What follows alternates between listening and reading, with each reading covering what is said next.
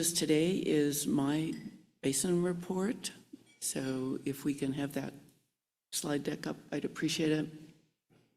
You've seen this image before of our basin. I just want to remind you where the north gate gauge is. I'm going to be mentioning that in a minute. It's at the almost at the border with Wyoming as our water flows north across Wyoming and into Nebraska. This is what the drought map looked like last week, and we had a storm coming in. We were all hopeful for moisture, and boy, did I get it. So this is what it looked like Monday morning. Had a foot of very heavy, wet snow. It's a good thing I didn't need the pickup to get out. A neighbor helped me out, but before he helped me out, I got all my decks cleared. That deck's 50 feet long. The snow was over a foot deep. I didn't have to work out that day. I had my workout.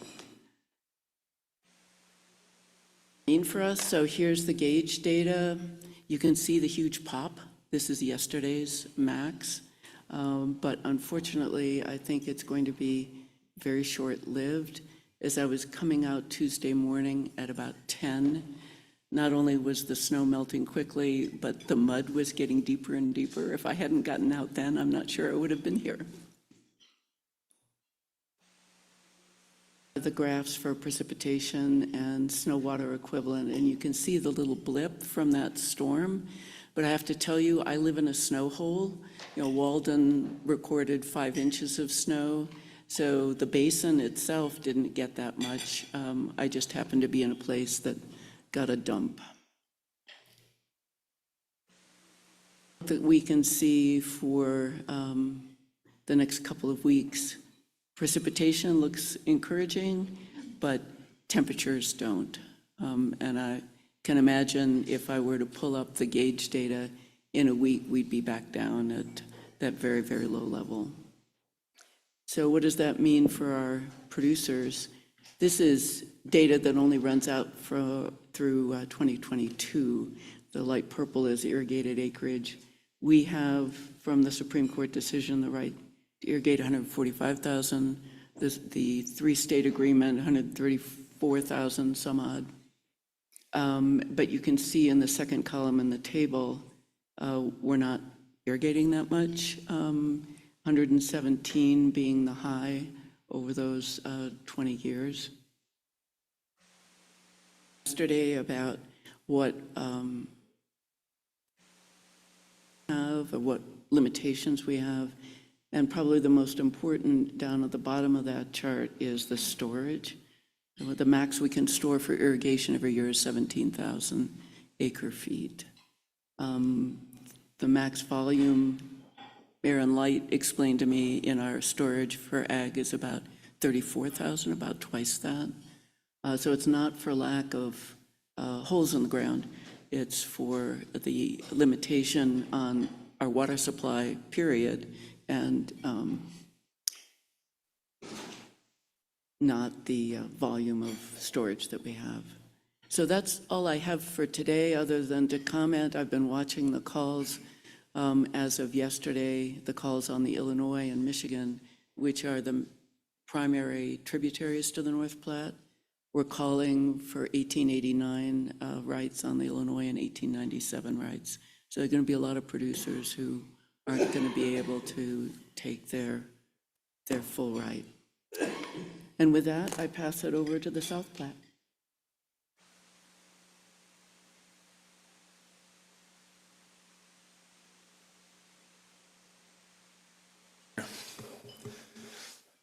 Metro. Oh.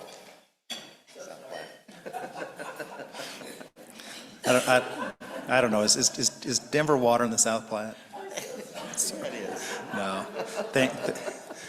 Thank you, Madam Chair. I appreciate your grace as I learn.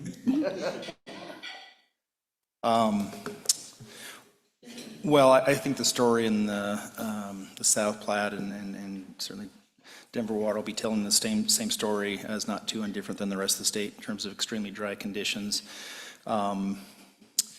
Some of my comments are a little bit northern water centric.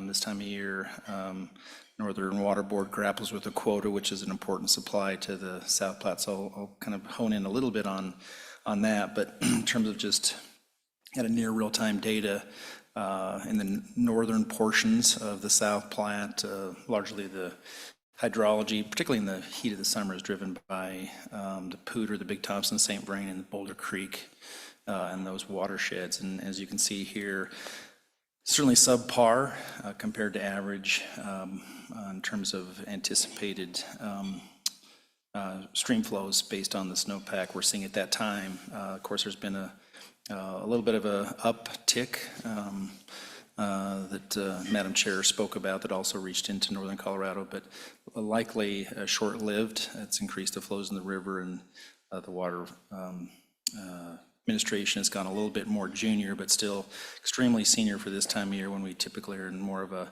high runoff stage. But this set up, this limited snow supply sits up for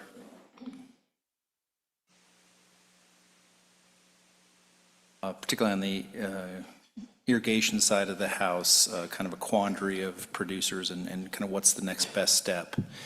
We reached out to 11 ditch companies in the triangle. This triangle's probably got about 260,000 irrigated acres in northeastern Colorado, all told, kind of below Denver metro area. There's probably about 720,000 irrigated acres, of which 615,000 of those are within the Northern Water District, going from roughly Boulder up to North Fort Collins and east along the South Platte to Julesburg. And we polled, really informally surveyed 11 irrigation companies within this triangle to kind of get their assessment of how they were going to run their systems. And it was varied, as you'd expect, based on their seniority, based on how much water they had been able to store over the course of the winter months. Kind of general trends are that 25 to 50% of lands will go fallow, won't be planted, although with some of this more recent spring rains, my sense is that some of those acres that otherwise would have been fallowed probably will get planted into a spring grain with the idea of at least providing some forage in some of these areas that are pretty important to the dairy industry and the feed yards. Probably oats in most cases that can provide that forage supply. But all that to say, challenges with limited storage, the directs going so senior already. Several of those systems typically run 110 to 140 days of irrigation a year. Many of them are honing in on maybe 1 to 3 weeks of irrigation supply, so that'll go pretty quickly. Others are challenged. They often receive some of their flows through exchange from maybe downstream reservoir, and those exchanges start falling apart when you have streams that have such low magnitudes. Further down the South Platte, there's similar stories, although the river runs a little bit differently. You get much further east, you're relying heavily for supplemental supplies on groundwater. Fortunately, the upside of a pretty warm winter months is there was a lot of recharge that took place in the lower parts of the river, which will supply, as compared to other parts of the basin, in my opinion, a little bit more supply in the lower parts. But all that to say, probably appears there'll be 200,000 plus irrigated acres not irrigated in the lower South Platte this upcoming year.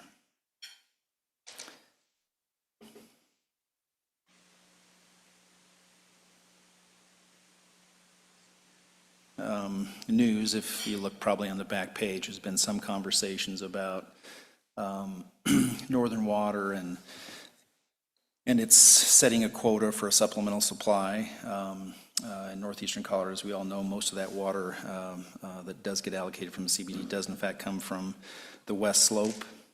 And it was an interesting conversation this year. Typically, CBT, by virtue of it being a supplemental supply, and even in our founding documents describing not the quota process, interestingly enough, is not in our founding documents. That's a creation of Northern Water itself. But recognizing that the purpose of the CBT was to fill the gap, more or less. When we have drier conditions in northeastern Colorado, the Northern Water Board has issued a higher quota. And to the contrary, when it's wetter in northeastern Colorado, the combination of more snow, anticipated runoff, storage levels are higher, moisture content in soils is higher, a few other kind of one-off considerations, the board would set a lower quota. And that's how it's been. This graphic is really just a kind of a simple rendition of things that we think about. We often look at a area, a demand, not unsimilar to the triangle you saw before, of recognizing there's about 884,000 acre feet of demand within that triangle, and then really subtracting native supplies, both directs and storage levels. And in this graphic, on an average year, it shows in the red the anticipated direct flows of 533,000 acre feet, storage of 138, and then that gap is really the objective of Northern Water is to fill that gap with Colorado Big Thompson water, to bring the region, if you will, up to a full supply. And over the long haul, that's been an average of a little over a 70% quota. 70% quota equates to a shareholder or a unit holder of a CBT receives 0.7 acre feet for that one unit held in CBT. So this is an average year. This fills that gap and makes the water supply within Northern Water's district largely whole. It's not a high-level calculation, but largely whole. But this year we found ourselves, like many other parts of the state, is there just wasn't enough water anywhere to fill the gap. The gap's immense, which encourages our board, certainly through its water users, to consider a much higher quota. We're water short, so set a higher quota.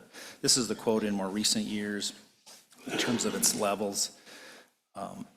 The bar graph depicts the initial quota that's set in November, at the beginning of the water year, and then in April, the board sets a supplemental quota, and typically that's the last the quota is modified, but in some years you'll see some green bars in which there was a secondary supplemental quota based on changing conditions, and over that 2002 to 2026, that's a 74% average in the quota. So what was fascinating this year, I think, to many of us was, if you're reading or paying attention to Northern Water, was this is a year where, in theory, only in theory, the board to fill that gap would have required 130, 150% quota, which is something we wouldn't have ever considered, but that was the size of the gap. But it was a lot of push and pull as time goes on, of our board recognizing the dichotomy in interests between much of our project now going to municipal and industrial use versus historically a large use in agricultural, where the board would have kind of recognized that need and set the quota higher. And that push and pull, albeit the mathematical recommendation would have clearly been 100% quota, the board landed on 80%. After lots of consideration on why that was a good initial step. And that was welcomed by many who, particularly on the municipal side, who, to their credit, to their objective, are looking out multiple years to make sure their citizens have a water supply, and not just for this year, not just for next year, but 3 and 4 and 5 years out. Again, as compared to the preference of much of the ag community, which would like to get more crops in the ground this year and set a much higher quota. So even though the mathematical calculation recommended 100% quota, ultimately the board landed on 80, and that was an interesting shift, and I think a recognition by many that we just live in uncertain times, and we ought to be a little bit more cautious in terms of how water is allocated from the Colorado Big Thompson project anyway. But it's going to be a rough year, and that's not news to anybody else or any other basin in the state. a little bit. Wanted to share also something a little bit CBT, Colorado Big Thompson centric, as well as Northern Water. Roughly 20 years ago, there was a development planned of northwest of Granby for golf courses, a lot of development that ultimately didn't go and went into foreclosure. That development was planned to use a water supply in large part from the Bunty Highline ditch, to change that use for uses around that resort community. Ultimately, when that went into foreclosure, the Bunty Highline went into foreclosure and was ultimately picked up by some investors. And this is situated just downstream of the collection system for the Colorado Big Thompson project. And I think it's fair to say there was a little bit of uncertainty and unease as to who would end up with that water right and how it might get used, both from the east slope and I think also could be said from the west slope. And that water right hung out there for a long time. Different folks had attempted to purchase. The price was pretty extravagant in the early years, but that went on for probably 10 to 12 years of this water right being out there. It wasn't being used. And so this is one of the few instances high in the watershed of the Colorado River Basin in which it's not being used. It reverts to the Colorado Big Thompson project. It gets stored and not released because it's not being called upon by the Bunty historical water users. So you can rest assured who was enjoying the benefit of this water right. It was the Colorado Big Thompson project. So through the course of years, tracking this potential sale, acquisition of the water right, Northern Water was fortunate enough to acquire it with the support of Grand County in doing so, and bought it not knowing exactly how we could make all this work. The idea was to provide much of this water that was being stored and enjoyed by the CBT back to the river system, both Willow Creek and ultimately the main stem of the Colorado River, for the long haul. It's kind of unique water right. A traditional change case didn't seem to work very well. But over the course of a couple years, Northern Water, Grand County agreed on a framework on how this water could get used by Grand County. In some years in which the CBT project is low, the water can actually be retained, or portions of it retained by the CBT project and delivered to the east slope. But most years it's going to be provided to Grand County. We agreed on a framework. And then over the course of the last year or so, Reclamation was analyzing kind of under what provisions, what would allow for the release of this water to Grand County. And we finally got that consummated 2 weeks ago. And so this water supply is now in play.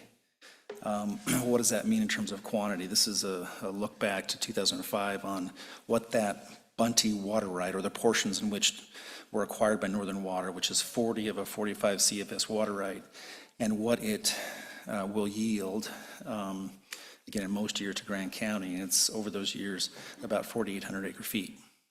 So we're celebrating with Grand County, starting to account for this water, and it'll be released at their will. There's some criteria, but going forward through this year and future years, Grand County will request the use of this for many different reasons, purposes, and it'll be coming out of the Colorado Big Thompson water project. So certainly an example of, there's a lot of ways to solve problems. Traditional change cases are not always, in this case, maybe the best route to go. We all recognize that in a high mountain meadow, change cases often don't yield a lot of water because of the limited consumptive use on those historically irrigated acres. So in this case, it was an alternative way to go, and certainly appreciate Grand County's patience through this process and Reclamation's hard work to find a means in which the water can be released from the project. And lastly, Madam Chair, I just wanted to mention on Tuesday, I attended I believe a quarterly meeting of the Grand Republican River Conservation District, and I want to express to you all, CWCB staff and previous boards, how much they appreciate all the things you've done for them in the past in terms of loans and grants. I got that comment repeatedly while I was in Yuma, Colorado on Tuesday. So thank you, Madam Chair. That's all I have to report. Thank you. Any questions for Mr. Wind?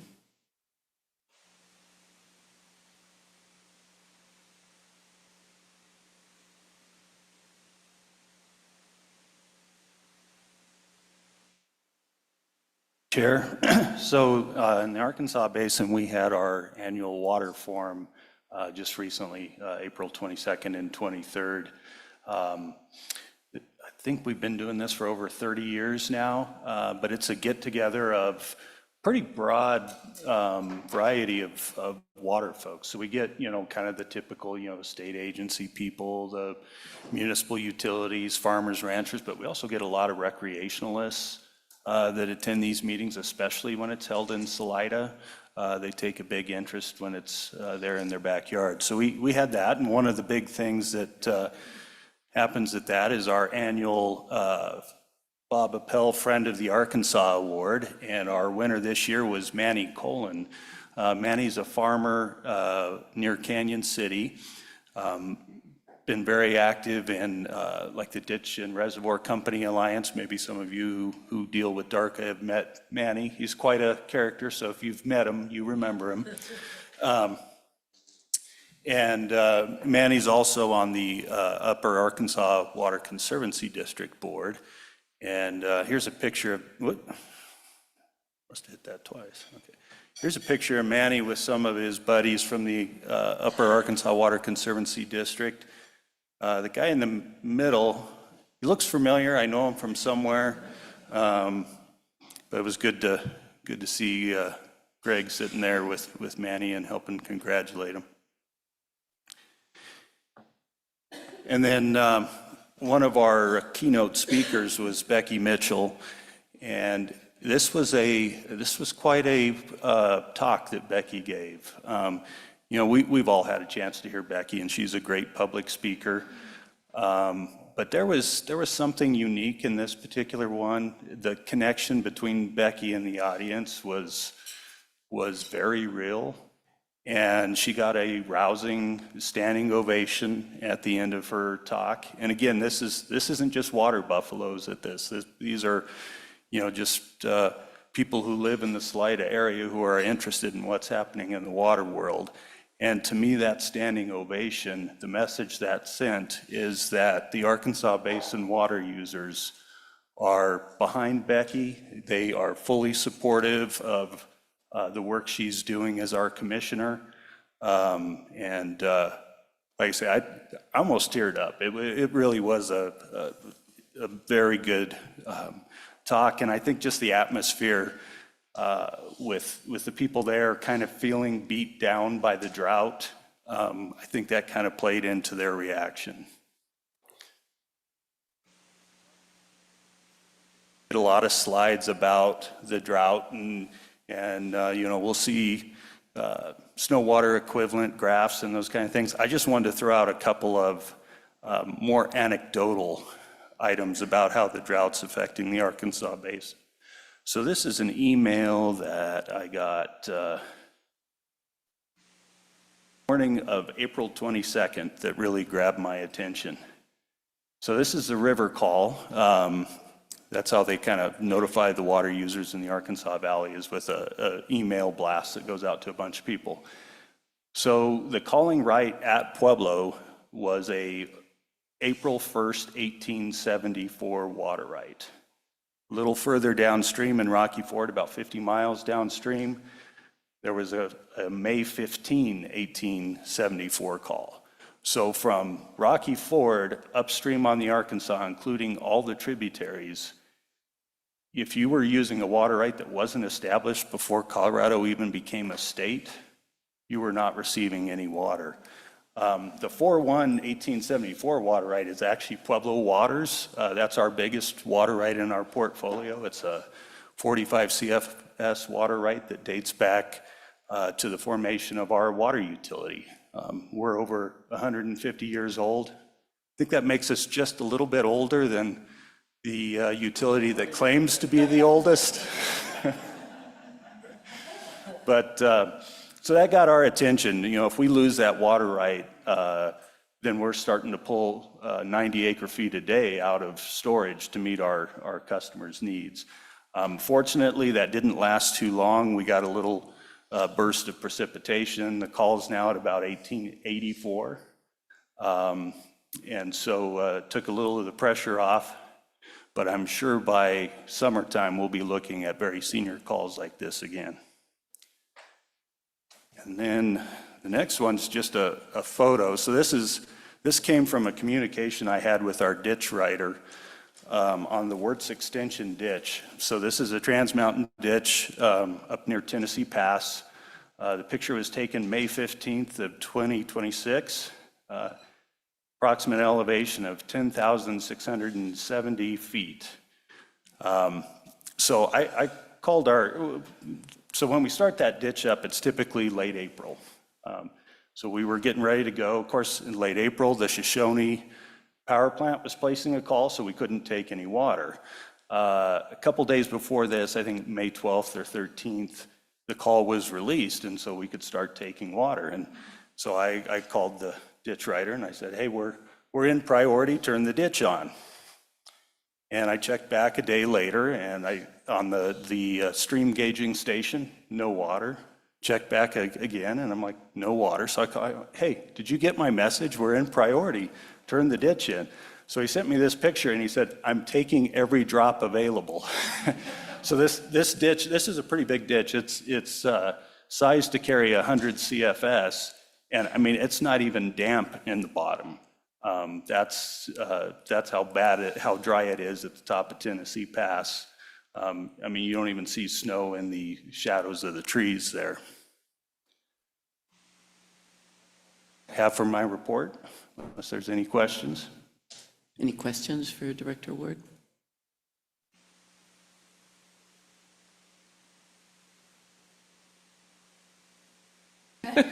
Thank you.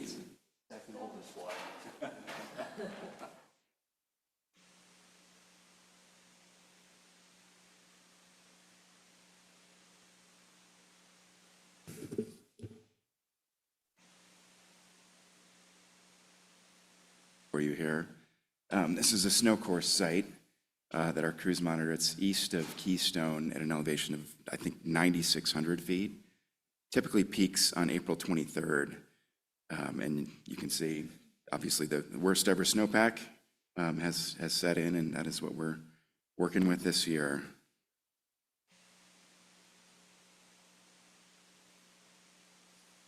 The hydrographs that I'm personally a little bit sick of looking at these days. But, you know, kind of staying on that snow course theme, wanted to show just how much this year sticks out. I mean, obviously there's a trend going downward. We're just not seeing those high years. I thought this one really summed up kind of where we're at.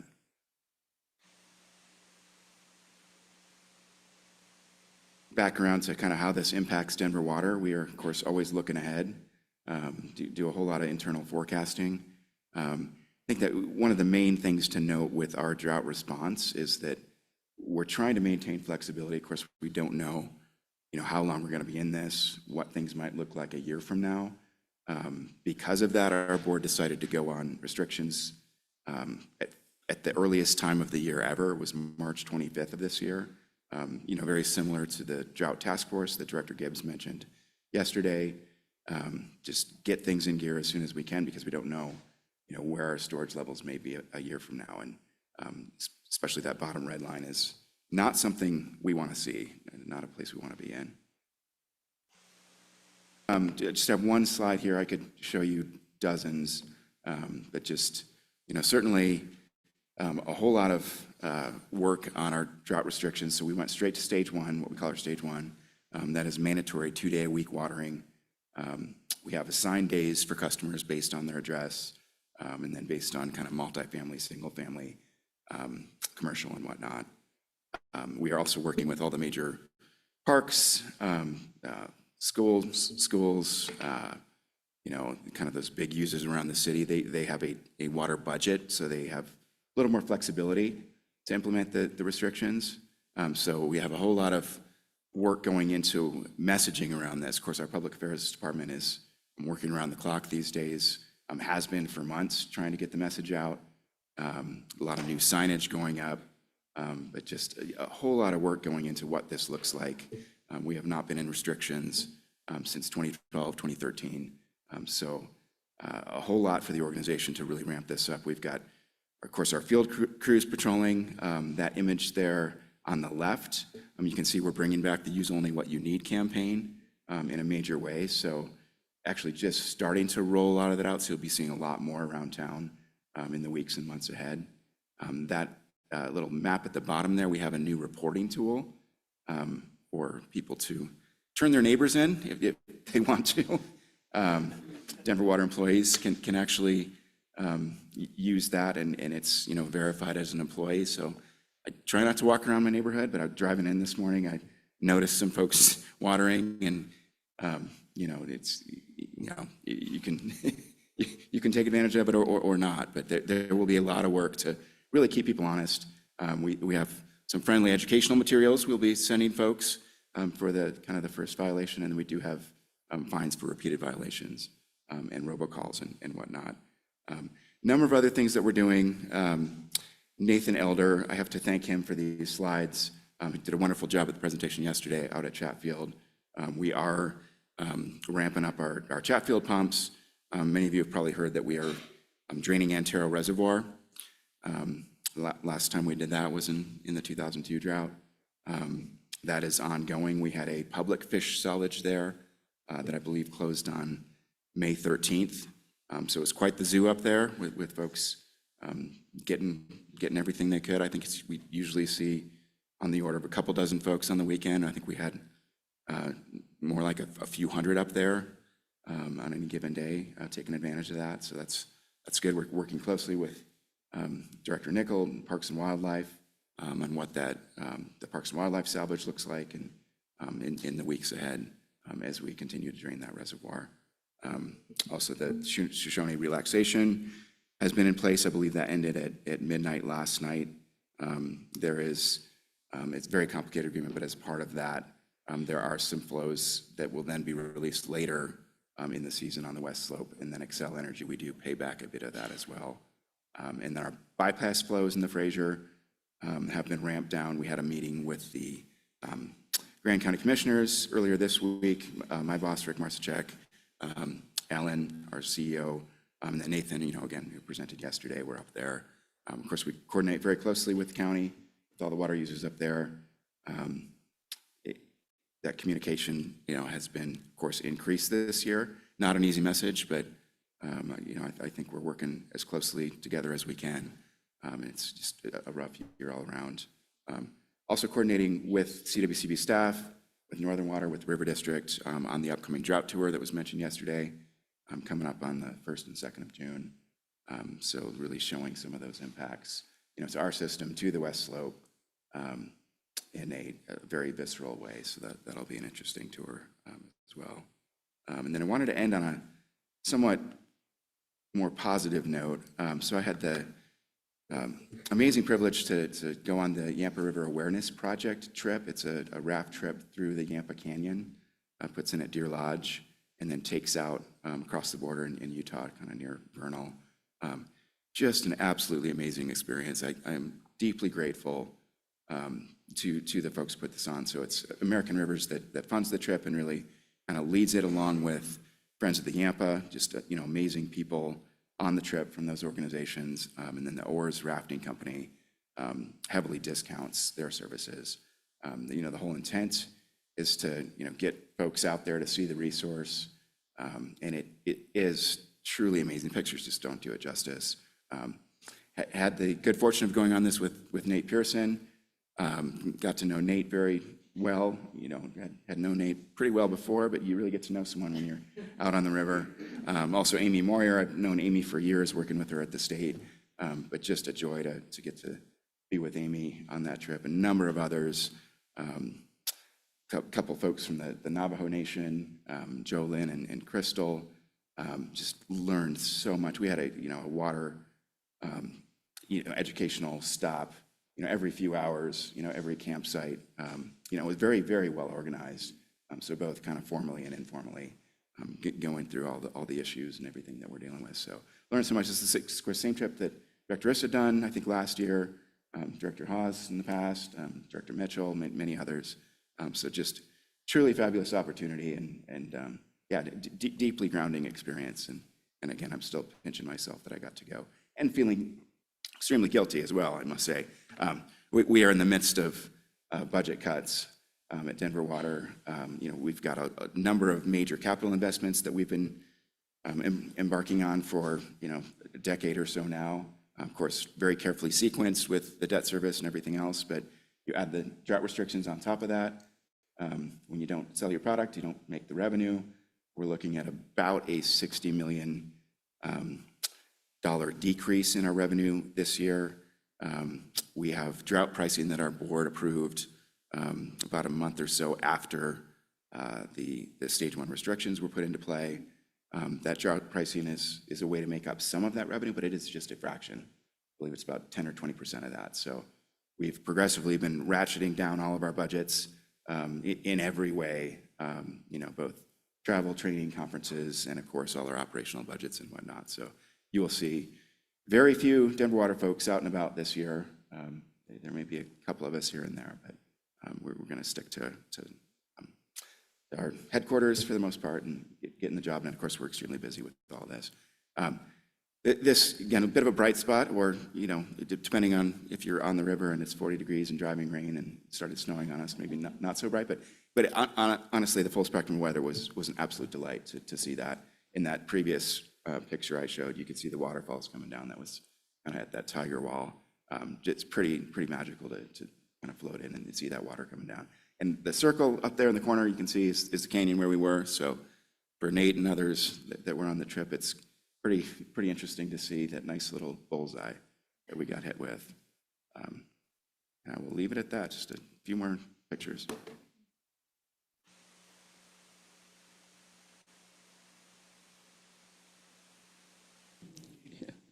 Any questions for Director Johnson?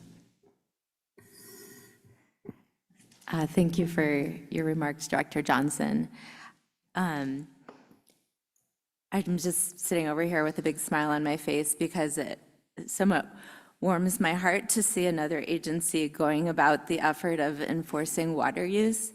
And also seeing that you all, you know, that you're putting out a way for the public to make complaints or turn in their neighbors, that kind of thing. So I don't know what else I want to, well, actually, I have a question, but I'd be really interested to hear how that goes. I think that's probably a really big undertaking to be able to then respond to all of that. You know, probably a lot incoming for you guys if you publicize that people can turn in their neighbors. For sure. And of course, we're just getting started, as is the season. So it's really too early to tell. And that's one of the biggest questions, what the response will be. You know, we're shooting for a 20% decrease in water use. And there's endless modeling and things that go into that, but you never know at the end of the day. So, so far, the customer response has been generally very strong, and you know, a lot more calls into the call center. So that's another aspect of this is, you know, you have to ramp up just the staffing and the ability to handle all of this. But yeah, folks have really, for the most part, taken the message to heart. So it's good to see. For example, I helped with we had a workshop a few weeks ago on native grass planting. That was fascinating. We brought up an expert from Colorado Springs to give that. And the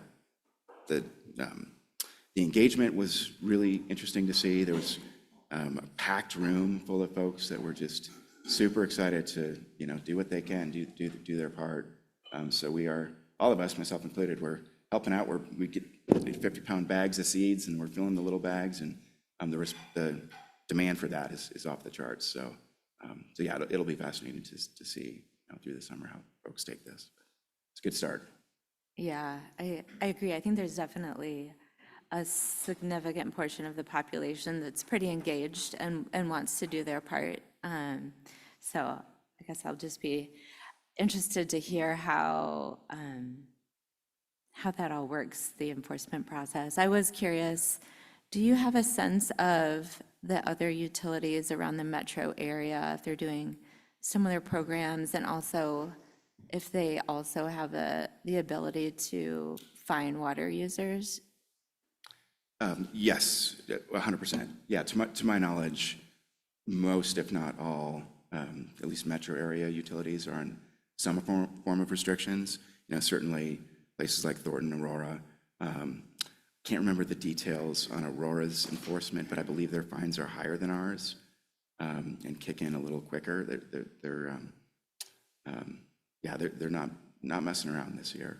So, Yeah, and I had heard John Orr from Thornton say the other day that Thornton had their meters, and maybe Denver Water's like this too, they have the ability to track daily water use. And so I think they're tracking people's use and then sending out notices when they notice that people are likely using more than the restrictions allow. Is it similar for Denver Water? we do not have AMI globally in our system. We do have, I forget the number, many thousands of folks that have AMI meters. And then, of course, a lot of the big users. So that's been an ongoing discussion for years, is how and when we may make that investment, throughout the city as a whole. It's significant expense, as you can imagine. Okay, well, thanks for all of that. You bet. Any other questions for Director Johnson? I might make a comment. I think it would be great if the East Slope communities really engage the media so that the message gets to the West Slope. We're doing everything we can. I think that's really important. We are doing what we can on that front. Yeah, Thank you. Public Affairs Department is. Director Combs? Thank you. I purposely didn't do any slides because I figured we'd see enough red this time to fit everybody. At the beginning of this year, we had everybody in the basin, all your major reservoir operators, recreation, division of water resources. We all met together to kind of get an idea of what the game plan was going to be for reservoir releases, exchange potential, and all of that. And we started putting out kind of a report of where it was going to go. And I found it very ironic because for me, I have always been like the biggest proponent ever for improved ability to forecast, whether it's snow or stream flows. I mean, I wave the flag, that's me. But this year, every forecast that comes is worse and worse, so I'm about done with wanting another forecast. Just leave us where we are. But as we went through that, all the reservoir operators were talking about how the limited releases are gonna be hitting, just like what Director Wind was saying. Our boards are up against some pretty tight decisions. So last year, let me back up. Platoro Reservoir was built after the Rio Grande Compact was signed, so it has some very tight restrictions of when it can store long-term water. And the trigger for that is called Article 7. And it says basically Elephant Butte Reservoir in southern New Mexico has to have 400,000 acre feet of usable project water before we can store water. Elephant Butte in July and August is probably going to be just a river, no storage. So it's the tail that wags the dog, right? So then all of these upper basin reservoirs have no capacity to store to hold over. So any water we have, we hold very dear.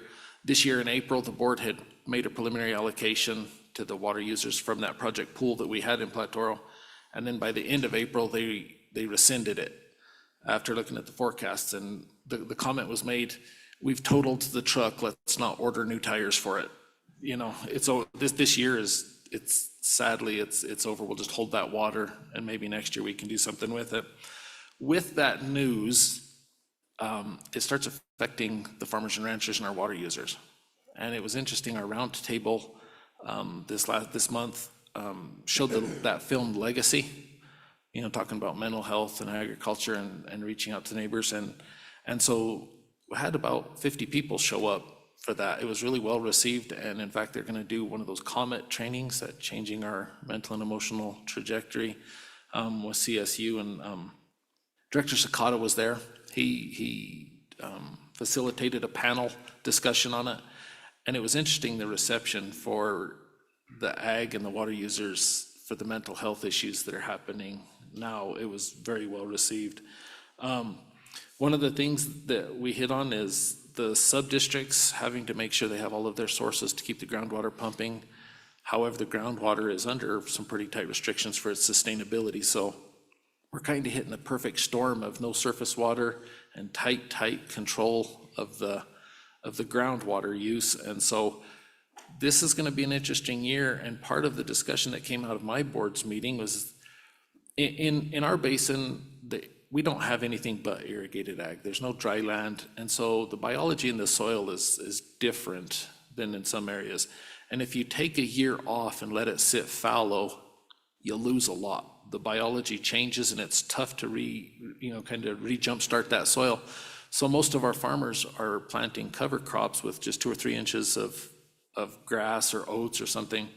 They asked me to start putting together an inventory and then of anybody that wants to, and then make that ground available to our ranchers who are out of feed and forage, So we're trying to learn from what we went through in '02 and try to kind of share this. And so we'll see how that works. I don't know quite how I'm going to build that little database, but we'll figure it out and help those that have a little bit of water and a little bit of pasture, help the cow guys.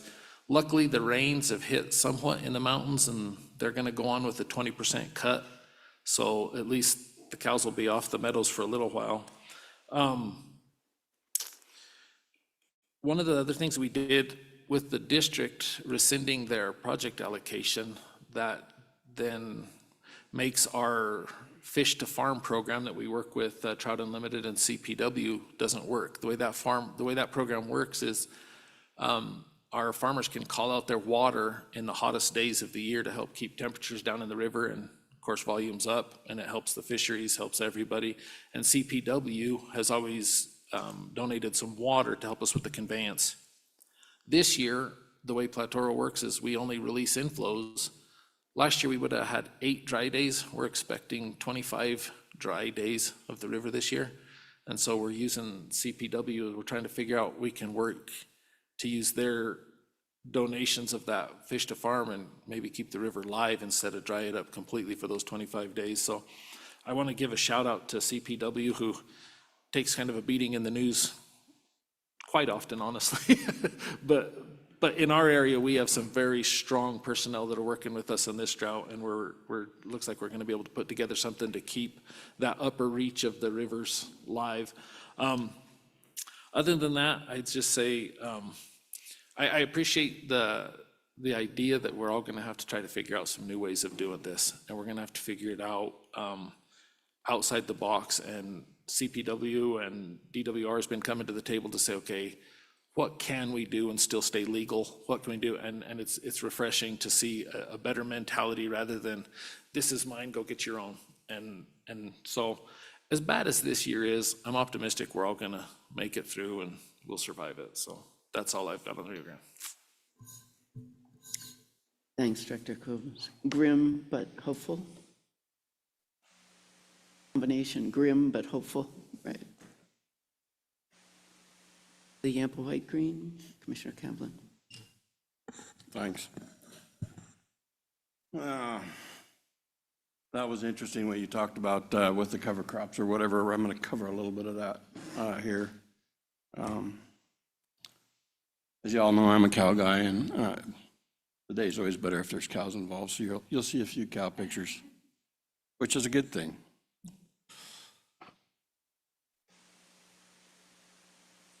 This is my only farming project that I have going on right now. I actually planted this the last day of March, which is unheard of in our country. Before, why would anybody even think about planting in March? But I mean, we had some close to 90-degree days in March, and I knew there was moisture coming. It actually rained the very next day, and I was frantically trying to get it into the ground. But what this is kind of a perennial cover mix. There is 5 separate grasses, 4 separate clovers, a sandfoy, and then as a nurse crop, there's triticale in there. So it's quite a mix. And I'm really excited. This pasture that I planted, it's dry land. We don't irrigate it. Even before I bought the property, it was very, very much abused, and then I didn't take very good care of it the first year or two I had on it. And so my goal is to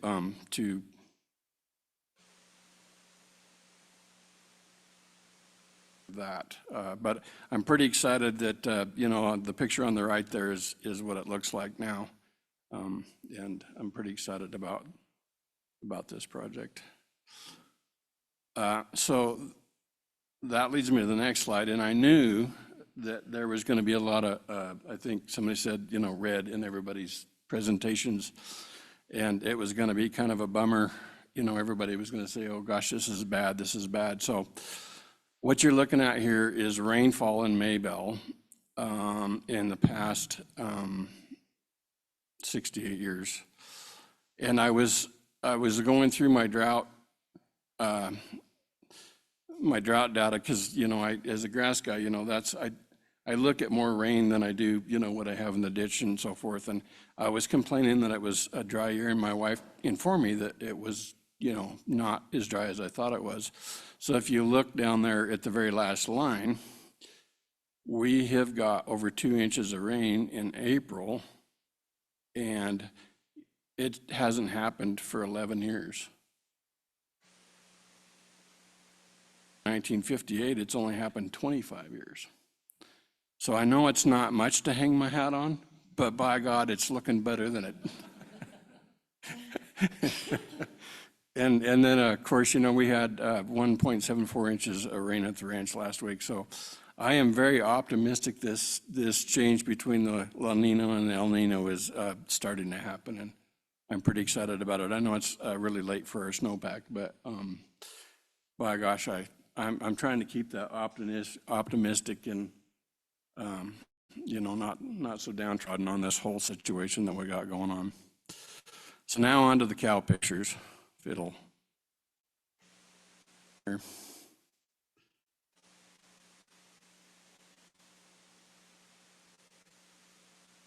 Here if it's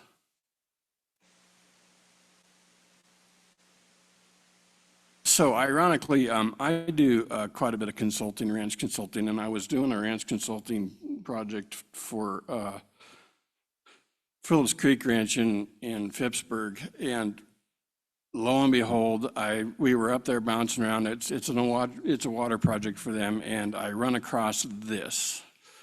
This is the group that is putting these moisture sensors and data centers all through Rock County. I can't remember how many she told me that they've got. There's several of them, but these guys are in the middle of nowhere and putting up this tower, you know, to help us forecast. And I'm not sure if I got the pictures in, but at any rate, this is kind of what it looks like. But one of these pictures, and I don't think it's in there. Nope, it's not. They had packed a whole pallet of concrete up there by hand.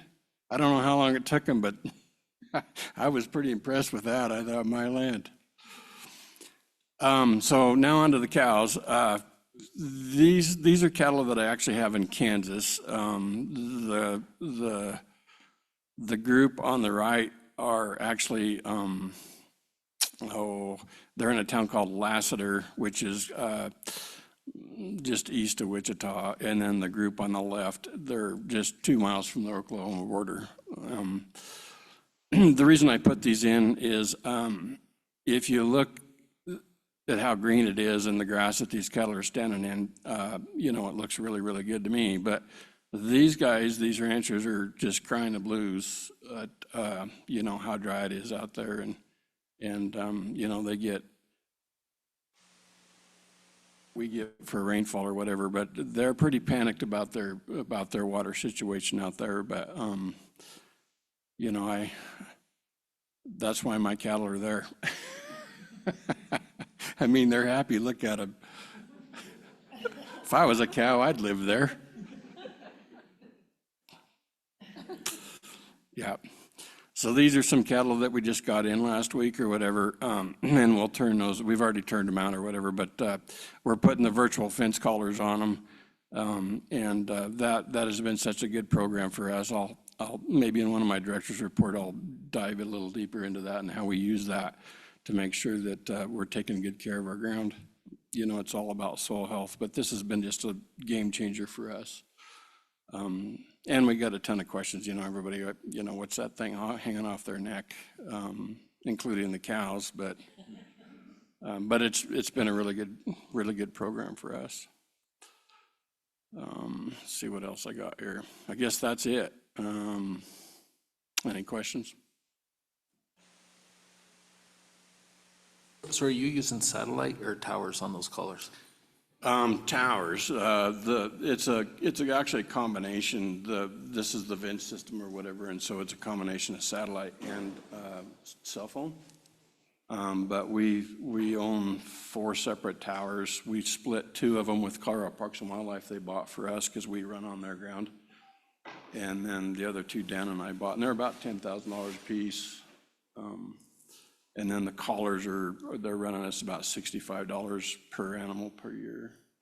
So it's not cheap. So our largest cattle grazing association is looking at that for the Forest Service to make better use of that high pasture and everything. So it'll be interesting to see. I think a lot of things are going to change to make better use of where as everybody knows, the cows stay where the water is, right? And so this is a way of keeping them moved and everything. So it'll be interesting to see how it's working in your country too. That'll be good. Yeah, and maybe I'll do that for my next report.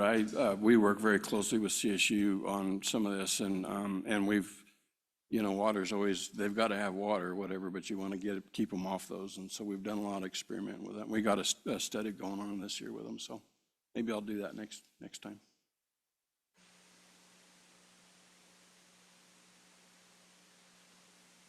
Question, technology is really famous for being able to shrink quickly over time.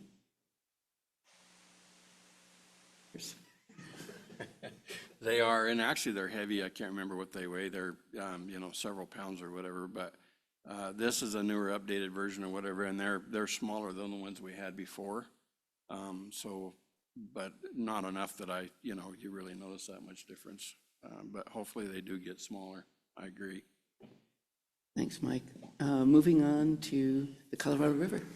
Yeah, good morning. Director Thank you. Haas. I also do not have slides. I had the same thought as Director Coombs of, no, I don't even need a slide because I thought we will have seen the drought map 400 times by this point. So I think you all know the headwaters of the Colorado are in that D4 drought. So we've been there since January, and it's just continuing to spread. And as I said last time, not all droughts are created equal. When you have it in those headwaters, it impacts the Front Range, it impacts all the way down, it impacts the Arkansas. So it just has such an impact. And I would say, so what I wanted to share a little bit about today was some of the just anecdotal stories we're hearing and seeing in, the upper Colorado, so below Kremling, is running about 200 CFS right now, which normally you'd be anywhere from 1,500 to 2,500 right now. And I think we're all just extremely concerned about the impact to wildlife, to fish, those, just the, like stoneflies, all of the macroinvertebrates that these fish depend on are going to be impacted this year, and it's going to be a ripple effect. We could lose a whole generation of fish this year. And then look downstream to Grand Junction area, we've got the 15-mile reach, which was running 54 CFS, I think, a few weeks ago, which I can't even quite imagine the main stem running 54 CFS through Grand Junction. And so the impact to the endangered fish is, we can't even see what that's going to do yet. So there's the fisheries impact and wildlife, and then of course, so I attended the Colorado River Basin Roundtable on Monday and hearing the stories about ag and cities as well. And then you heard yesterday the impact of the HUP beneficiaries in all these communities that have really never been through this before. I will say my own community, Silverthorne, really, I hope they're not listening. They really had no idea that they needed to do any kind of restrictions. And they told me, oh, well, we're on alluvial wells. I'm like, yes, which means you're connected to the river. And they're like, our supply's fine, our wells are fine. I'm like, it's not just about that. It's about being a good citizen in this bigger drought. So I think a lot of these communities, the people have changed over time. The people that are here now are not the same people that were here in 2002. So they've never had experience operating under these kinds of conditions. And I think our message across the state needs to be one of being proactive, being conservative.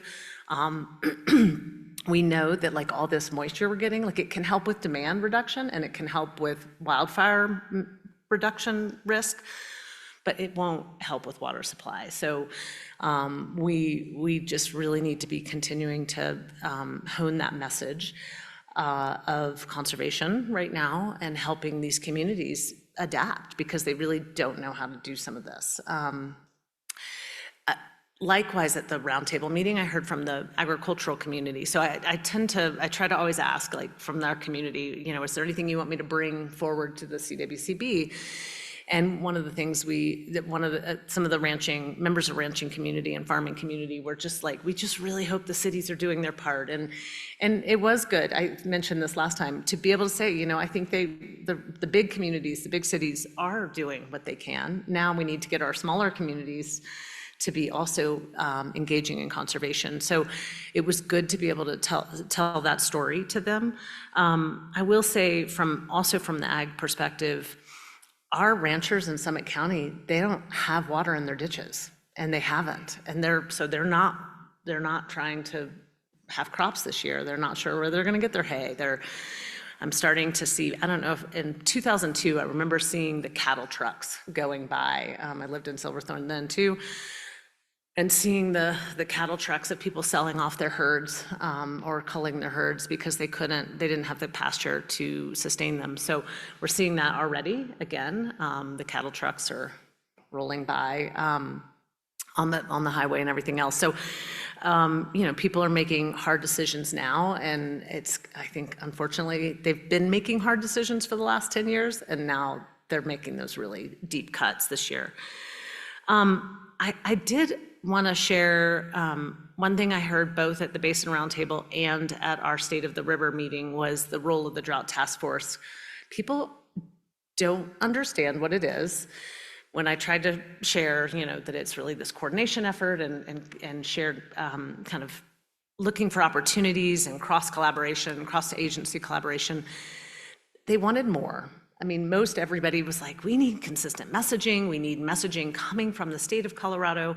And so I've just put that out there as I think the water users and community members would like to see the Drought Task Force take a stronger role, take a really active role in helping the state get consistent messaging, because we do have a lot of new people that have moved here and don't understand the impact. So I wanted to be sure to bring that message forward.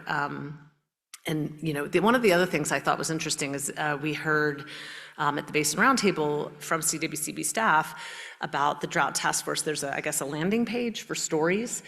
I think we really need to get that out there because some of the visuals of what we're seeing around the state are really powerful, and I think that can be an important messaging component of how we tell the story, but also how we document this year, because we're going to have to learn from it. I think, as you said, you know, we need to learn, and we need to learn quickly. So can we kind of hold on to these stories and really encourage people to submit their stories, send their pictures in, but also what are they doing about it? What kinds of innovative things are they trying? So I think there could be a lot of good information, but people need to know that resource and that opportunity exists. So we can maybe amplify that a bit. I also want to just commend the collaboration that is going on. Hearing, you know, about Denver water's drought restrictions early, that really did make a big difference. So thank you. The Bunte Highline Canal, I think, is a really good example of how we can work together, how we can look for those opportunities. I think we need to be looking for those opportunities more and more. And I thought the questions yesterday around the lease/loan are good ones. You know, how can we be thinking about what tweaks do we need to make in our laws to make that kind of thing easier? I do remember in 2002, you know, a typical water year, maybe 4 or 5 bills show up in the legislature around water. In 2003, there were over 50. I think there were like 63 bills. So we will have things that come out of this year that was like, ooh, we could do that better. So I think the CWCB is the right agency to be kind of tracking that. What kinds of tweaks might help our administration work better? Okay, just couple other things. I will just say, I feel like I bring this up every time, but the zebra mussels just continue to be a really scary concern for the Western Slope. And every single time I ask for requests for information, I get something every single time about the zebra mussels. And I really encourage the roundtable to think about what could they do? Can they put together a proposal? Because it kept saying, what do you think CPW should be doing differently? And how can we help with that? So I encourage them to talk amongst themselves to figure out, is there a water plan grant they could put in through the roundtable? Could they look for some ways to mitigate the impacts? And again, be on the front lines of that. They're already on their front lines, but how can they learn from this and kind of speed up the process of trying to combat the zebra mussels? So they took that to heart. We'll see what comes out of it, but hopefully there'll be some good ideas. The data center issue, I think, I said it yesterday, I'll say it again today. I hope CWCB, I don't know who the agency is, but is it DNR? Who can lead on that? Who can help us think through ways we might be leaders in this? Because they're coming. They're coming to every single state.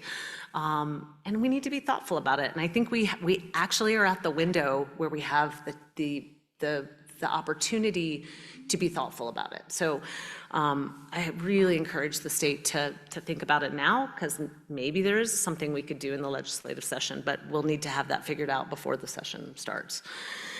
And then the last thing I wanted to say, money does not create water. We know that, but it does help us adapt. And there was a coalition of, a group of organizations across the basin that signed on to a letter to Congress in the recent weeks.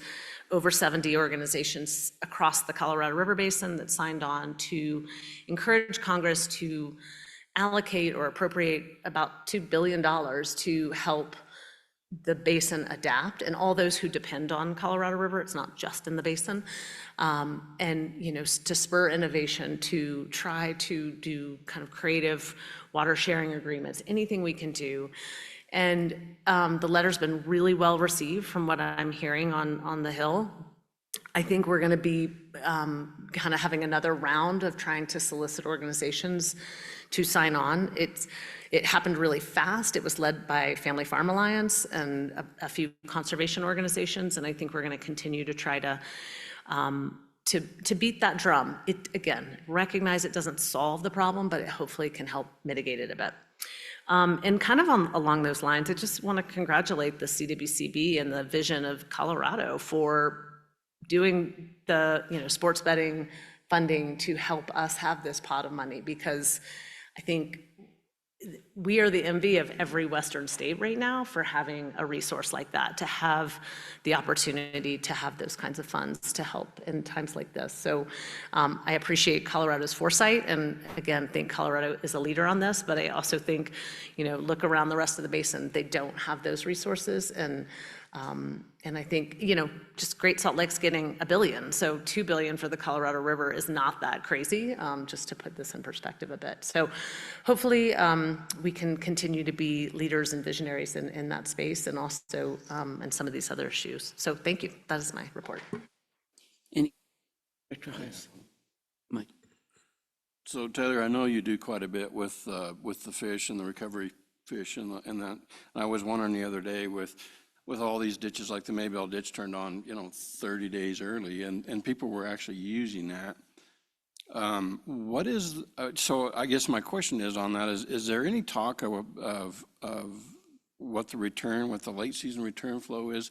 If you start seeing return flow from these irrigated fields earlier, are we gonna see a shortage later, or? So I just wonder how, if there's been talk on how they're going to manage that water.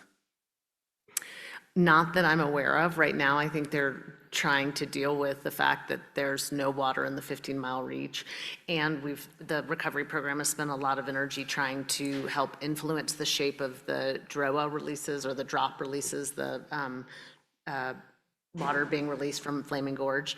So the focus has been just pretty much week to week right now. I think your question is a good one. I'll take it back. We have a person who sits on the recovery programs in both the San Juan and the Upper Basin, and I'll bring that to him of like, are you thinking ahead? Because, and perhaps 2002 is illustrative, like maybe there's some examples of how that, you know, what could they expect? Yeah. But I do think, you know, already I know the Water Trust and LCAT are looking at things in the Yampa for how they might, you know, try to get through this season. I think it's going to be rough. So I'll take your point. Thank you. Dr. Hawes? I have one. I want to go back to your general messaging to all the citizens in Colorado.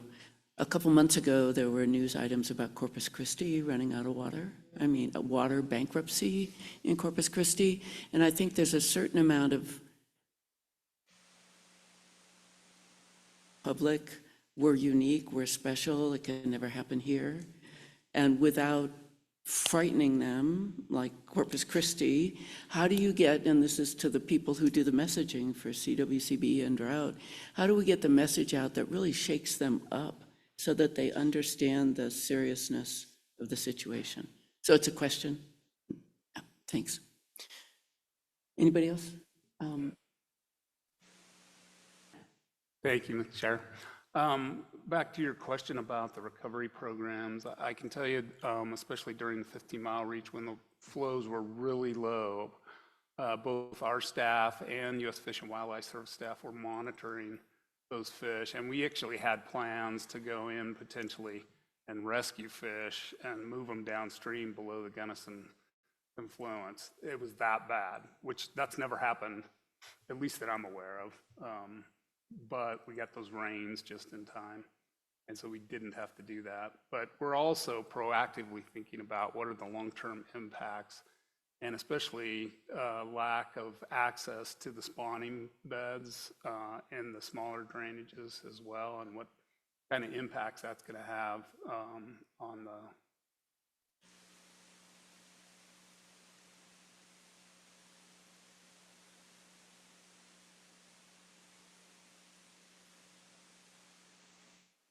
Under the San Juan? Congratulate our chair and vice chair. I know you're going to do very well, and Mike, you're going to do good too when it's your turn. I do. And I just want to thank everyone as well too for allowing me to lead you all for being the chair for a year. Was an interesting time going through Shoshone and then a virtual meeting, so you guys have it easy now. You will. Okay. I didn't do slides, of course. PowerPoint's just not my friend anyway, but I also didn't want to show all the red and all the doom and gloom of what's going on in my area, because we're dry just like everybody else. I wish we didn't have to always look at the drought monitor, but you know, it's something that we always have to kind of be aware of. My area, again, is so dry. We see the storms come in and we just watch them go around. It's kind of like Nathan, we just see it, or hopefully we get a few drops. But the couple storms that we did get in the mountains, that snow was just there for a couple of days and it was gone. And so it's not something, I mean, we're always grateful that we do get the moisture, but we're hoping that it's always going to stick around just like everybody else in the area.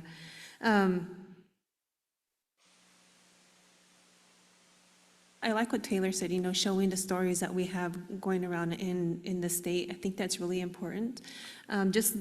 I've been at different places talking. I've been at like I went to the Colorado River Roundtable back in March. I also was at our Southwest Conservation annual conference, and then also the Colorado Parks and Wildlife, their partners in the outdoor conference.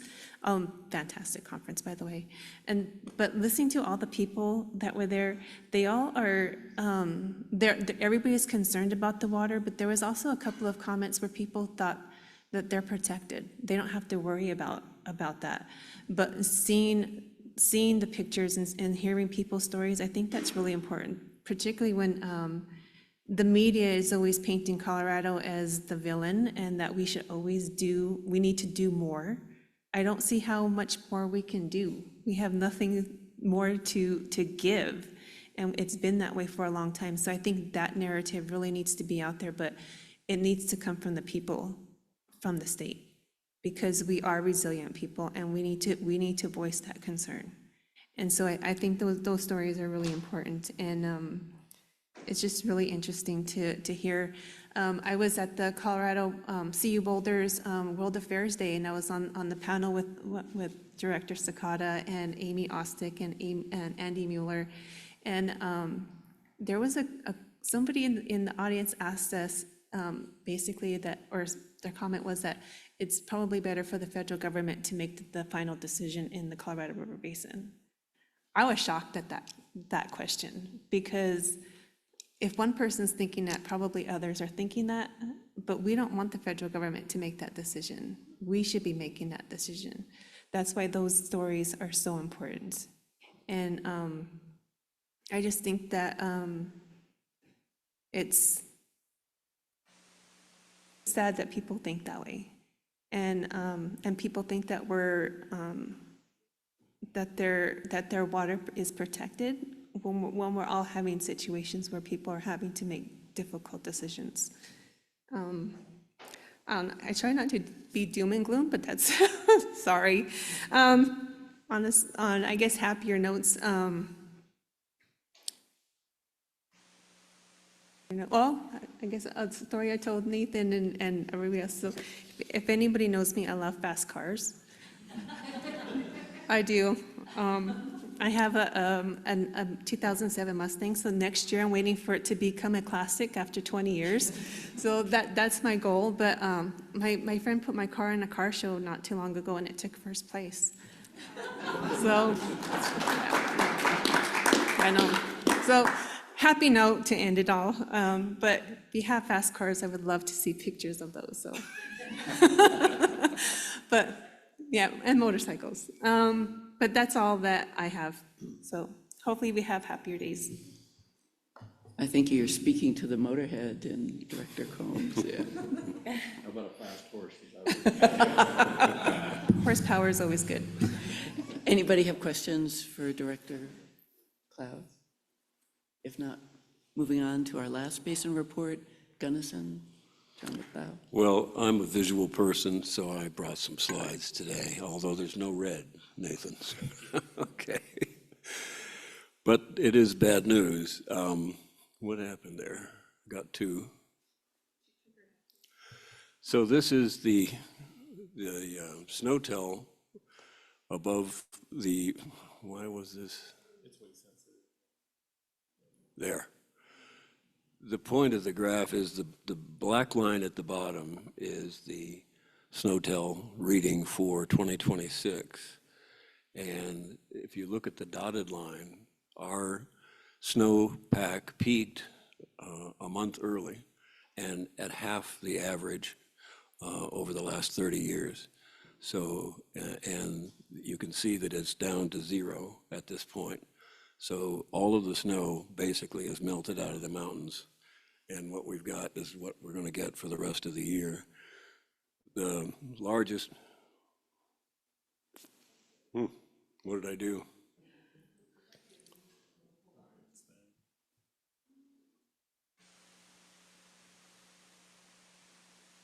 In the state of Colorado, Blue Mesa Reservoir, you can see that the content is dipping down very quickly. At the bottom is the green dotted line is the historic low, which was in 2002, and that photo in the lower right is a picture of Blue Mesa Reservoir in 2002. In that year, at the end, the reservoir capacity is 940,000 acre feet, more or less. At the end of 2002, it held 261,000 acre feet. This year, we're getting very close to that same level of storage at year end. This is a picture of the reservoir a week ago from the Lake City Bridge, which is 9 miles west of Gunnison. It's the east end of the reservoir facing west.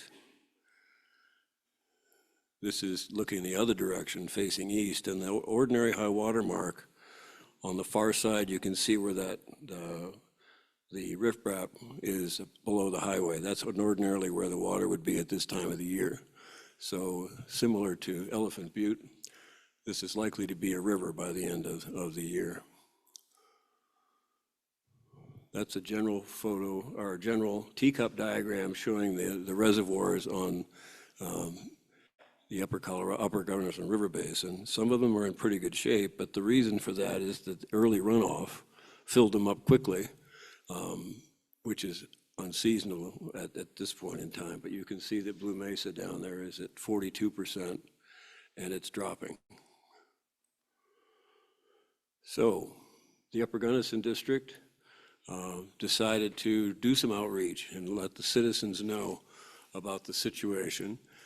This is a slideshow put together by our Water Resources fellow that we show around the community. We have a monthly update that's on our website to keep people informed of what the situation is in terms of the drought. We have yard signs that we distribute around the community. These are available at the library, at the city hall, at the county building, and we distribute them to anybody who's willing to put it in their yard. We have a website that is devoted to the drought in addition to our monthly updates, giving all of the statistics and the information for people to use to conserve in the drought conditions that we're in. We had a community drought meeting in April. We had the division engineer there explaining to folks how water is administered in the basin and what measures can and cannot be taken in terms of diverting water out of ditches and canals in a neighborhood. More than 200 people showed up for this meeting, which we thought was pretty impressive. And it lasted for 2.5 hours, and people were still there at the very end getting information about what's going on in terms of the drought in the Gunnison Basin. And this is my good news slide to wrap it up. It speaks for itself. We're kind of excited about that. We're top 5 conservation town in the United States, which we're pretty excited about. So that's all I have. Oh, congratulations on that. Any questions?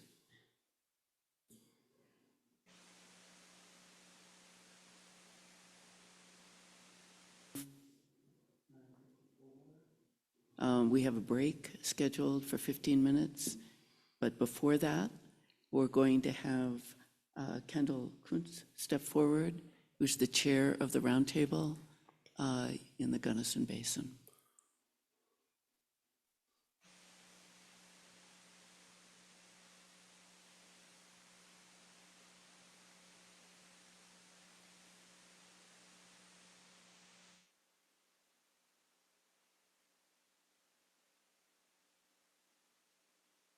I also chair our Basin Roundtable.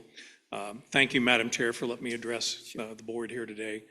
The Colorado Mining Association is also holding their 150th anniversary in the Colorado Western Mining Summit today and tomorrow. I need to be there this afternoon. You may not know, but I spent 30 years in the mining industry as a mining geologist doing exploration, hydrology for one. But so it was the mining water issues that got me into the water world. So I want to thank you guys for all the work you're doing on the no and low regrets and the water plan. It's big. We hope to be as active as and engaged as a Basin Roundtable as we can be on this, and really look forward to the leadership on that. I do know that CWCB is coming to the Gunnison Basin July 15th and 16th. Looking forward to hosting you there. I guess we'll get more details later. But if you aren't sick of us by then, you could stick around till the Monday the 20th. We'll have our next Basin Roundtable meeting. Glad to have you there. Director Cloud's been there and others. So thank you if you can make it. Also in June First and second, Colorado Counties, Inc. is holding their annual summer conference. Director Riss will be there addressing the group as well as Commissioner Mitchell. Thank you guys for joining us. It's very important that that messaging gets out, and addressing county commissioners is a great way to do that. So looking forward to it.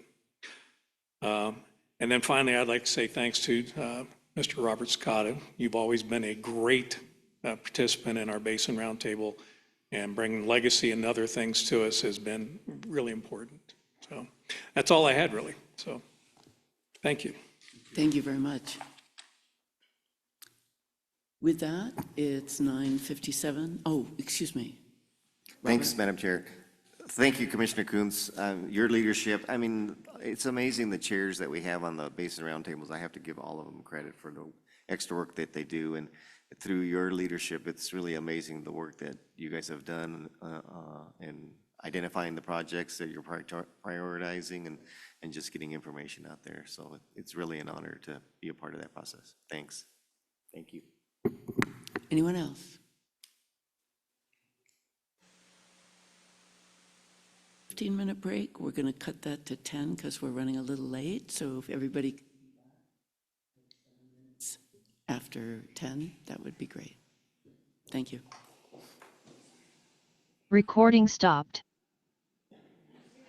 So was that conservation town ranking, was that just done by Trout Unlimited or other? Yeah. Awesome.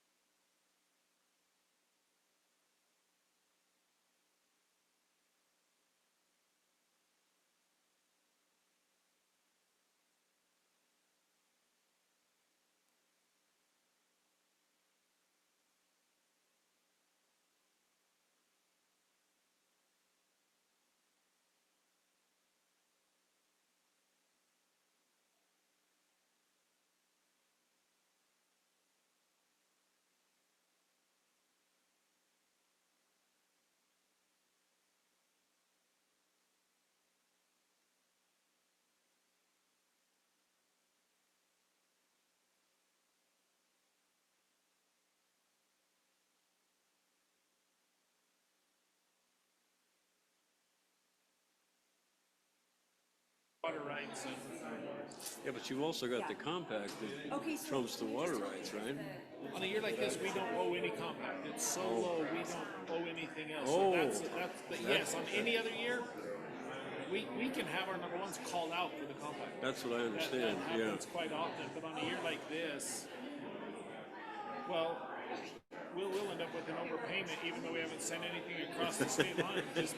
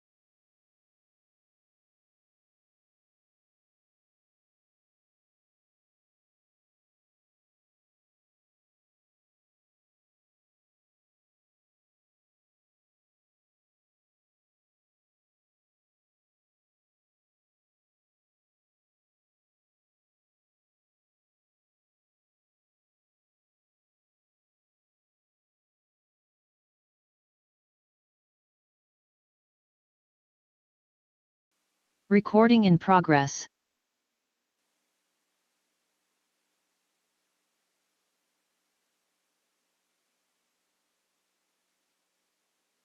Hate to cut break short because so much good information gets exchanged in these side conversations, but thank you very much for coming back.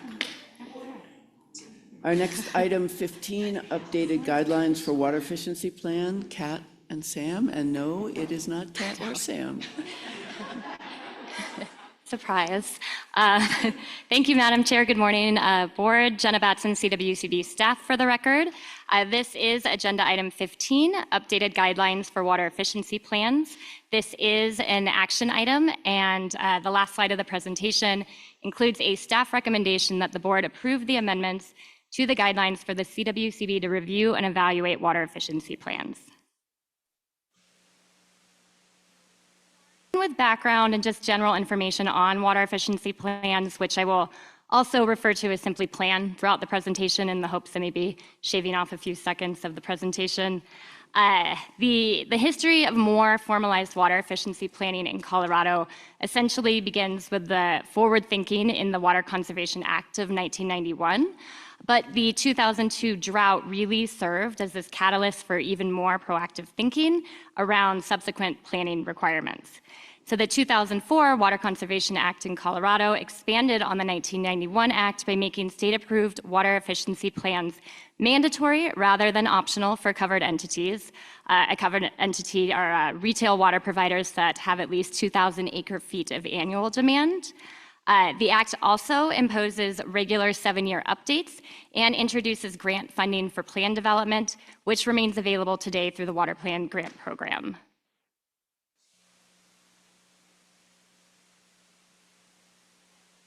Is responsible for adopting the guidelines that the CWCB staff uses to review and evaluate these plans.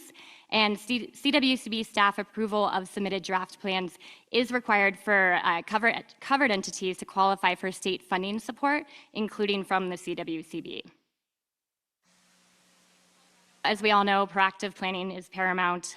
The pressures that our state faces, including population growth, water scarcity, climate variability, and rising operational costs, create an urgent need for ongoing and proactive water demand planning. Water efficiency planning is a core long-term strategic tool and a necessary one for water providers to more accurately anticipate and prepare for future water demands and to ensure that long-term customer needs are met. So these plans are fundamentally a strategic roadmap that water providers use to reduce demand, promote resilience, and support a secure water supply for all current and future beneficial uses. The core emphasis of these plans is on balancing current and future water needs while maintaining quality of life standards through thoughtful analysis and the implementation of local water efficiency programs, initiatives, and measures.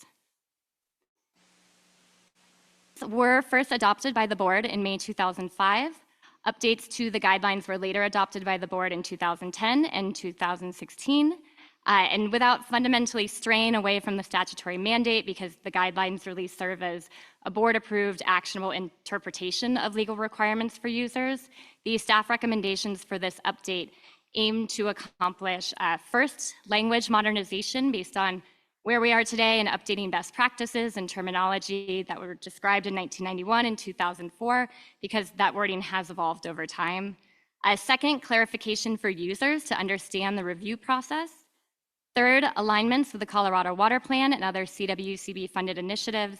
And then finally, as a critical priority for the state, finalizing these updated guidelines by June 30th of this year is one of Governor Polis's fiscal year 2026 wildly important goals, which also directly supports Agency Action 1.2 of the Colorado Water Plan. Identifying the need to update and modernize the guidelines for the first time since 2016, CWCB staff identified what the necessary and timely updates could look like and contracted with the consulting firm Intera to support that process. So to further inform the process through rounds of feedback, we held 2 virtual workshops in December 2025 and February of this year. There were 22 external stakeholders that joined the workshops, including East and West Slope water providers that varied in size and professional consultants that have experience in plan development. A key takeaway from those workshops and feedback sessions was that language modernization was warranted to reflect current best practices and just improve procedural guidance.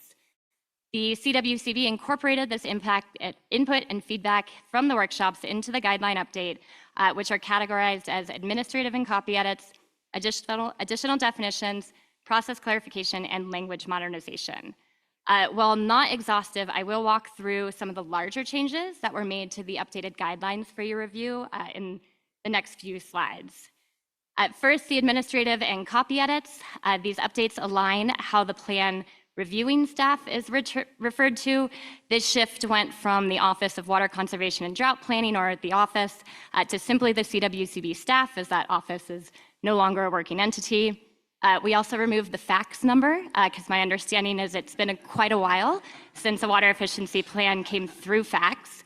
And just throughout the document, there's general copy editing, formatting, and sentence restructuring just to help bolster clarity. These edits notably include a typo in the Section 6 title that has been a bit of a bee in Kevin Reedy's bonnet for a while. So this update, if approved by the board, will officially correct Section 6 title from Plan Contest Requirements to Plan Content Requirements, which I'm sure Kevin will sleep better at night if you approve the updates. There's also CWCB practice modernization and clarification for working with covered entities to achieve plan compliance, whether before or after they seek state funding support. The additional definition updates, these recommendations are informed by stakeholder work at the workshops, the Colorado Water Plan, Colorado Revised Statutes, and the CWCB-funded Colorado Waterwise Best Practices Guidebook.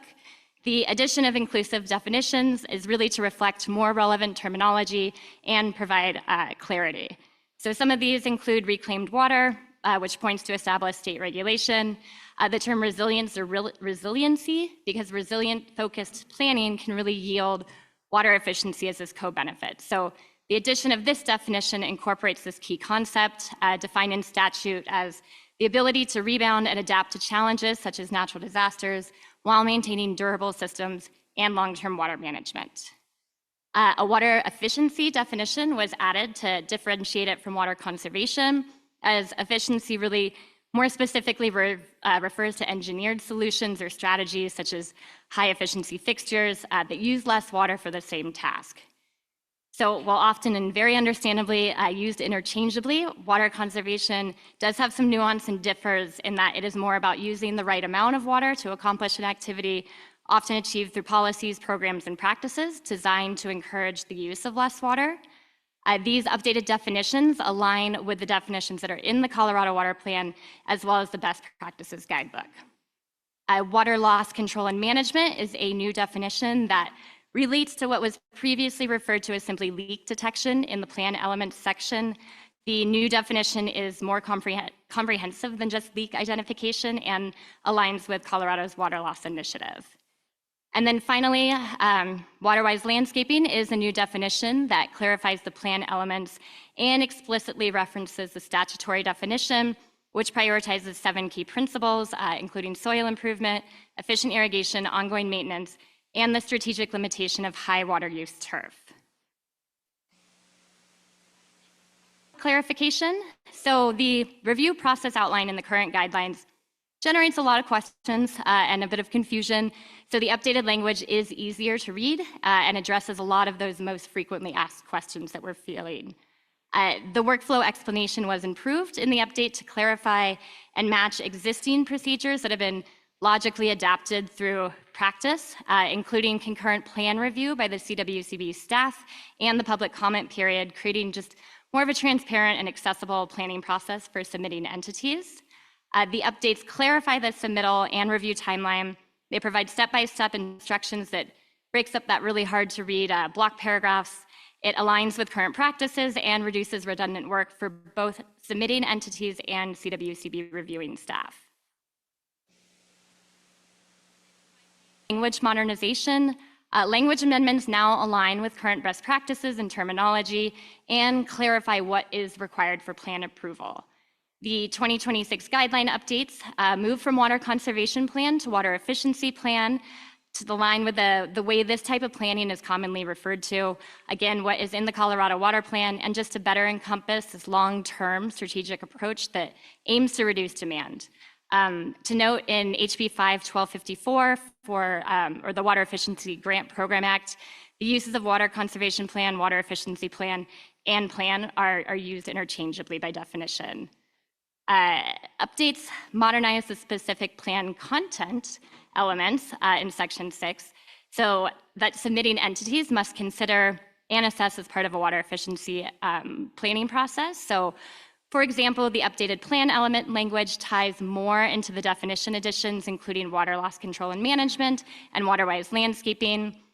The industrial commercial plan element adds institutional to water efficient assessment requirements just to reflect current practices again and definitions of commercial, industrial, and institutional properties, or CII. The educational plan element now includes a special reference to outreach alongside traditional public education. This update includes consistent and modern terminology, transparent timelines, and better alignment with the state's long-term conservation goals. Staff recommends that the board approve the amendments to the guidelines for the CWCB to review and evaluate water efficiency plans, which are in Attachment C. And thank you to Kat Weissmiller, Sam Stein, and Kevin Reedy for all of the support through this process. And with that, I'm here for questions, as well as Kevin Reedy, who has been extremely generous with his wisdom, time, and knowledge in my new role transition that has made it a lot easier for me. So thank you, and thank you all, and we're here for questions. Any questions?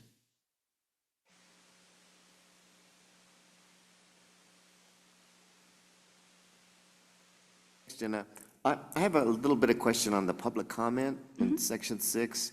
It was a little confusing to me, the timeline. Could you talk through that about who's responsible for initiating the public comment? And because I'm a little concerned that you've got 90 days to turn it around, but you also have public comment squeezed in between there, and then you have to respond to the public comment. Yes, that is a great question. Thank you.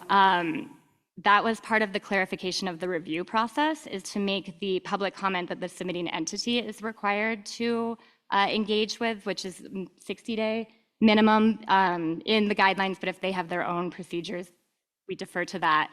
So then we are doing our 90-day review process at that same time. That way, if we have comments or they need to make updates, they don't need to go back to their board again. So if they went straight from public comment to their board, it just makes it a little bit more streamlined, and then we're not having to do redundant work.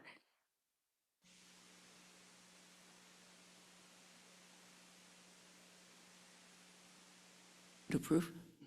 So moved. Thank you, Director Ward. Second?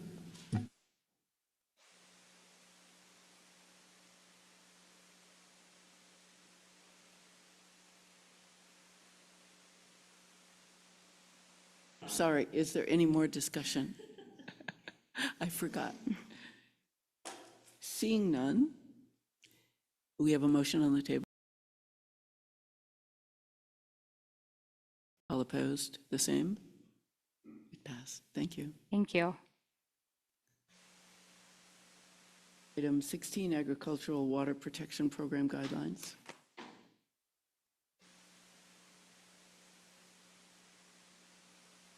CWCB staff for the record for agenda item 16. This is my second time coming to you all about the Agriculture Water Protection Program criteria and guidelines. Last time I was here, it was January of 2026.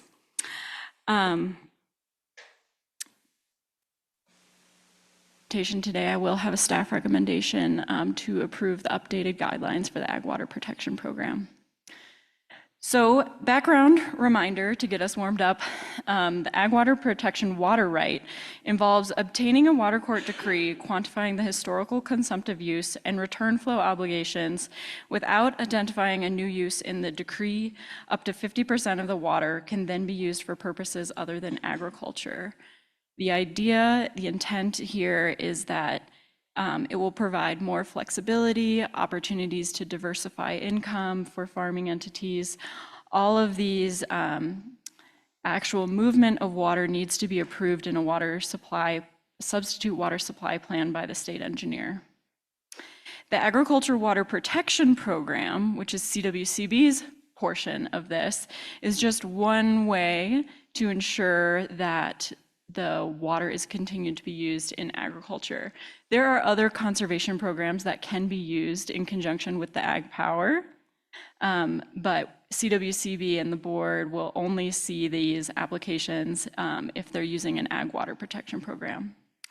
So these guidelines were originally written and approved by the board after Ag Power was originally enabled in Divisions 1 and 2 in 2016. We're here because Ag Power was and is in the process of being expanded statewide. So the guidelines, most importantly, needed to be updated to clarify that they are regarding the entire state.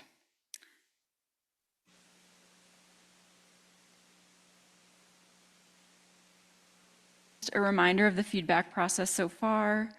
Tracy and her team led a series of hybrid public stakeholder meetings that I also attended in the summer and fall of 2025. We talked with stakeholders about Ag Power and about the Ag Water Protection Water Right and solicited feedback from stakeholders at that time. In January, we were here and told the board about Ag Power and about the Ag Water Protection Water Right. That was a really great discussion, and I'm very appreciative of the board's engagement in talking about that. That discussion resulted in a few things that I thought I could add to the guidelines. Some just higher level thoughts about the guidelines are that they're helpful for staff and the board in putting guide rails up in what we would accept. And they're also helpful for stakeholders in helping them read about this program and helping them envision what their ag water protection program could be. So these edits are more in that vein of thinking of helping people envision what they could do with this. So in yellow is the text I've added. So if requesting alternative irrigation approaches, you need to provide a description of the request and information supporting how such an approach ensures that at least 50% of Ag Power continues to be used for agricultural purposes. And this does align with the updated rules for Ag Power. And this came out of some discussion of the stakeholder process when folks were starting to ask questions about would a deficit irrigation or a rotation approach be acceptable in this? And what we landed on was we want to be open to out of the box thinking with this, but of course you need to ensure that there's no injury to other water users and that you're accounting for the water that is used. Another thing that the board discussed was how tracking of these programs could be a challenge, and if collecting a fee would perhaps lower that barrier. So I put that in there to indicate to potential applicants that maybe they could collect a fee from not just the agricultural participants, but the non-agricultural participants in putting together this program to help them reduce that barrier of the entity that's applying in their capacity to monitor their own progress. The last thing there, the board discussed wanting to better understand how these programs, if enacted, would fit into the regional puzzle of how water is managed. So in thinking about that and what I thought would help staff and the board evaluate that when and if we do get applications regarding this is, in addition to a map of the program's boundaries, also including labeled structures that are required for the operation of the Ag Water Protection Program, so we can better understand how that program fits into how water is being regionally managed. Are the things I added that I heard from our discussion in January. I'm open to questions and further discussion, and my staff recommendation is today that the board approve these updated criteria and guidelines for the Ag Water Protection Program.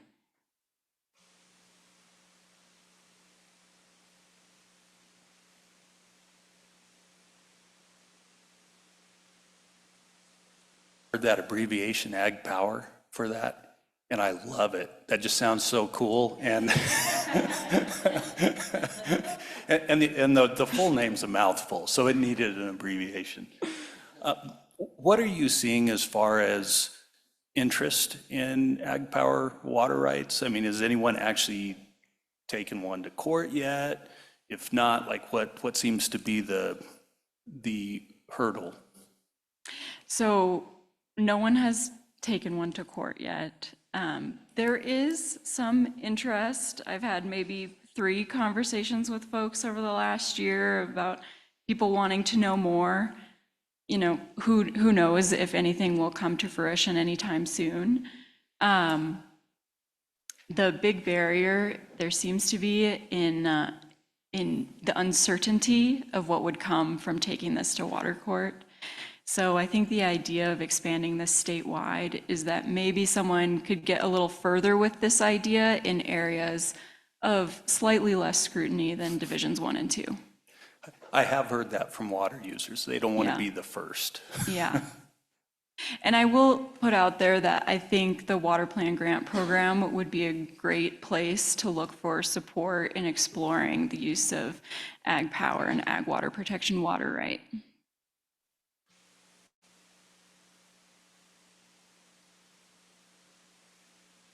Right, just a little bit on the people you've talked to. Are they out of districts 1 and 2? They're in other districts? Is there one district that is looking at this program more than any other that you know of? No, yeah. Yeah, Yeah, go ahead. I was just curious because I think there is other districts that would be interested in this. And I was just curious if you're just, seeing it in other areas more, but thank you. Yeah, I would say in general, not a tremendous amount of interest so far.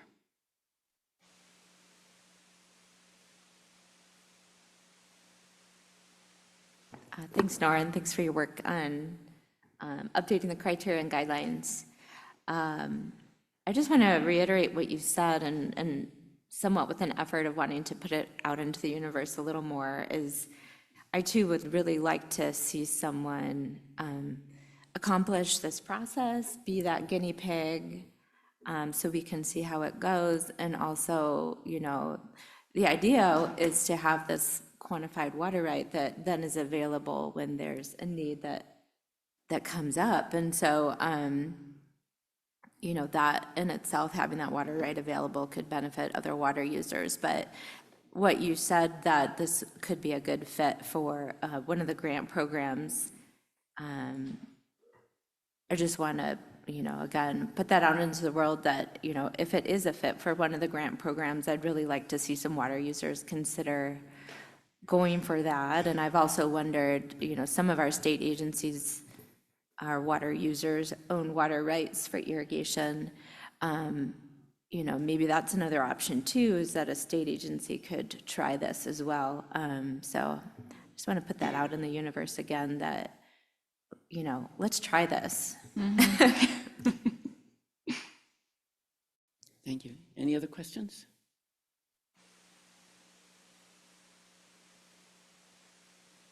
Thanks for all your hard work on this, and thanks to the Division of Water Resources that had all those meetings, and for incorporating those comments in there. So thanks for all your great work.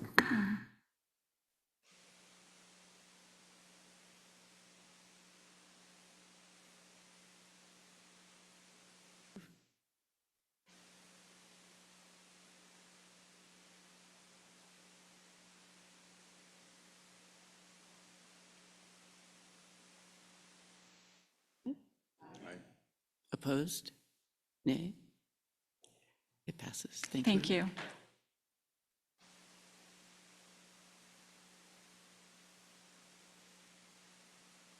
Thank you. Drought update with Kat, but not Kat. Hi. I need help. All right. Clicker. Good morning, everyone. Emily Adrid, CWCB staff for the record. Today, myself and Kat will be presenting agenda item 17, drought updates. I realize that there's kind of a low appetite for seeing more red maps today, so sorry in advance for the maps that you're about to see. But This is an informational item only, so no board action is needed. Several drought-related updates included in this informational item. I'll start with a conditions overview.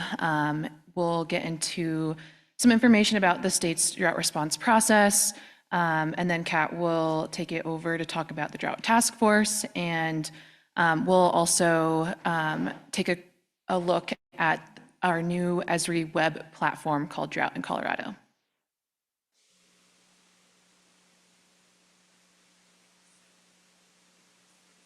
U.S. Drought Monitor map from last week, and the map on the right just came out this morning.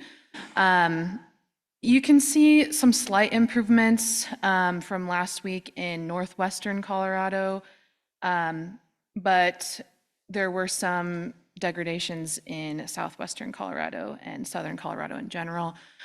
So, while recent storms provided some short-term relief, obviously, much of the state remains in severe drought conditions, especially along the West Slope and in southern Colorado.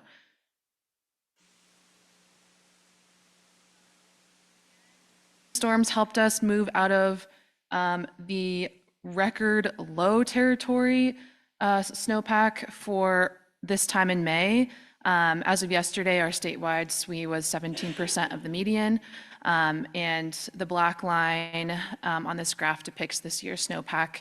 And although we're above the dark red line, the total accumulation of SWE has been the lowest on record this year. Is a graph of snow course data, which goes back earlier than snowtails, which snowtails go back to about the 80s, and this snow course graph goes back to the 50s. And as you can see, this year, the April 1 SWE was the lowest since the 1950s. Often years referred to as benchmarks for snow drought years in Colorado were 1977, 1981, 2002, and 2012. But as you can see, 2026, we're tracking well below those previous drought years. Just how unusually severe this year's hydrologic conditions have been. Slide shows ranking temperature and precipitation from the start of the water year through April. And on the right, or on the left, we have temperature. The darkest red is the record warmest. So as you can see, almost the entire state has experienced their record warmest water year on record. And then on the right-hand side, we have precipitation. In the darkest brown shades, those areas have experienced their record driest. So there have been portions of northeastern Colorado and southern Colorado that have experienced both their warmest and driest year on the Colorado Climate Center's 131-year period of record.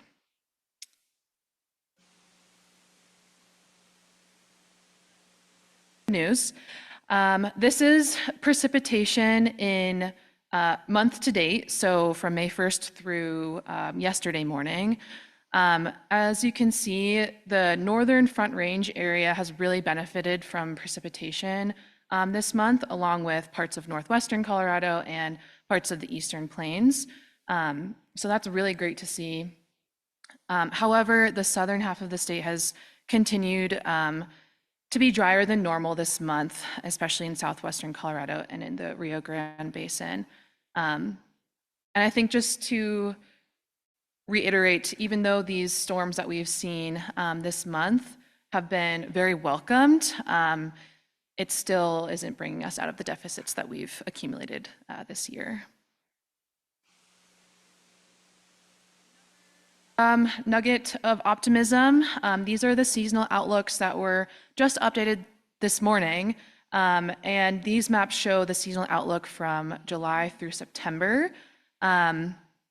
Looking ahead to those months, we are projected to have a strong monsoon season this year, along with a strong El Nino that is developing as we speak. So I think, the combination of a strong El Nino, which typically brings wetter than normal conditions to our state, along with an active monsoon season, gives us a little bit of reason for optimism. On the left-hand side, we have temperatures still projected to be above normal.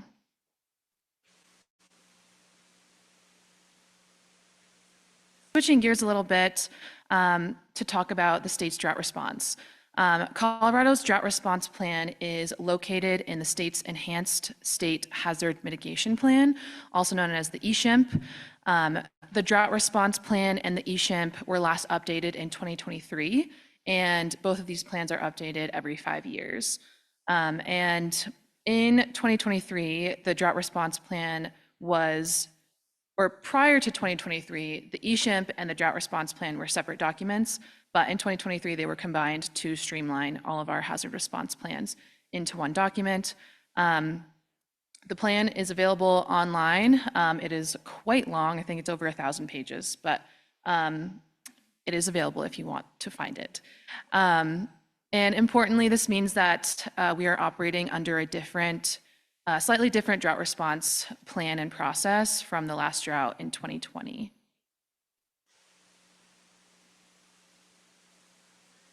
Drought response starts with monitoring. The Water Conditions Monitoring Committee is responsible for regularly monitoring water supply and drought conditions throughout the state. CWCB facilitates those monthly meetings. They are open to the public, and we also receive support from our partner agencies, including DWR, DNR, CDA, DOLA, and the Division of Homeland Security and Emergency Management. These meetings occur every month, no matter if we are in a drought or if we are not in a drought. So that monitoring is really ongoing. And at each meeting, we have the Colorado Climate Center and the NRCS provide presentations on the latest water supply data. We then make their presentations along with a summary of the meeting and the meeting recording available to the public on the WCMC website.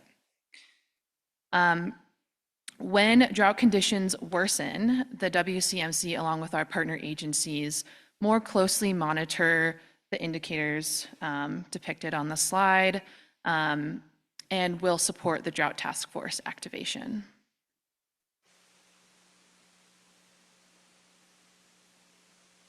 But the drought response plan outlines a phased approach. This table highlights each phase and kind of the really high level associated potential response activity. In the normal phase, like I mentioned, we are constantly monitoring drought conditions every month through the WCMC. In phase one is essentially a drought watch phase, where we are more closely monitoring drought and assessing the need or likelihood for drought task force activation. In phase two, the drought task force is activated by the governor. This is where we are right now, and we have been in phase two since March 16th of this year, which is the earliest activation of the drought task force in our state's history. And then we have phase three. In phase three, the governor can declare a drought emergency and can issue executive orders based off of unmet needs that can be supported through executive action. So with that, I will turn it over to Kat to talk a little bit more about the work of the Drought Task Force to date.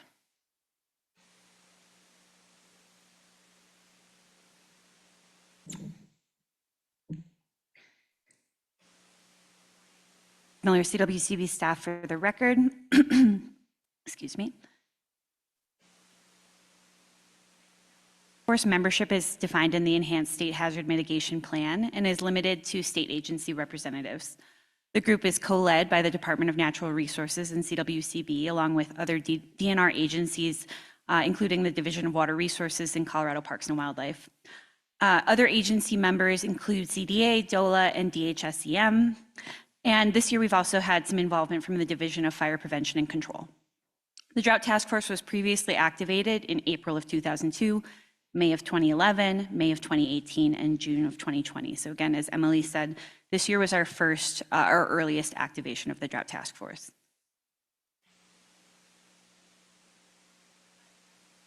Objectives overall is interagency information sharing. The role of the Drought Task Force is to bring state leaders together and help better understand and elevate regional, local, or sector-specific impacts of drought. The Drought Task Force has the ability to convene ad hoc work groups to identify impacts of drought on a particular region and/or sector and share information about resources for response and recovery. The Drought Task Force can also coordinate with the Governor's Office, who can provide or seek additional assistance. Importantly, recommendations for the Drought Task Force activation may be dependent on timing, location, extent, water supply indicators, all tracked by the WCMC and CWCB, as well as local impacts. Just to clarify for the Drought Task Force, the Drought Task Force is not a regulatory body. There were questions early on about whether the task force had the authority to impose watering restrictions, and the Drought Task Force does not have that authority. That's set by local water providers. The Drought Task Force does not have authority to release emergency response funding either. But partner agencies offer existing drought mitigation funding and/or grants to the best of their ability. So wanted to just make sure that those sideboards were clear.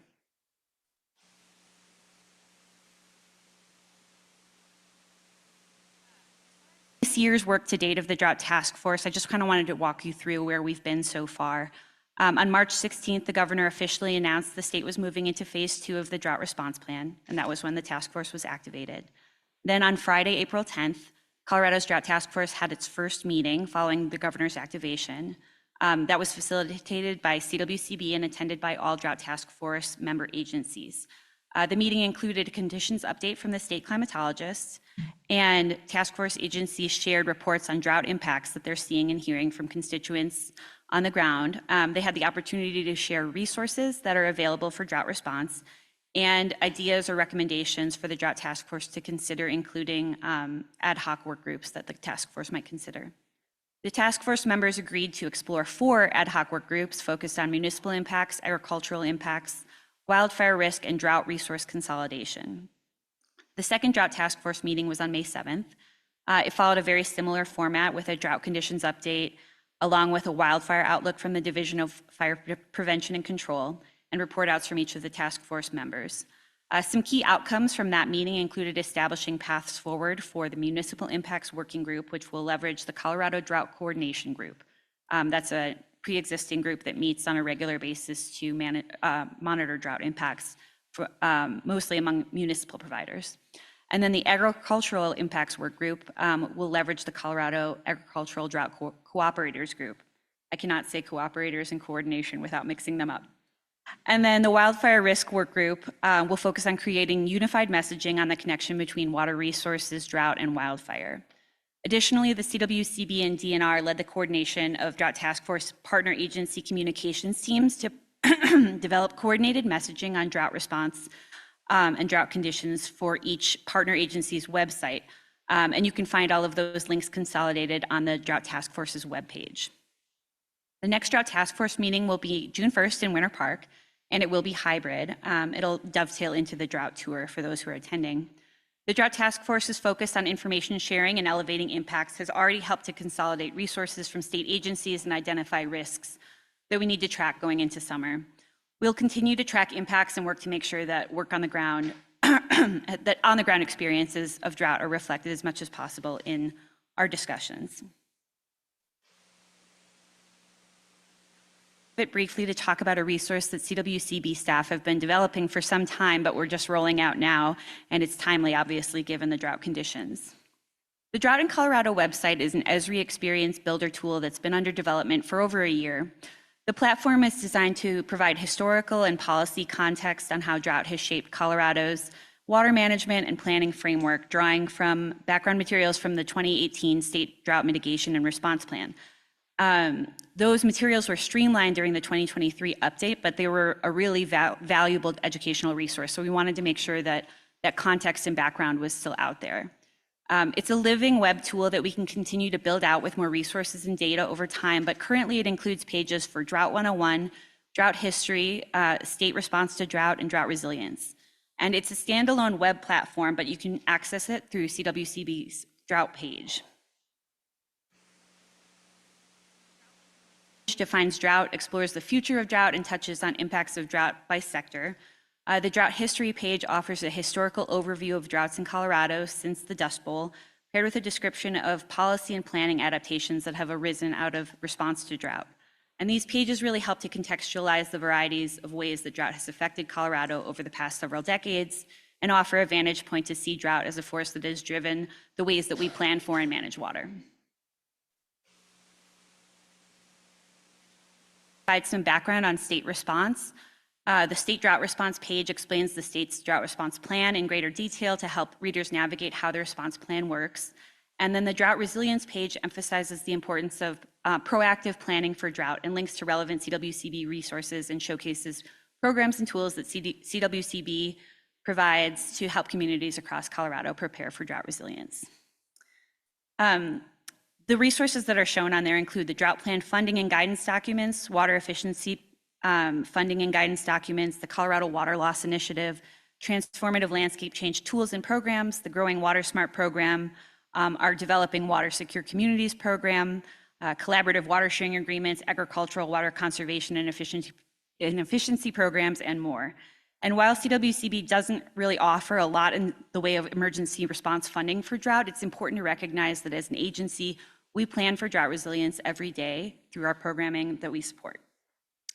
The Drought in Colorado tool aims to consolidate drought history, context, response tools, and resources in one place for easy consumption by stakeholders and members of the public. And as I mentioned, we plan to put this tool out this year regardless of conditions, but given the ongoing drought, we're really happy this resource is now available. My last slide, I want to acknowledge Director Ha's comments about coordinating communications and messaging. As I said, we have limited drought response funding or capability at CWCB, but we do offer programs that support long-term resilience, and I think that's really important to focus on. We've also been working internally with Katie Weeman, our communications director, to put out social media posts related to the Drought Task Force, drought resilience programming that CWCB supports. It's an effort really to showcase the success stories and the stakeholders that are working on these issues, which those are always available, and we want to make sure that that's clear to the public. We also have an upcoming podcast dedicated to drought resilience and discussing drought, so stay tuned for that. And we've been doing a roundtable roadshow to communicate about the Drought Task Force and roundtables, to the roundtables and beyond. And then on the topic of statewide messaging, I just want to acknowledge and thank all of you for supporting the projects bill, which provided some additional funding for our statewide messaging campaign. Following our presentation, I think it was, last May or October, or I don't know, it was last year sometime, providing some messaging information about our statewide messaging campaign. This year is a really good reminder of the need to communicate the water realities that we face in Colorado with the general public. So I just wanted to note those. And before I close, I want to just thank Sam Stein, Corinne Anderson, Emily Adrid, and Jenna Batson, who are all working in this drought space right now, above and beyond their normal job responsibilities, and have been doing an excellent job. So thank you very much. Thank you very much, Kat and Emily. Question? Thank you, Kat, for everything that you and your team are doing on the Drought Task Force and responding to the drought conditions just in general, you and Emily and Jenna and the whole team. Could you talk a little bit about the work that Michael Elizabeth Sakis is doing in terms of social media and trying to compile stories on the ground about what's actually happening? Sure, I probably can't speak in great detail to it because I haven't been that close to it, but I do know that she's been traveling the state trying to get stories on the ground about both drought impacts and just the water realities that we face in Colorado to share on a variety of formats, but I think predominantly social media. I think you all know that she manages the ColoradoRiver.com website, and she's been doing an excellent job with that. Yeah, thank you. And I'm sorry, I didn't mean to put you on the spot about what Michael's doing, but just kind of a high level awareness that both DNR and CWCB are trying to, I think, shine a spotlight on what's actually happening on the ground, and that's I guess I don't know specifically exactly what Michael's doing either, but she is traveling around and gathering stories, yeah. Lauren, I just thought I would add to that. I think about 2 weeks ago, Michael was out along with Jason in the Cedar Edge area with a reporter from the New York Times, and they were looking at the impacts on the ag water users in that area. I haven't seen the story come out yet. And then today, they're out again in that same area with PBS. And they'll be talking to Becky tomorrow. So those are just a few of the things Michael's been doing to really be very public about the impacts of the drought on Colorado water users this year. Thanks. Any other questions?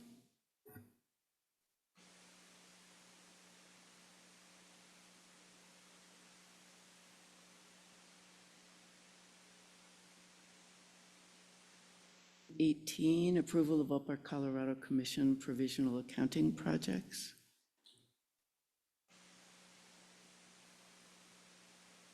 Senior Colorado River Technical Specialist in the Interstate Federal and Water Information section. Today I will be presenting on the Upper Colorado River Commission's provisional accounting program and 2 projects in Colorado. Staff is seeking board approval to recognize the 2 provisional accounting projects as water conservation projects. This is an agenda item that will require board action to approve the projects as water conservation projects, subject to CRS 3792-1032 and 3792-305. And I'm actually going to be splitting this agenda item amongst the 2 projects to allow for a recusal. So I'm going to start with one project. We can discuss and vote, and then Director Ward, I think, will step out, and we'll talk about the second project.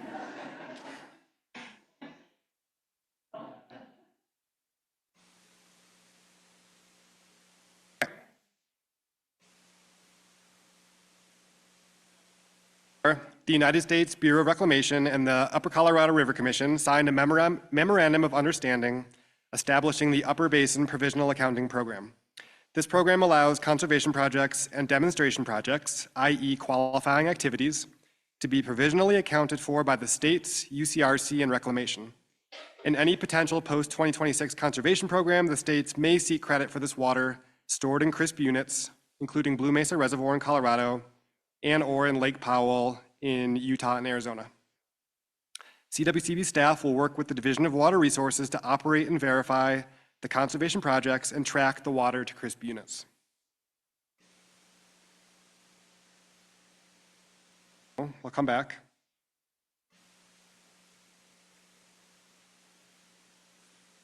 In 2026, the first project that Colorado will implement will be forbearance of the Larkspur Ditch. This is a relatively small trans-mountain diversion that's owned by the Lower Arkansas Valley Water Conservancy District. It diverts water from Upper Tamichi Creek in Division 4 to Poncha Creek in Division 2. Full diversion of 500 acre-feet, though it likely will not yield anywhere near that volume this year. The project involves turning in-priority water back to Upper Tamichi Creek and tracking its flow down Tamichi Creek and the Gunnison River to Blue Mesa Reservoir. The water will be run directly to and stored in Blue Mesa Reservoir, which is a CRISP unit.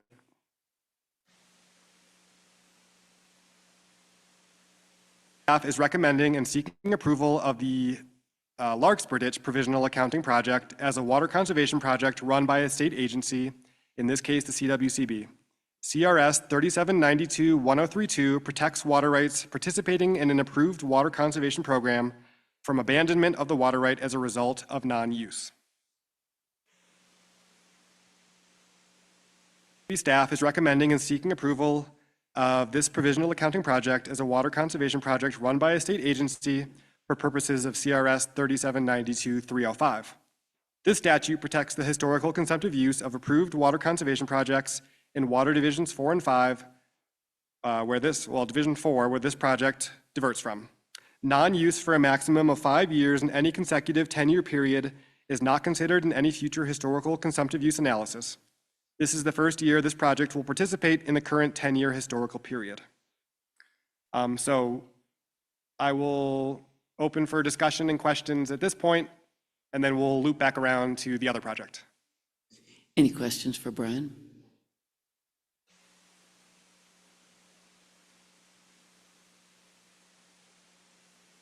Ask for board action on approval of the project.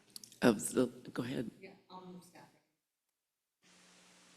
Larkspur. Larkspur Ditch. Right, and Director Ward as a second. In favor? Say aye. Opposed? It passed. Thank you.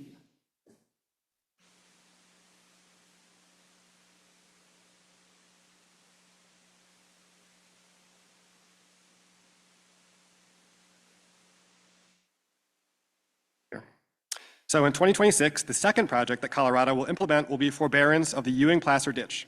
This is a relatively small Trans Mountain diversion that's owned by Pueblo Water. It diverts water from the Upper Eagle River in Division 5 to Tennessee Creek in Division 2. It has an average annual diversion of 900 acre-feet, though again, it likely won't yield that volume this year. The ditch participated in the System Conservation Pilot Program, or SCPP, in 2016 and had existing infrastructure to participate. The project involves turning in-priority water back to the Upper Eagle River and tracking its flow down the Eagle and Colorado rivers. The water will either be run to the Colorado-Utah state line and stored in Lake Powell, or else substituted to Blue Mesa Reservoir from the confluence of the Colorado and Gunnison rivers. Board is standing on the head gate there.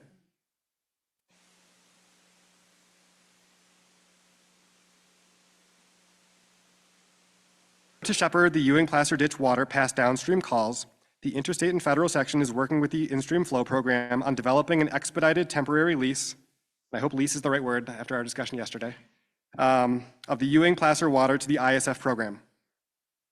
The donation will be to the 15-mile reach, which is the stretch of river from the Grand Valley Diversion Dam to Cameo to the Gunnison River confluence. The ISF for this reach was decreed in 92 CW 286 for 581 CFS and in 94 CW 330 for an additional 300 CFS for a subsection of the reach. The ISFs are decreed from July 1st to September 30th of each year. The donation may be used to meet these decreed flow rates and will allow Division 5 to shepherd past common calls such as Shoshone and Cameo. For this component is expected to be on the July agenda. I don't think you need the explanation again of the statutes. So staff seeking board approval for the Ewing-Placer Conservation Project. Just a quick question about both. You said that obviously this year is not going to result in even probably a fraction of what they would normally produce. So two questions. Do you have a sense yet of what that will be, of how much lower? And second, is this a 2-year proposal or is this a 1-year? Because it just feels like this is such a hard year. We're not going to see much water. And I wondered if a second year might give us a chance to do a little more. Yeah, so we do not have a great idea currently of what the yields will be. I think you saw a picture of the Wirtz ditch. These ditches are in the similar area, I think, as Wirtz.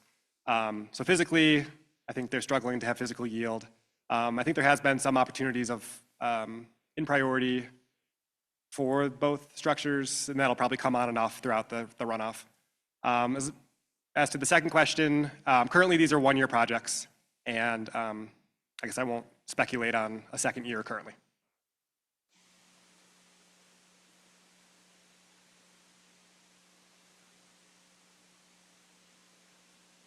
Motion to approve?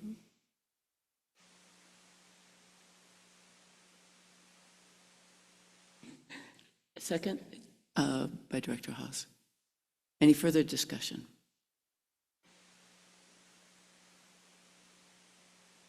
Approve, please.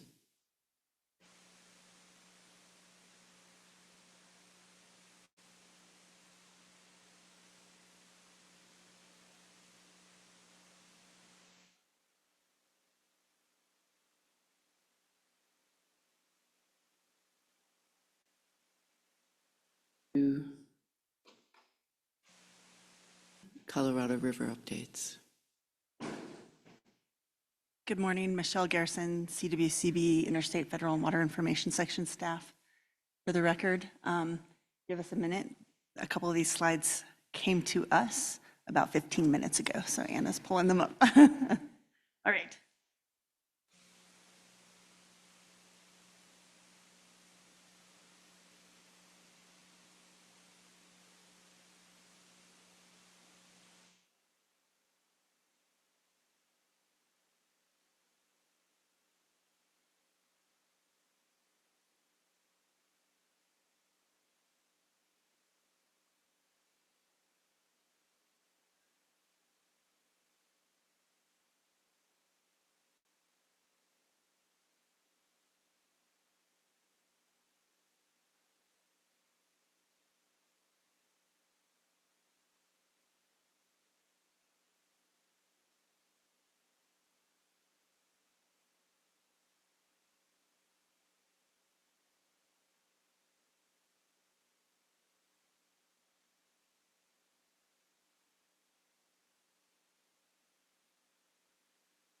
You guys have all been talking about drought.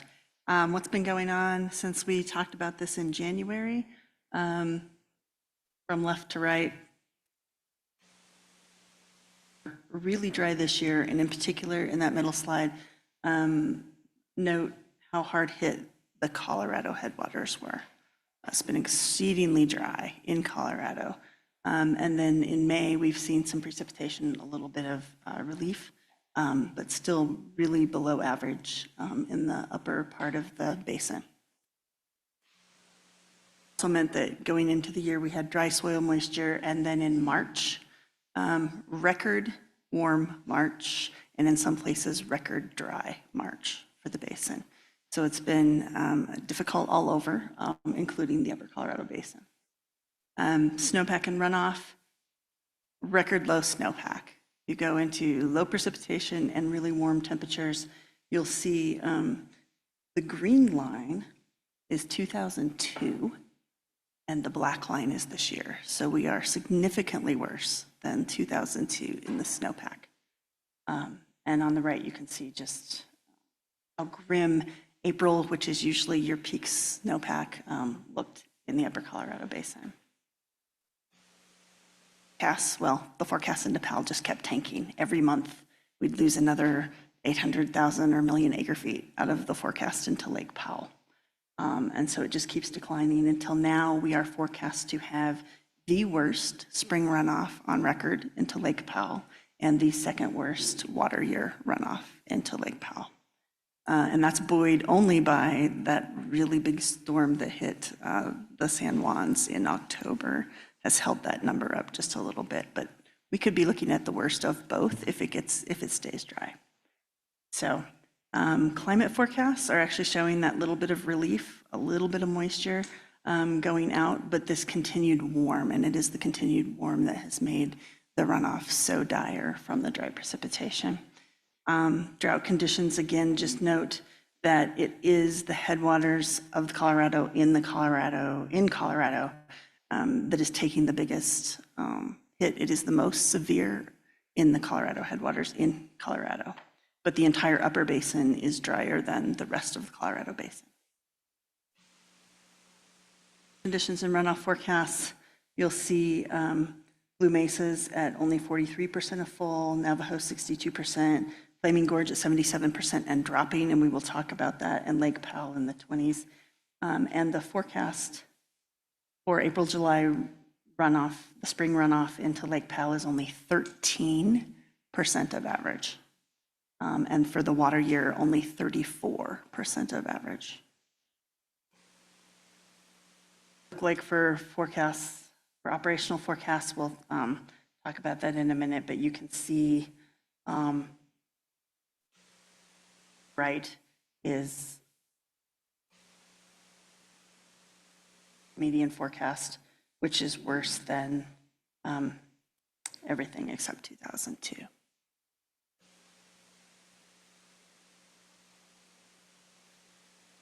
These are the brand new ones that came out today. Now it's very, very, very clumped. These are the first forecasts that they have put out that include the information about the DROA releases and the 6E releases.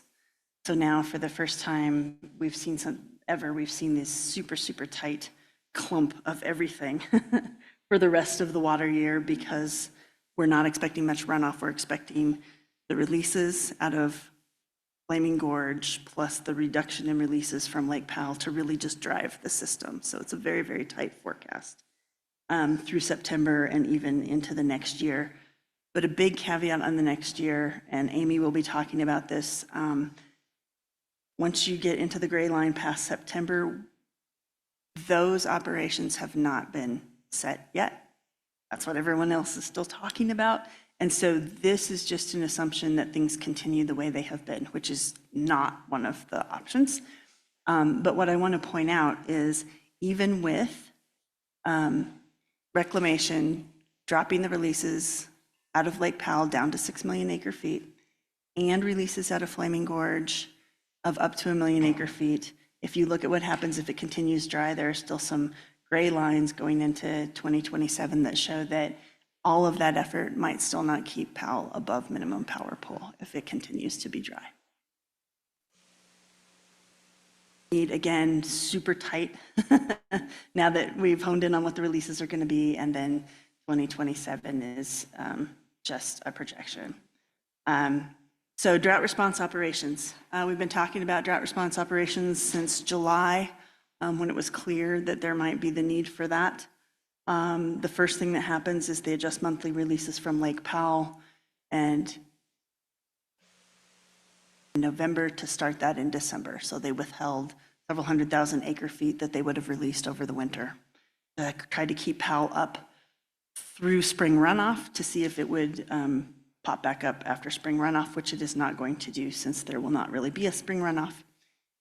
At that point, you move INDROA to considering releases from the upper initial units, Flaming Gorge, Aspinall, and Navajo. The UCRC approved a drought operations plan on April 21st, 2026 for releases of 660,000 acre feet up to 1 million acre feet from Flaming Gorge Reservoir.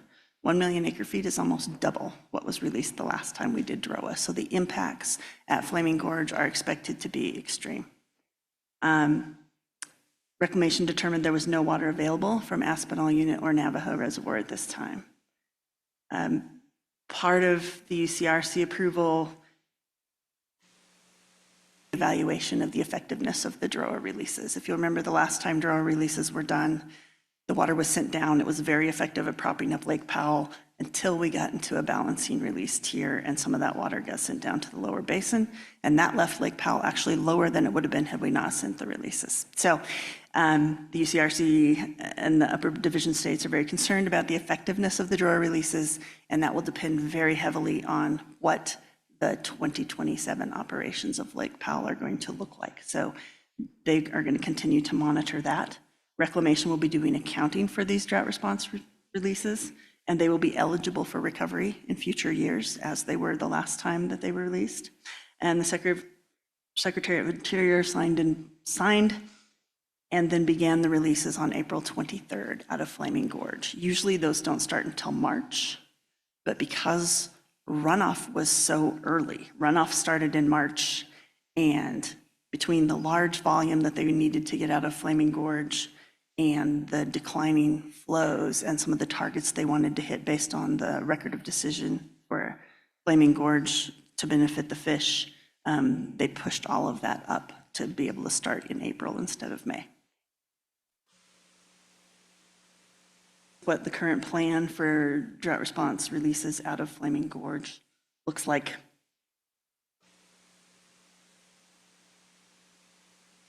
Top is what's coming out because of DROA. You can see that hurry to start in April, the end of April, that huge chunk in May, and then continuing through the rest of the season of what's coming out of Flaming Gorge this year will be the DROA releases on top of what would have normally come out in a dry year like this. 6E reductions. Reclamation put out an SCIS, a supplemental EIS, and a record of decision in 2024 on additional activities to tack on to the interim guidelines to get us through September of 2026. Under that SEIS and ROD, they are allowed to reduce annual releases from Lake Powell to protect critical infrastructure at Glen Canyon Dam. Those protections target an elevation of 3,500. 3,490 is minimum power pool at Glen Canyon Dam, at which point you cannot get water through the hydropower turbines. That's not just to protect hydropower production, it's to protect the ability to make releases through those turbines. Once you turn off the turbines, you can only make releases through the bypass tubes. So you are limited in how much water you can get out of Glen Canyon Dam at that point. And if they have any issues with cavitation or anything else with the bypass tubes, you'll get further limitations on the amount of water you can actually get out at any given time from Glen Canyon Dam. And that is the reason it's so important to protect and keep Powell above 3,500. Reduce the releases down as low as 6 million acre feet. And so the Secretary of Interior also announced on April 23rd that they were starting that reduction of releases from 7.48 million acre feet down to 6 million acre feet. So they are cutting 1.4 million acre feet of planned releases out of the main June, July, August, September releases for Lake Powell. And just a reminder that also in 2026, the lower basin is operating in the tier 1 reductions. And that's all I have. The rest will be Amy talking to you about what might actually happen next. Any questions on the hydrology update? Yes. Yeah, could we have some questions, Michelle, before you sit down? Yes. Director Haas? Yeah, thank you. Thank you, Michelle. Can you go back to the slide that has the min probable? It was right before your all the tight. Yeah. Yep. That one? Nope, one more, I think. Yeah, that one. So I hear you saying that it's gonna be worse than 2002. From everything we're seeing, it looks like it's worse than 2002, but this doesn't say it's gonna be worse than 2002. So what am I missing here? So the spring runoff is worse than 2002. Okay. The water year runoff is projected to be just better than 2002. Because of that October. Because of that October, and because when they look out, mostly because of that they got that was better than 2002. Do you, I mean, what we've seen in past years is the min probable becomes what actually is happening. Do you feel like that's gonna be the case this year again, or any thoughts on that? I think so, definitely for the past few months, that's what's been happening, is every time they update, it looks, the most probable moves more and more towards the min probable. I think the big question for this year is they are predicting a switch to El Nino and maybe a pretty big monsoon season. If we get a pretty big monsoon season that pushes all the way up into Colorado, then maybe not. Okay. But if things continue the way they have continued until this month, absolutely, I would expect the forecast to continue to drop and it to actually fall below 2002 for water year runoff.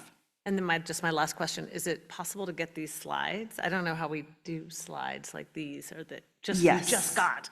I'll talk to Anna. I don't know who will send them, but yes, you can get these slides. Thank you. And with that, I'll hand it over to Amy. Any other questions? Any other questions?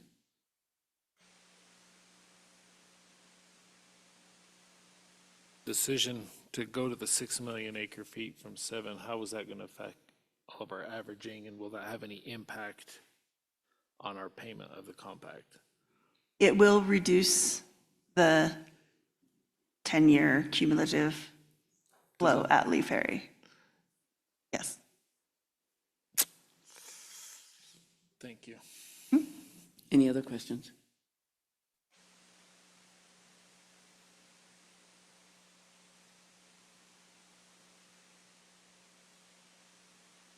Amy Ostick, Chief of the Interstate Federal and Water Information Section. I feel like Michelle set me up for failure in terms of telling you what's going to come next, but I'm going to do my very best.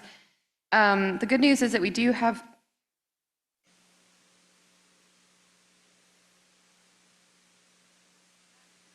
a little bit more information from the federal team about what they might have in mind, as well as their timeline for the NEPA process. So I'll talk through a little bit of that. You all are very familiar with this slide. You've seen it many times, but just a reminder, as Michelle said, that what we're really working up towards is October 1st. That is when new operational guidelines need to be in place for Lake Powell and Lake Mead. So everything that we've been doing is really working towards that deadline. But recently, like I said, the federal team has provided a little bit more insight in terms of what their process is going to look like for the next few months and what they might be thinking in terms of a preferred alternative. Before that happened, the federal team came to the Basin State principals and said, hey, if you have any additional input you would like us to consider, please give that to us now. So the upper division states were responsive to that request and provided a letter outlining the upper division state alternative and refined alternative, as well as a number of the concepts that were discussed as part of the Basin State negotiation. So we essentially outlined everything that we have put on the table to date, both in the formal NEPA process as well as in the Basin State negotiations. At the same time, around the same time, the upper division states requested mediation.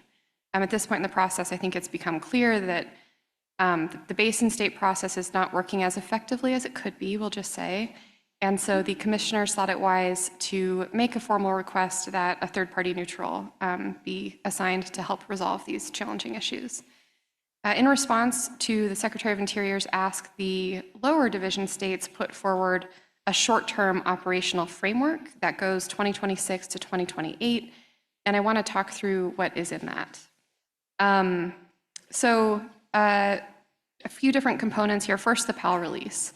The lower division states acknowledged that in 2026, the release would be 6 million acre feet, but then for 2027 through 2028 provided essentially a range of 7 to 8.23 million acre feet. And I say that as if it is completely bookmarked between those, and it is not. There is some nuance to that. Essentially, the way that this would work is in 27 and 28, if Powell is above 3540, it would release 8 million acre feet. That would be where it's set at initially. If it's below 3540, the release would initially be set at 7 million acre feet. But then there could be downward adjustments to protect critical elevations at Lake Powell after upstream initial unit releases had been exhausted. And then it could go up if Powell is projected to be above 3565.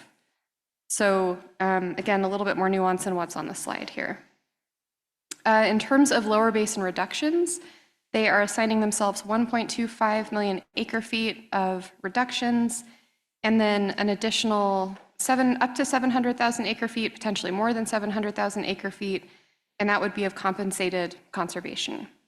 You also have a pretty, I would say, broad expansion of the intentionally created surplus program, and again, you guys are all pretty familiar with that, but the water banking program in Lake Mead would expand their abilities to do that. And it would also give them greater access to their ICS. So currently, there are restrictions below, when Mead is below elevation 1025, and this would give them access to their ICS at lower elevations.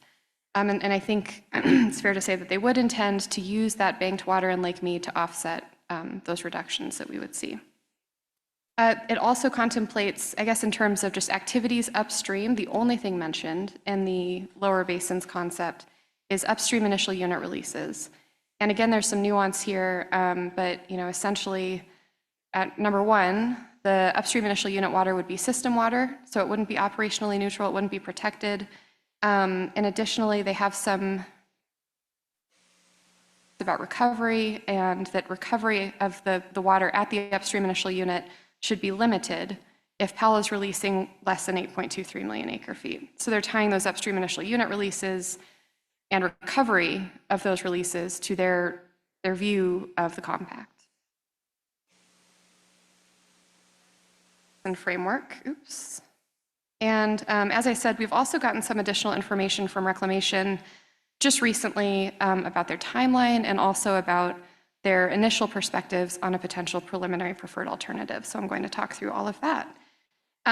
So the timeline. First, all of what I'm about to say after this is relatively new information to all of us, so you might have some questions I can't answer. But what they're doing right now is kind of rolling out, talking about this preliminary preferred alternative concept. They're doing consultations on that in May.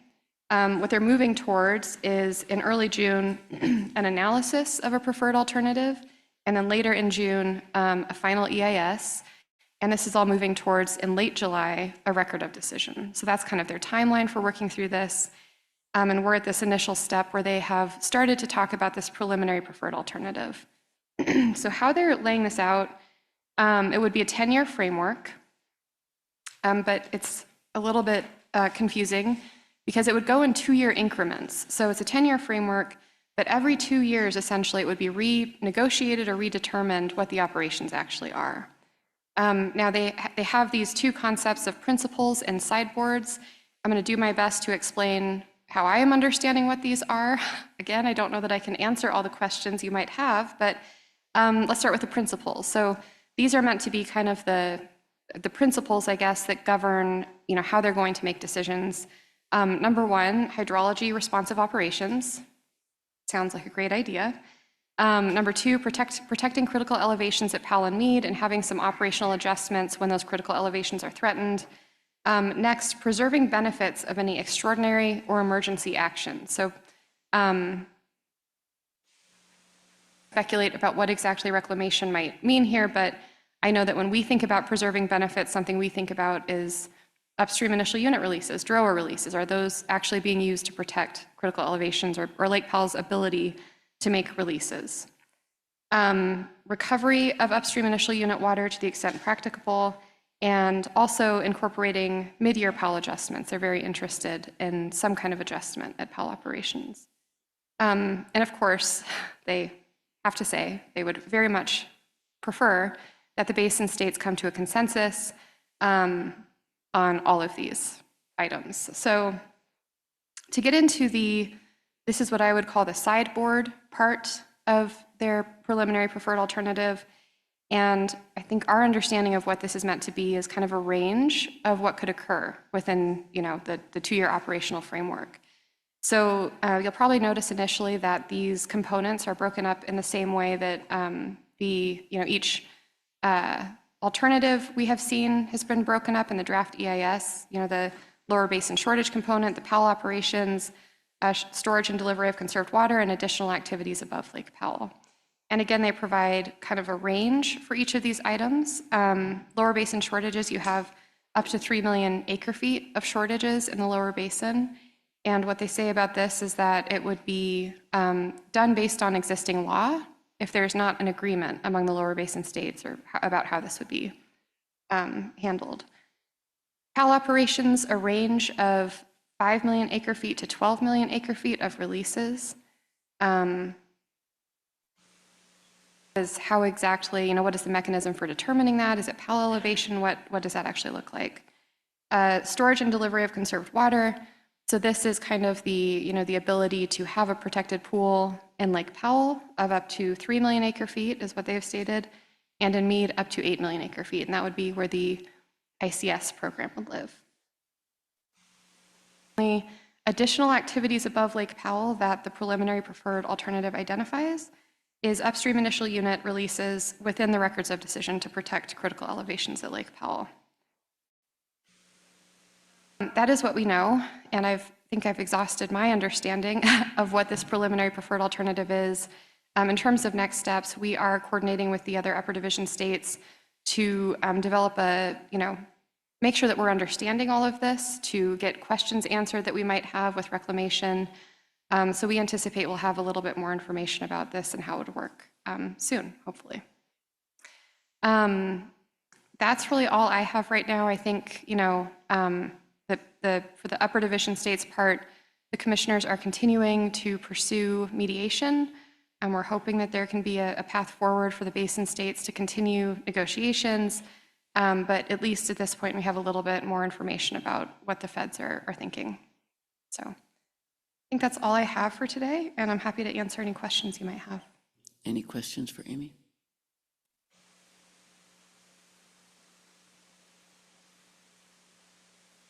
Thank you. On that, when you said one of the potential alternatives is the 3 million acre feet shortage on the lower basin, and that would be distributed by law. is that hopefully where we say, here you go, you're 3 million short, good luck? Is that going to be fought out between California, Nevada, and Arizona, or how is that? How do we perceive potentially that works? Thank you, Director Combs. That's a good question. And they have simply said that they would do it with an existing law. And what I would suggest to get a kind of a glimpse into their perspective on existing law would be the no action alternative and the basic coordination alternative in the draft EIS. And what that states is that in the absence of additional agreements, Arizona would be taking, someone's going to have to, it's either 72 or 77% of the reductions in the lower basin. So looking at it.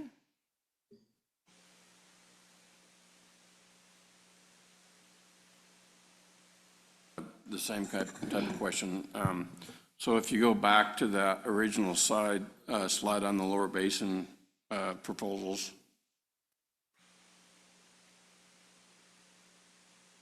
so they're proposing 1.25 million acre feet plus the 700,000 acre feet of compensated conservation.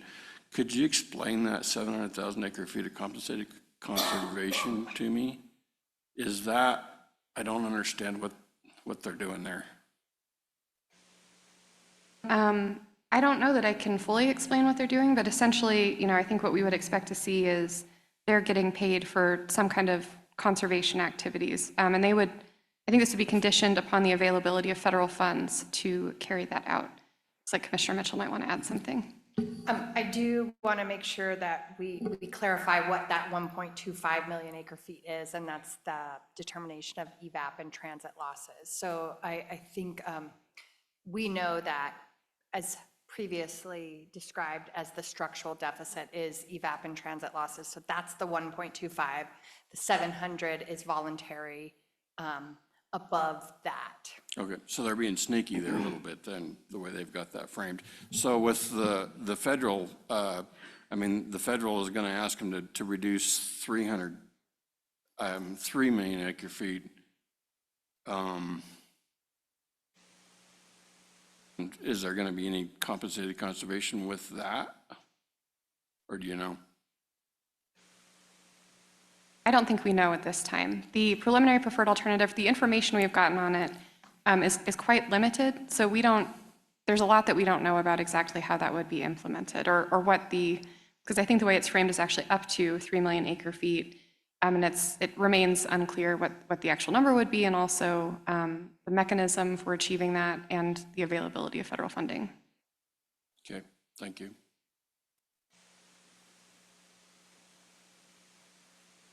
Real quick, is the 3 million acre feet inclusive of the 1.25 for the evap and transit losses, or is that not clear? Thanks, Director Johnson. Yes, that is included. So that's, it would not be 3 million acre feet plus 1.25. It would be up to 3 million, inclusive of, yeah.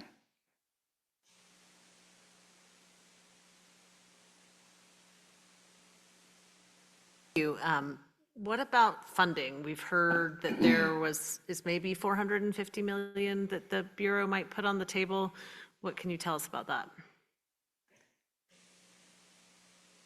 There are so many discussions happening right now about funding. I think it's fair to say that it is anticipated there will be federal funding available, potentially for upper division state uses for contribution program or something of that sort, and additional funding available in the lower basin as well. And I would probably defer to either Nate or Commissioner Mitchell to provide any additional information about that.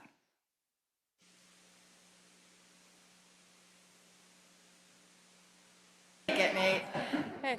Yeah, I think Amy's exactly right. It's uncertain of what that would be used for. And I think some will be dependent on what happens over the next month or so. One bit of clarification that I wanted to make extremely clear: when you see the 1.25 plus the 700, that 700 is over 2 years. So it's not 700 each year equaling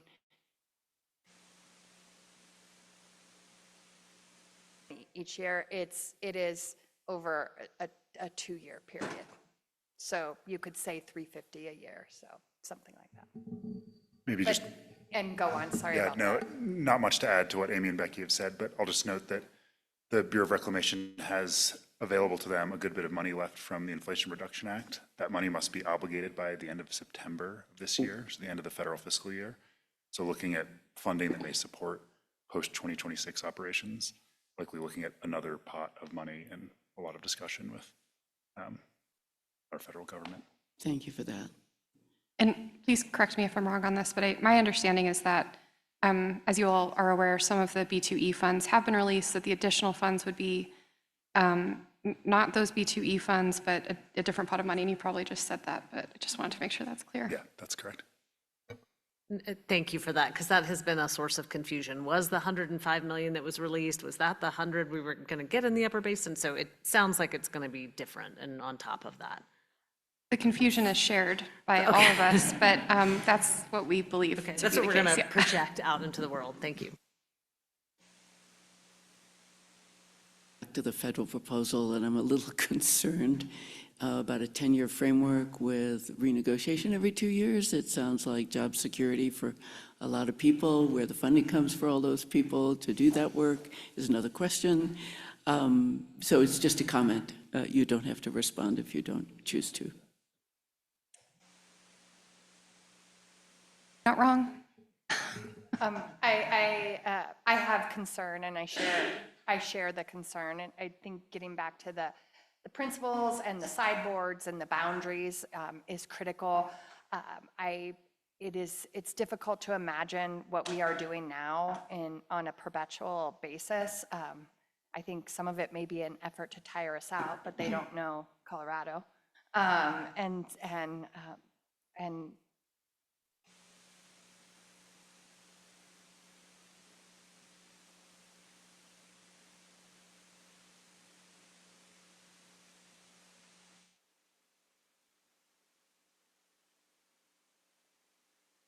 for the update, and we are hungry to learn more as you learn more.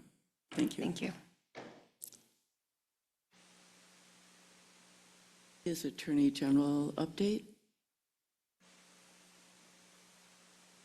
Mayor Vasquez, congratulations on your new role, and thank you for stepping into that so willingly. Same to you, Director Camblin and Director Cloud. Thanks for your leadership over the last year, and thanks for your great sense of humor and promptness. Two things that are really important to me.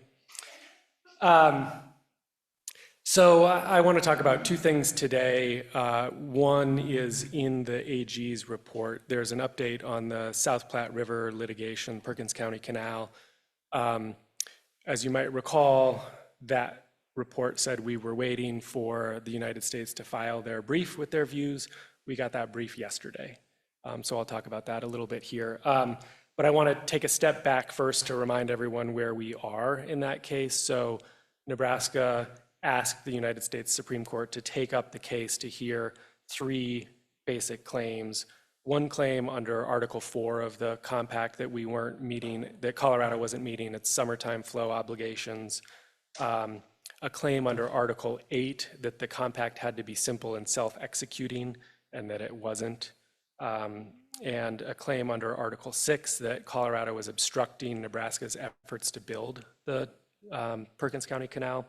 So Colorado had filed a brief several months ago asking the court to not take up the case, not to hear any of those three claims. After we filed our brief, the court invited the United States to weigh in with its views on those claims. So that's what the United States did yesterday.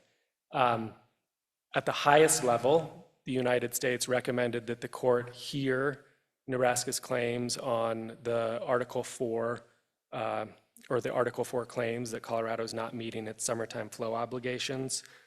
It recommended the court deny all of the other claims. So the Article 8 claims that the Colorado was not or that the compact wasn't self-executing, said there was no basis in law for that. Also recommended that the court reject the Article 6 claims that Colorado was obstructing Nebraska's efforts to construct the canal. So there is nothing more for Colorado to do at this stage. We don't have an opportunity to respond to that brief. The court does not have to follow what the United States has recommended to it. we now wait for the court to make a decision on which of those claims it will take up, if any of those claims. And we would expect that to come by the end of this term, so sometime at the end of next month.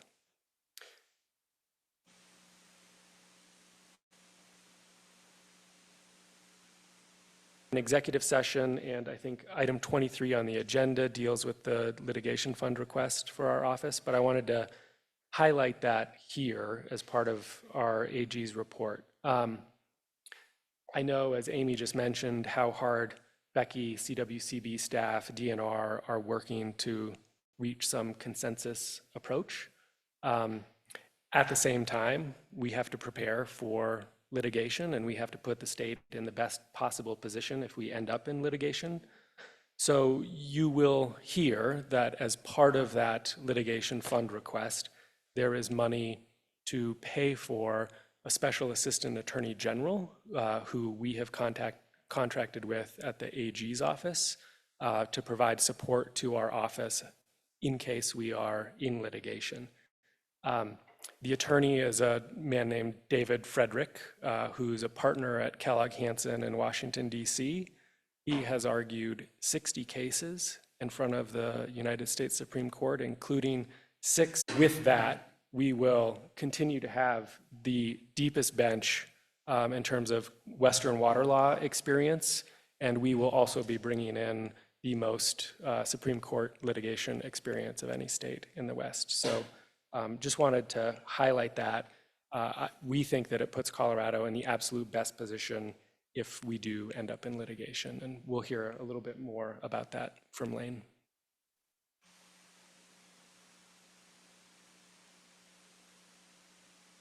This point before we go into executive session.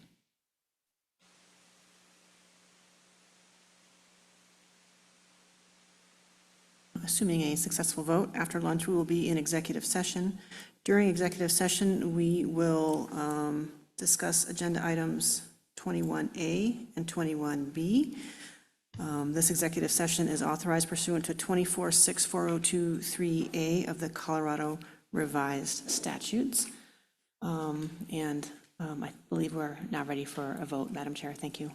Do I have a motion to move into executive session?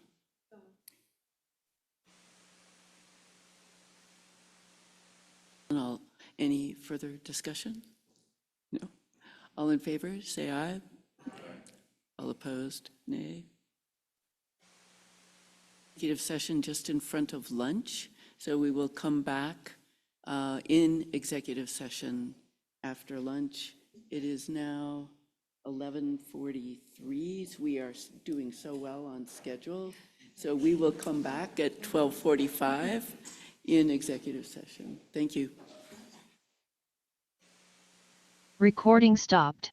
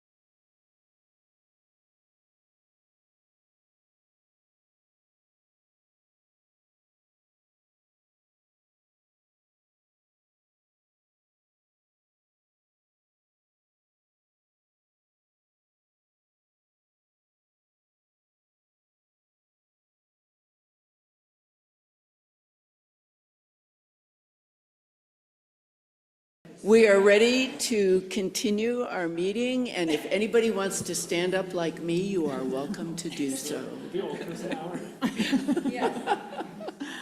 Yeah, so we have exited executive session, and we're looking for a report, item 22 from Jen Mealy.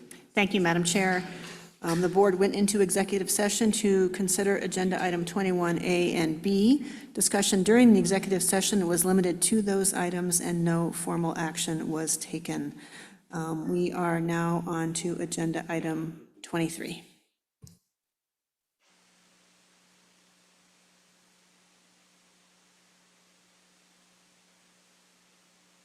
Madam Chair, Directors, my name is Lane Leoniak. I'm the First Assistant Attorney General for the Federal and Interstate Water Unit, and I'm here to discuss with you Agenda Item 23, request for expenditure from the litigation fund for fiscal year 2027 to cover Federal and Interstate Water Unit legal expenses.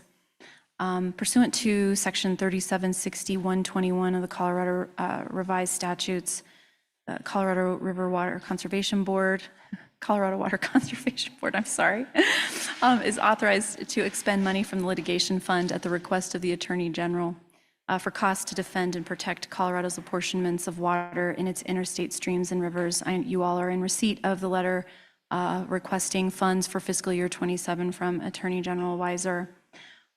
Pursuant to that authorization, I am here asking the board to approve the request for expenditure to continue our efforts to effectively protect Colorado's interest in the Colorado, Republican, Rio Grande, South Platte, and Arkansas River basins for the upcoming year.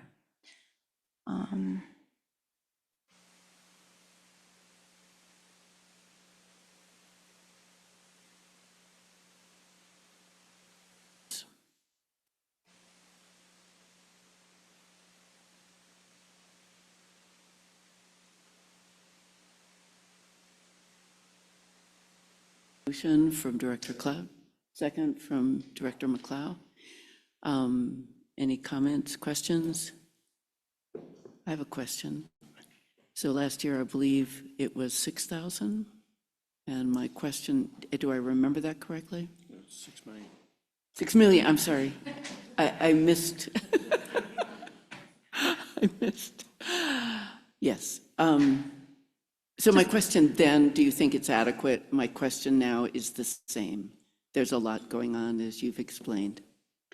There is a lot going on, and so yes, we attempt to strike a balance between things that are outside of our control, court matters, and then trying to plan and be as prudent as possible with preparing and making sure that we are adequately prepared to defend the state.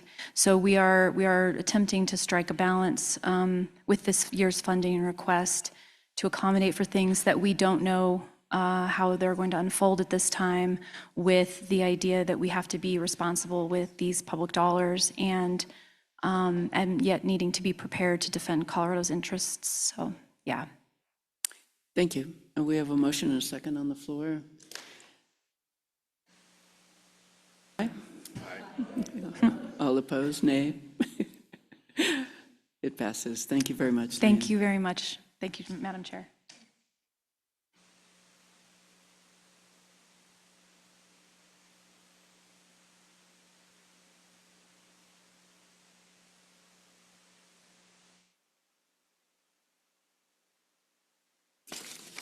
Sorry, I have to turn the page. Next, we have Kirk Russell, Financial Matters.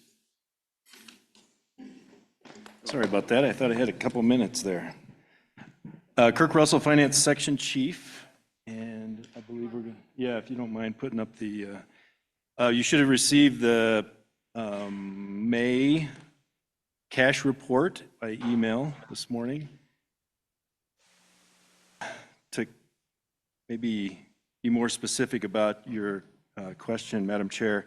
So the $6 million in the projects bill that is going through the process waiting for governor's signature is the $6 million you referred to, and that covers this 5.2 whatever that number was we were just looking at. Thank you for the clarification. Yep. And so we'll be working with the Attorney General's office between now and next year's presentation to the, or I guess September's Finance Committee meeting, where we'll talk about what that number needs to be in the following year. Hoping it's not going to be such a large number, but I think we'll let the AGs inform us on what their anticipation is for future years. Okay, so I want to be fairly quick because we've got several loans coming up in front of the board here shortly. The first one on the screen, which is probably a little bit small to see, not a lot of surprises in the cash report. And we are May of the fiscal year that ends June 30th, so we're coming up to the very end of this. This will be the last board meeting to approve loans under the current fiscal year. In July, I typically provide you a summary because we start getting receipts in from the end of the current fiscal year, and then we'll kick off the next round of these in September.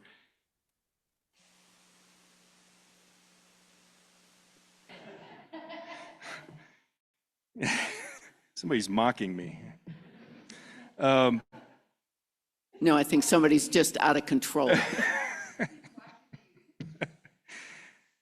All right. It was mentioned earlier, the projects bill is moving through the process. We actually hope to have a signature by the governor prior to this meeting because we've got a couple loans in front of the board that exceed our 10 million current limit for board approval.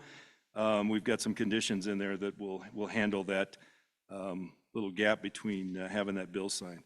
But everything seems to be moving through the process well. One of the things to keep in mind that my report represents what the board has acted on. And so just as in that projects bill, there's a couple large loans that the board acted on, that is referenced in here, but it's obviously not hard-coded until we do get that signature. There are, as mentioned earlier, there are some items that were in some other bills that changed the source of funding for some things that the CWCB is involved with. Notably is the severance tax operational fund that now we're just calling the operational fund.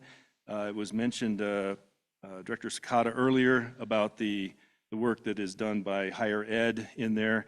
The director's report, Director Riss's director's report includes that list of projects that the staff has gone through. Historically, those were funded through a severance tax, not the perpetual base that we loan money out of, but another perpetual base fund that is now going to be funded by the construction fund. Loading the construction fund for some things that weren't having to be paid for in the past. Also, the Species Conservation Trust Fund is now funded by the perpetual base fund. And so the reason I share that with this board when we gather in September and talk about money available for the project bill next year, those are squeezing available funds for non-reimbursables and projects bill grants. And so it is this May meeting that I want to remind, or was asked to provide a general idea of what I anticipate the available funds in the projects bill for the 2027 bill that we will talk about in September with final approvals in November. Previous years, I've said we have about 20 million available for those type of activities. Because of some of the changes, there's a little bit of reduction in our 10-year average of severance tax. And so when I run my model to determine how much we have available, it's looking more like we've got about 16 to 17 million. But of that, we usually fund some things 6 to 7 million, including the litigation fund that was just talked about. That stuff is kind of the priority and then what's remaining. And so I anticipate to a broader audience of staff that have programs that need funded and the outside world that we have projects bill money available. That number is probably closer to 10 million this year to the outside folks. And inside that things that we need to fund routinely that aren't in the every year bill. That makes sense. Back to the construction fund on the board. Again, no surprises. There's about $6 million in new loans out of the construction fund. If we shift to the severance tax spreadsheet, it was interesting. Your screens, the severance tax, the only item on there that I would highlight, I shared with you that the revenue for severance tax it stopped in about September. Again, we're fiscal year, and the revenue stopped coming in, and yet the projections were still up around 34 million. They started flowing again in February, but we're still a little bit out of, if we were to just say every month we get the same amount, I think we've only received about 11 million in those revenues, but the projection is still set at 34, 35 million. So maybe there are some large chunks of money that'll come in from severance tax at the end of the fiscal year. That's my hope. And again, that was a March OSPB projection, so it was fairly recent that projection was made to get us that 34 million as expected. As indicated on there, we've got about $186 million in new loans. That includes the very large loan that's in the projects bill to Fort Collins. And I always want to share with the board, you see the bright red number at the bottom. And I've added in italics under the, on the right side at the bottom of that table, I think I shared with most of the board, I certainly did at the September Finance Committee, where we take a look at the model and see how long out some projects are going to take to need the funding.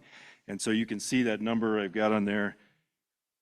I can't see it from here, but it's about 330 million maybe?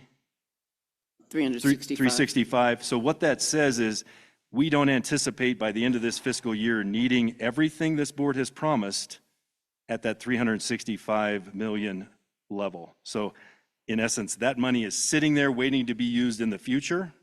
So when I say we're negative 100 million, that delta of 200 million is what I'm saying, don't worry. And if we shift to the next screen, budget model looking out 2 years doing the same kind of look. And I guess if you aren't familiar with this particular spreadsheet, what I do is in the upper left corner, I take the construction fund that I just showed you and consolidate it into some simple lines. So I just squeeze it down into a miniature version of what I show you every board meeting. The one on the right side at the top, right in the middle, is the severance tax version of that. And then on the far right is the two combined. And so I update this with the projections when they come out every 3 months. We get updates on when we anticipate large projects closing out, when the revenue's coming in. And so this is like looking outward a couple years. And you can see in yellow, I've got that same reference to how much in the perpetual base fund we've overpromised, but also how much we don't anticipate needing at the end of next fiscal year, and then the following year past that. And so we always look out into the future to make sure that we're not overpromising and not having the money available when that project is needing the money. So it'll be a little bit crazy for the first time when I show you we switch over to the next fiscal year. We're going to start severance tax with a negative number, could be negative 100 million. And so it's going to feel like, how can we do anything? We're already underwater by $100 million. That comes back to, we don't need that money until these projects are through the processes that they need to go through. So, and we stay on top of that to make sure we're not over promising. So with that, I'd be happy to take any questions.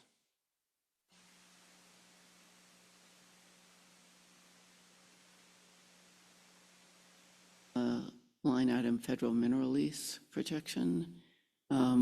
With the way the BLM is managing their lease sales, with BLM not having the opportunity to say no to any EOIs, I'm just curious whether this projection incorporates the expected vast increase in the number of leases let this year. Search and ask some questions about that. I do not get in the weeds. I just collect the money and assign it to projects. So I would have to... Just consider it a question lodged. Will do. Thank you.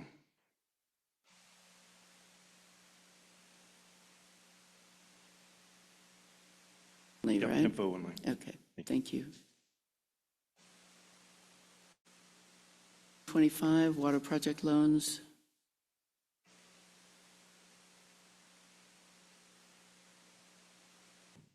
Awesome. This is actually agenda item 25A and B. because these are actually kind of the same project, just two different borrowers. So this is agenda items 25A and B. Item A is a loan request for the Special Improvement District Number 2 of the Rio Grande Water Conservation District. And agenda item 25B is the loan request for the Special Improvement District Number 6 to the Rio Grande Water Conservation District.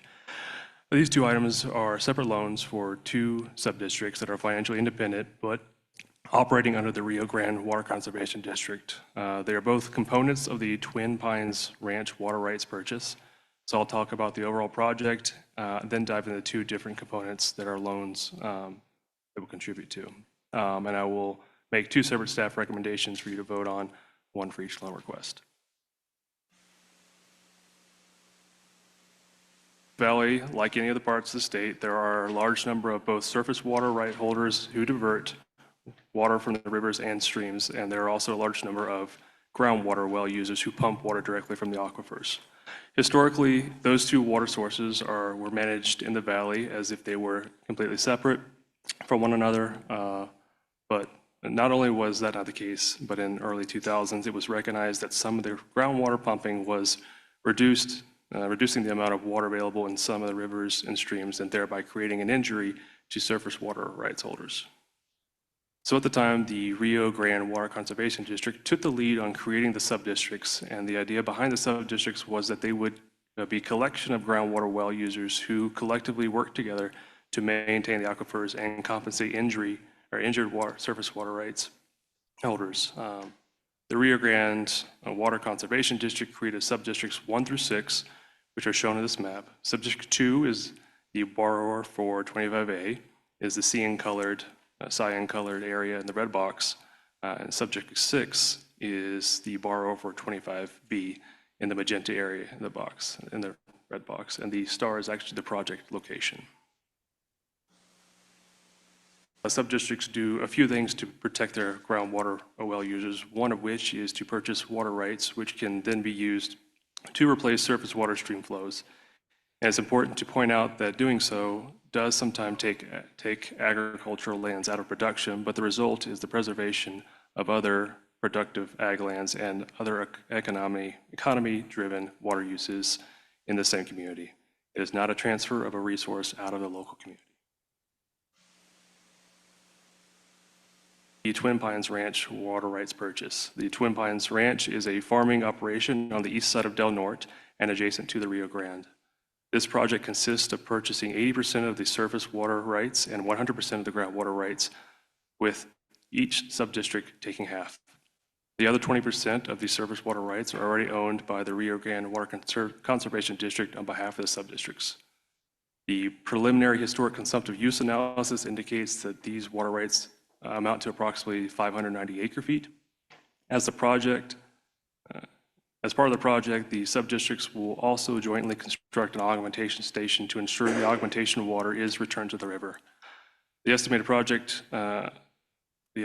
of the entire project is just over $5 million.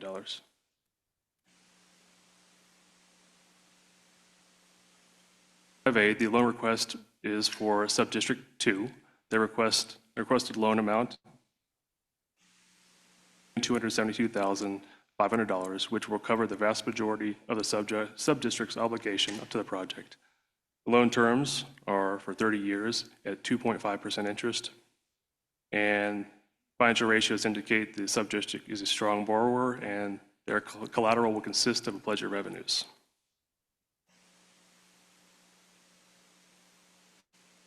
Item 25B, the loan request is for sub-district 6, and they're requesting the same amount, the only difference being that their interest rate is 2.75%.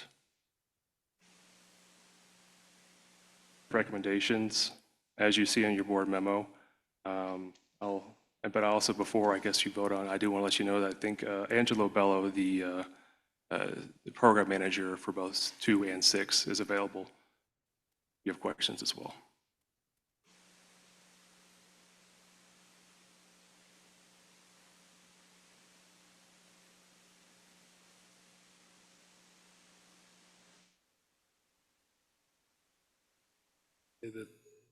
they've been doing a lot of work here to get all this taken care of for the streams and the depletions. So if there's no other discussion, I'd move for staff recommendation on agenda items 25A and B. Thank you. Second. Any further discussion? Comment, question? Staff recommendation just has the 2.75% interest rate. I thought there were two different ones. One of them is 2.5, I thought, and the other is 2.75? One of them, so 25A is for. Oh, 25A, sorry. This is just half of it. Yeah, Right. that's correct. Sorry. Yes. Sorry. Apologies.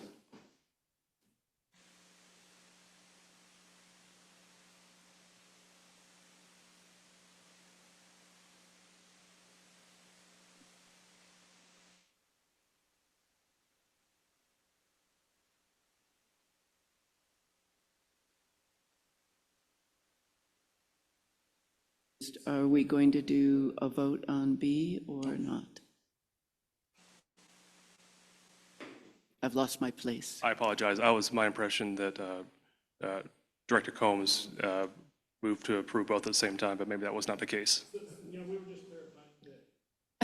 What did we just do? We were clarifying the motion was to accept staff recommendation on 25A and B at the same motion. Okay.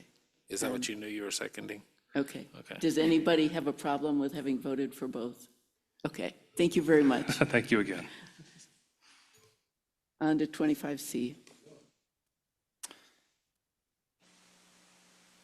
My name is Zachary Salin with CWCB staff. This is agenda item 25C, which is a water project loan request for the Highland No. 2 North Dam rehabilitation. And this is brought to us through the Highland Ditch Company located in Weld County.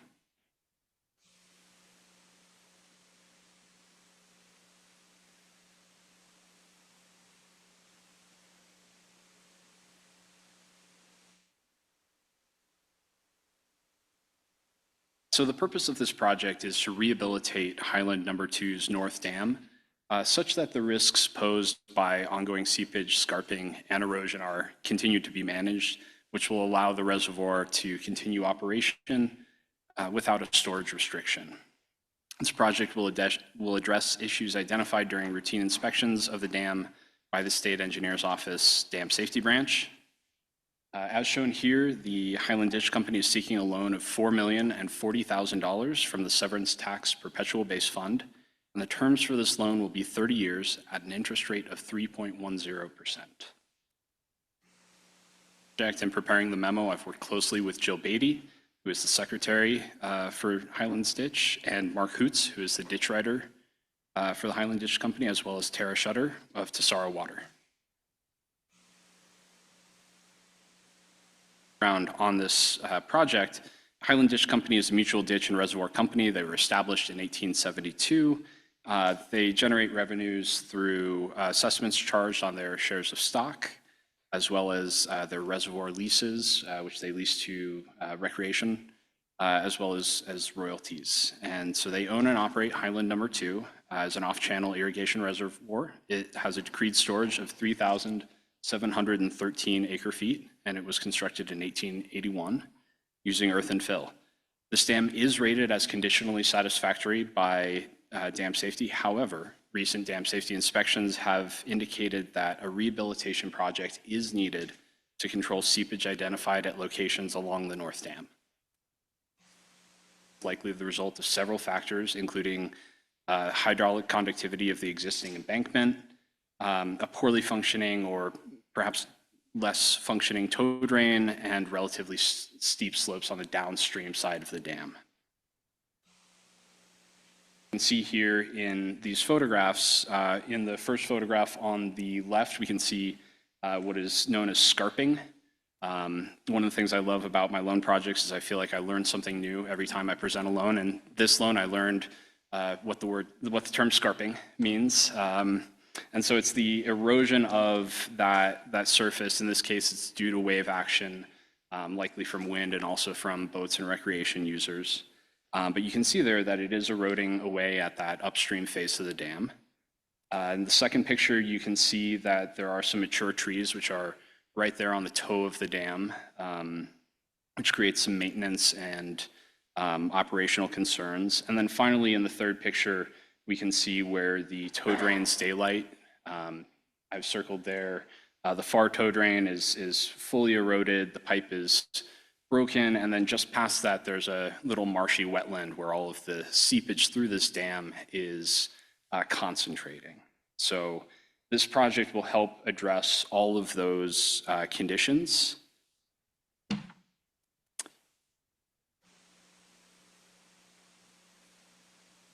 Proposed scope for the project. On this slide, the project includes a new keyed clay liner on the upstream face of the west end of the dam, as well as along the north outlet tower peninsula. There's going to be improved slope revetment using new riprap and bedding on the upper portion of that upstream slope. Include a new outlet and headgate sand collar filters for all the conduits that penetrate the dam, so that'll reduce the seepage along or through those conduits. And then finally, the project will add some earthen buttressing extending downstream along the majority of the north dam, and that will help reduce the downstream slope. That'll also help reduce the seepage through the dam. This project will abandon one of the headgates going through the dam, and then it will also remove the vegetation and trees that we showed. The project design for this is 80% complete, and the company plans to implement this work following the current irrigation season in fall 2026. We expect the construction work for this project to be complete by late 2026 or early 2027. Project financials. Total project cost is $4 million. The total loan amount will be $4,040,000, including the 1% service fee. The loan terms will be 30 years at 3.10%. Our financial ratios indicate that the Highland Ditch Company is a typical borrower overall. The company's prior loans in 2005 for the Foothills Reservoir Dam repair and in 2013 for their emergency system repairs have been paid back in full, and we feel very confident that this borrower understands our requirements. The collateral for the project will consist of a pledge of assessment revenues backed by an assessment covenant and the project itself per policy number 5. Is the staff recommendation as stated on the first page of your board memo, and I do also want to call your attention to, this one does not have the additional language that Kirk highlighted. If this board does have any questions, I'm happy to answer them. We also have, I believe, Jill Beatty and Steve Schultz and maybe a few other folks from the Highland Ditch Company online. They're able to voice their support for this project, provide their appreciation for the funding that this board offers, and to help answer any questions that you all may have. Thank you. Zach, would they like to make a statement before we ask questions?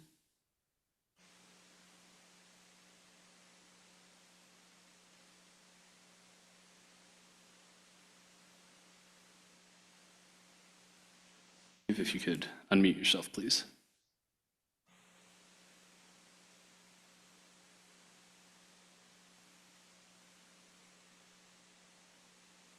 Absence, if she should come on a little bit later, we can take her comment. Are there any questions for Zach on this?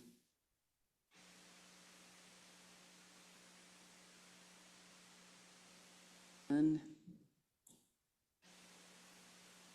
Approve.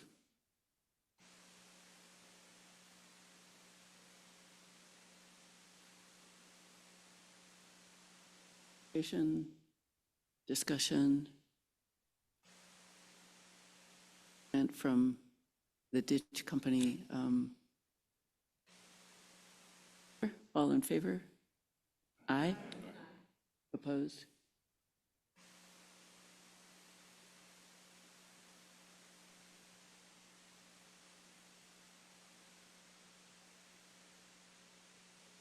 Me for a few more minutes. This will be agenda item number 25D, a second water project loan request. This is for the compliance pipeline expansion from the Republican River Water Conservation District located in Yuma County.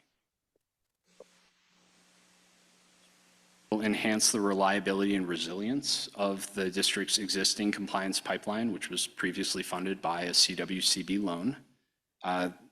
It will accomplish that by increasing the available pumping capacity for the pipeline, improving redundancy and extending the useful life of the critical infrastructure that this pipeline contains. The project is designed to ensure that the district can consistently meet their required annual delivery volumes under a range of operating conditions, including equipment outages, maintenance constraints, and hydrologic variability. Conservation District is seeking a loan of $15,341,900 from the Severance Tax Perpetual Base Fund. The terms for this loan will be 10 years at an interest rate of 0.85%.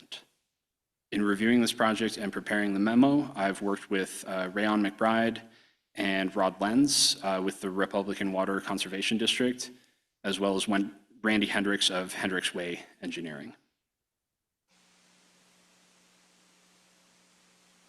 River Water Conservation District was formed in 2004 to assist the state with complying with the Republican River Compact. The district began construction on their compliance pipeline in 2011. The compliance pipeline is the mechanism by which the district delivers water to the compact gauging station near the Nebraska border. Since their establishment, the district has acquired water rights for over 50 wells associated with 61 final permits within the Sandhills Groundwater Management District. Those rights have changed uses that now allow them to be used for compact compliance. Is currently meeting their obligations under the compact. However, we understand that the required delivery volume for compact compliance generally increases year after year. Like 2026, which we are currently in, are especially critical, and as a result, the compliance pipeline operates over an increasingly large portion of the calendar year. For the compliance pipeline increases, it likewise increases the risk that failure of any component or part of this system could impact the ability of the district to meet the compact obligations, which could result in curtailment for water users within the district. Got the past compact delivery amounts shown on the graph, and then here in the larger figure, you can see we're zooming in on the compact compliance pipeline wells, which we'll provide a kind of closer view on in the next slide. The project seeks to expand and upgrade the district's existing compliance pipeline. As shown on this slide, the project includes 3 key tasks related to the expansion. First, the district will work to upgrade the motors and upsize pumps at 3 existing wells. Secondly, the district will drill and set 2 new wells that will be connected into the existing pipeline network. And finally, the district will expand the pipeline network to 4 additional existing wells. This approach has a number of advantages. These upgrades will increase the pumping capacity both across the system and at individual wells. The expansion of the system to additional wells reduces the demand at any one given well, and also increases the system redundancy and provides critically needed operational flexibility in the event of future equipment failures. The project design is complete, and the district is prepared to proceed with implementing the project's scope of work. They are anticipating to begin with their long lead items, things like motors and pumps, and they expect that this project will be fully complete by early 2027.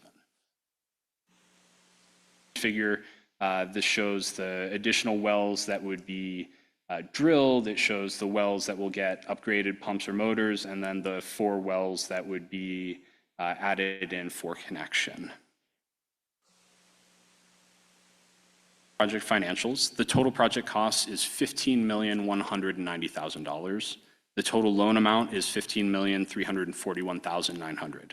That's including the 1% service fee, and the loan terms will be 10 years at 0.85%. Our financial ratios indicate that the district is a strong borrower overall. The district has 2 existing loans with CWCB, C150260 for the original construction of the compliance pipeline, and CT 2020-3336 for the purchase of additional surface water rights. Both of those loans are in good standing and in repayment. The collateral for this loan would consist of a pledge of the district's enterprise revenues backed by a revenue covenant, as well as the water rights being used for the project. The staff recommendation for the project, as stated on the first page of your board memo. I will note that this recommendation does have that additional language that Kirk previewed for you a few minutes ago. So to note, this is above the current approval limit, statutory approval limit of 10 million. However, we understand with the passage of HB 26-1338, with the increased limits, this would be eligible for board approval. If this board has any questions, I'm happy to answer them. And we also have Rod and Rayon from the district who are here to provide their support for the project, thank the board for the opportunities it provides, and help answer any questions you may have. So I'd like to invite them up at this time.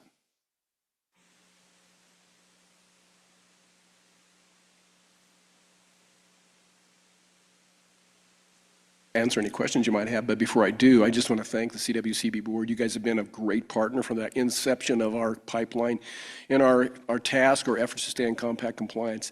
I might want to say one thing, maybe unsolicited, that we were kind of surprised this year when we got into a water short year and the aggressive nature of what our delivery requirements are going to be. And so everything was sped up on a timeline, and we're on a very tight schedule this summer to get all this infrastructure improved. And we're just really grateful to have the opportunity to be in front of you today. That we really appreciate all the support and working with the staff here at CWCB, and look forward to continue working with that.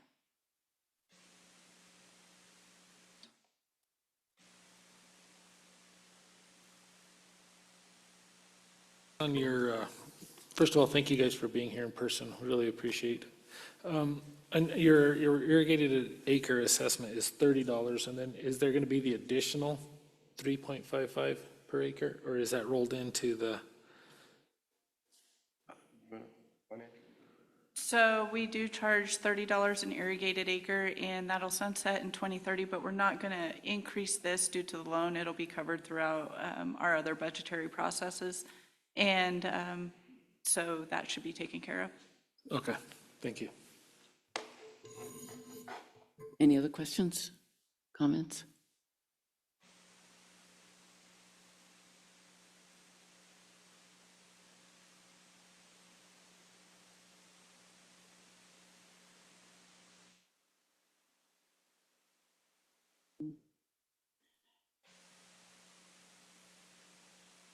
Move, say yay. Or nay. Thank you. Thank you. Thank you.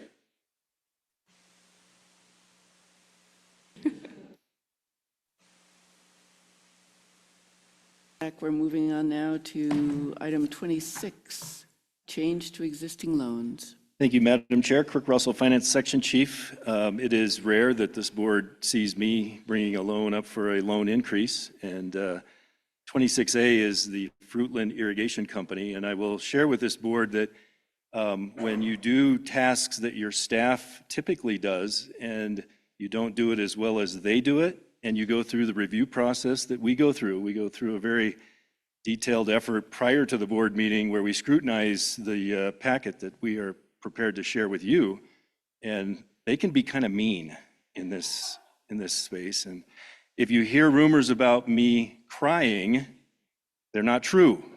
It was just very emotional. Did you give them a flag to drop on you? Forgot my flag. All seriousness, this is a project that has been around a while. This board approved a loan back in September of 2017, and there are a myriad of reasons that I'm in front of you now with a request for an increase. Part of it is the reliance on some federal money and the processes related to federal dollars, and it was a very complicated, high elevation, linear project with a lot of components. It's a lot of canal work, tunnel work, canal work, and so a lot of things stacked up. And I guess I want to pause here, and I indicated that this is a loan from 2017. It was prepared by Jonathan Hernandez, who's now with Northern Water. I was actually prepared to harass Jason Ullman for stealing Cole Bedford from CWCB, but I'm going to change my frustration to Director Wind and for running away with Jonathan Hernandez from our staff, but I guess you could say I'm still a little bitter. One of the things you'll notice on the screen, this is a vintage slide deck that Jonathan prepared back in 2017. The look is from back in that era. We used triangles instead of the current logo, and I was too lazy to update it into our current format, so you're just going to be stuck with triangles. All right, next slide, please, unless I've got that control. A loan increase, it's about $1 million increase. They do have a 40-year term at 2%, and this has been open for, close to nine years now. They do stay up to date on their interest until we close this out, and then we'll start the 40-year repayment. It does have a storied past as it relates to grants as well. This was approved for a WSRF grant for $900,000, and then followed up with a $350,000 water plan grant. And then it had a significant amount of federal dollars in it. To see some of the details on the right side, but this project is located up near Crawford, Colorado. High elevation, about 130 shareholders, established back in 1901. And you can, if you just, without seeing maybe some of the details, the length and the details on that right drawing are showing the different phases that they had to go through of linings and pipelines. And so this is from back when it was originally provided. They had a water plan management plan that was showing about 12.5 CFS of seepage, and that was causing salinity issues. And so they received a big chunk of money from the federal government to clean up that salinity and cure the water loss issues, and taking out 6,000 tons of salt and 400 pounds of selenium out of the river, the Colorado River. They received about an $8 million grant for that effort. And it came in several parts. They used a lot of phases to get this project done, and that was delaying some of the progress because of the construction cycle, and couldn't be up there in the wintertime. And the tunnels just create another level of complication when they're trying to manage those. So I provided some before and after pics. The top pic on the left is prior to the lining work done. This is in the upper part from where it leaves the reservoir and brings water down, or I'm sorry, leaves the river and brings water down to the, I take it back. This is from dam down to the tunnels. So I guess everything was downstream of the reservoir, Gould Reservoir. Here's another picture. This was, I think, some real complicated activity. You can see in the upper left, the original tunnel that they were having trouble with, they elected to go around the mountain. I guess there was a siphon back in the day along the ledge. Then they chose to tunnel it because the rocks were breaking up their siphon that ran around the edge. And so with modern technology, they elected to bury a pipe around the edge, and that's where you see pictures of that pipe that's sitting on a new ledge that they created, and then the backfill over that in the picture adjacent to it. Work downstream of the tunnels. Their increase. They went through all of the federal money and the loan money to get it to where they had tunnel number 2 remaining, and the price of tunnel number 2 and just the increases in costs over 7 years. They were uncertain whether they were going to continue with the project or close it out, and leaving tunnel number 2 a threat to their delivery system. And they are fortunate. I think they are hoping for some additional federal money, and with the loan increase of $1 million, they're going to proceed with the last component of this, and that is the tunnel number 2 work. Of the financials.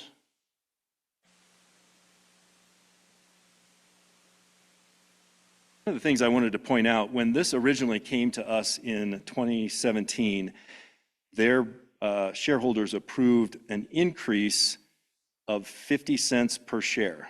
And because of the timing and they received some federal money, they did not request a loan from us to take advantage of that full increase in share assessment.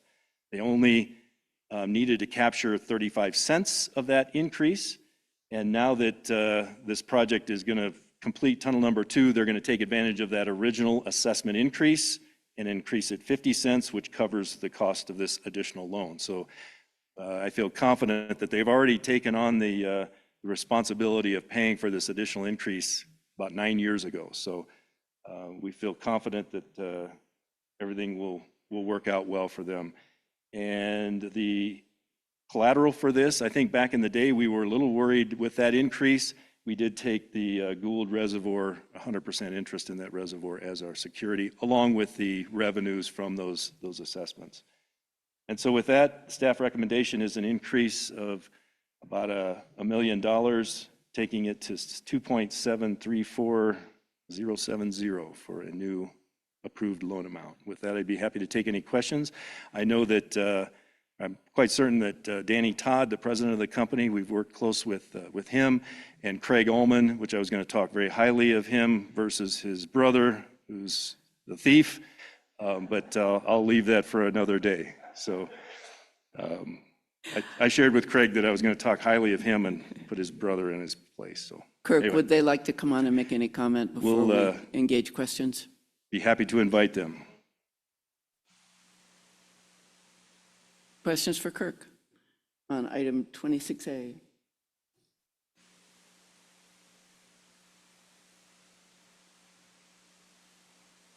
To do this like a prey animal rather than a predator animal?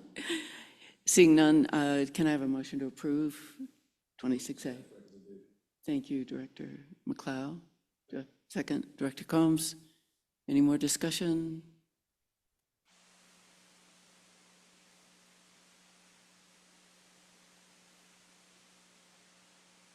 Thank you.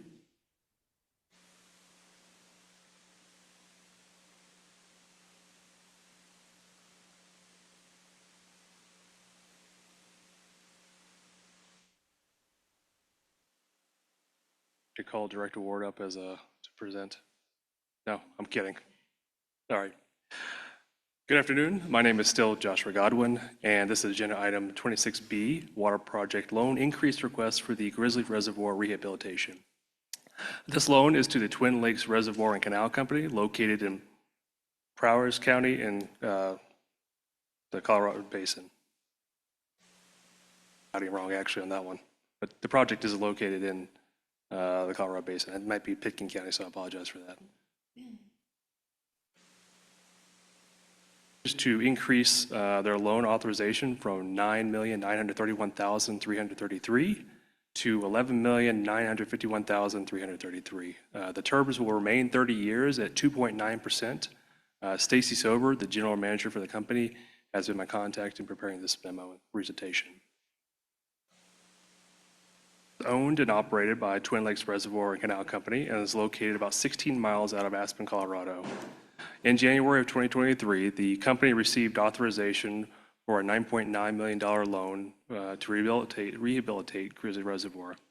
This rehabilitation included addressing the seepage around the outlet works, addressing the thinning of the upstream steel face of the dam, and replacing the tunnel gates that controlled water being sent across the Continental Divide to Twin Lakes. Construction began in the summer of 2024, and after the reservoir had been drained, a majority of the dam liner had been installed during the summer of 2024, except for a section at the center of the dam surrounding the outlet works and behind the stem gate. Additionally, during the installation of the dam liner, deficiencies were identified regarding the two-stage slide gate at the dam outlet. The larger slide gate used the high flow conditions, used for high flow conditions was found to be damaged but operable. But the smaller slide gate used for low flow conditions was found to be corroded and inoperable. In 2025, the company analyzed alternative solutions and decided to proceed with the design of an outlet tower to replace the current outlet infrastructure.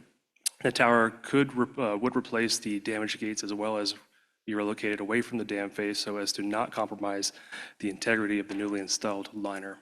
The remainder of the liner will be installed once the gate stem and outlet gates at the dam face have been removed. To, again, include this new outlet tower as well as the original components of the, as originally intended of the project. Here you can actually see the project, at least the dam lining underway.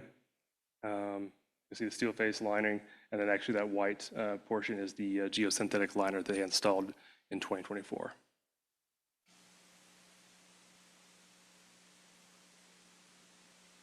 Or far away or too close, and hopefully it still illustrates the dam itself, as well as you can see that strip in the middle where they had not installed the liner.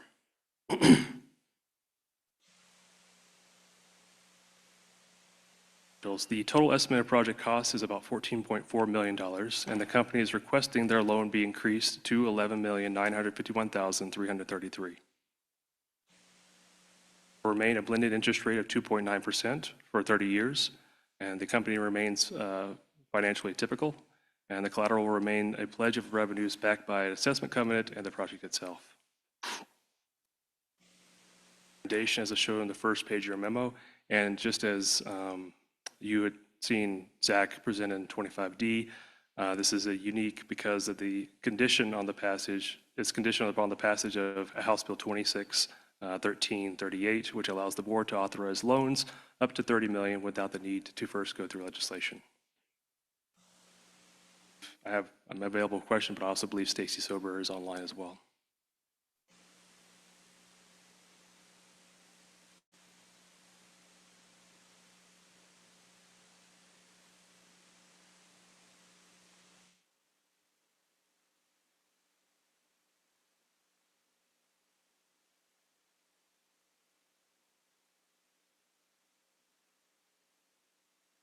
Aye. Any opposed? One of the things, so later, this last item, you'll hear from John Henyati about the CDSE, or the Comprehensive Dam Safety Evaluation. We actually use that quite a bit when we go through a lot of our loans. It helps us do our research, so it's been a huge boon for our program.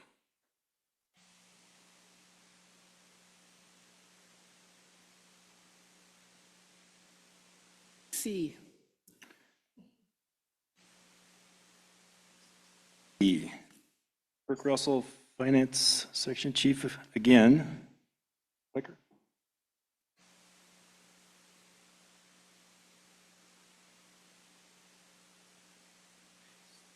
This is a non-action item, and it is a revisit to a project that several of this board may remember back in March of 2025.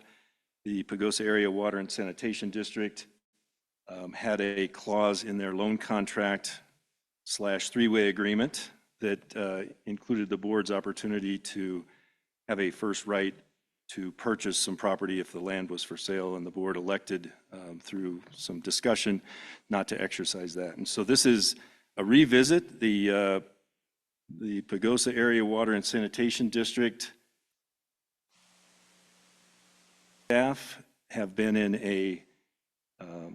a mediation as it relates to the contract and the ability to sell that land, and they have asked staff to approach the board with a concept. And so I lay this out, my presentation to the board, and I certainly offer the two districts an opportunity to answer questions or fill in some holes or areas that I may have misspoke when I get done with my presentation. But this, again, is a non-action item. Ultimately, I'll need to return to the board to codify anything that we ultimately decide to move forward with. But I also would like to give those of you that are just now seeing this for the first time some history of what this project entailed and why we're where we are today.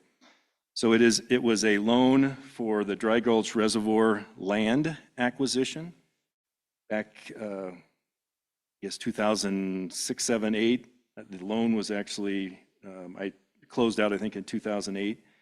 And it was to the Pagosa Area Water and Sanitation District, AKA PAWS is the term we use for that district's abbreviation. And the other district is the San Juan Water Conservancy District that encompasses the PAWS district. Their loan originally was about $11 million, and they were, again, identifying land. There was some federal land that they were going to negotiate to swap. They had a very large reservoir in mind. This piece of property was the last one available in the valley to take care of some needs. They were suffering from the 2002 drought, and they've done a lot of different things since that time to shore up their supply. But this was one of the ideas on the books, and because of development in the area being very aggressive, this was the only piece of land available to develop money. We want to sell the property, and we said, let's take a break and let's see if there's a better way to deal with this. And so we negotiated at that time a new contract that allowed them a 40-year term with two portions. One of them is a planning period, and I would call it a cooling off period. I think there was an era where no new taxes, and we've got to eliminate cost of things.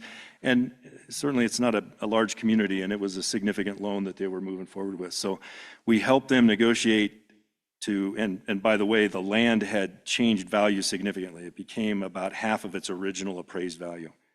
And so we worked out, so we divided that, what turned out to be about a $9 million loan because they didn't actually complete a couple pieces of the project. We cut that in half, and we said we'll have the first 20 years of $4.5 million. We'll call that the planning period, and then after that, maybe there'll be a different decision. Maybe we'll deal with drought. Maybe you've got some other ideas, and you selling the land would make more sense to everybody involved. And so right now, we're about 10 years into that first planning period window, and that's going to be significant as we talk about some more details here. But ultimately, the mediation resulted in them agreeing to a concept that I will be sharing with you. But the ultimate desire is the Pagosa Area Water Sanitation District wants out of this loan. They've indicated that routinely, and they've got a proposal here to do so. Maybe some details as you come over Wolf Creek Pass down into the Pagosa Springs area.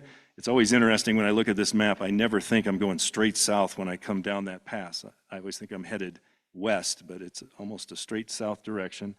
And the property is on your left into the community of Pagosa Springs.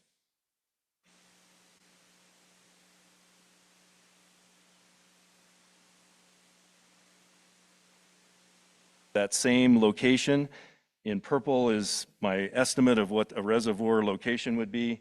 The gray bar is a dam. The highway runs kind of diagonal on the left side of that map. And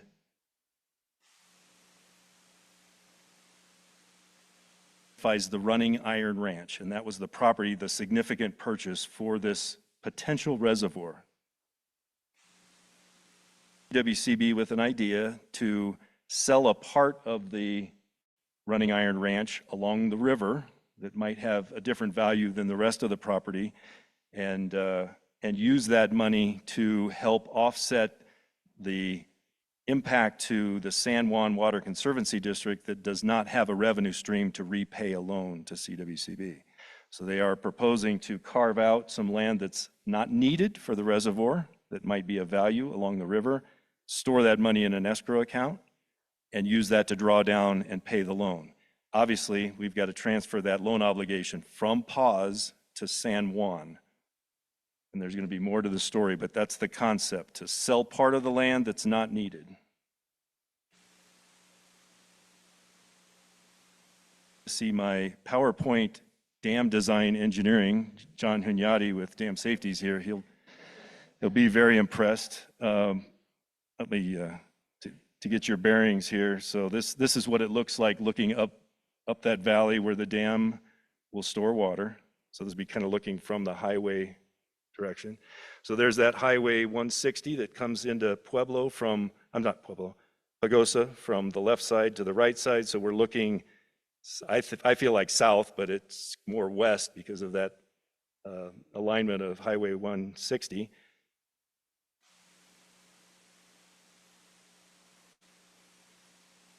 Yes, I'm usually pretty good with directions. Okay, this is taking a step back with my drone. I kid, we don't have a drone. Looking again up the valley, and then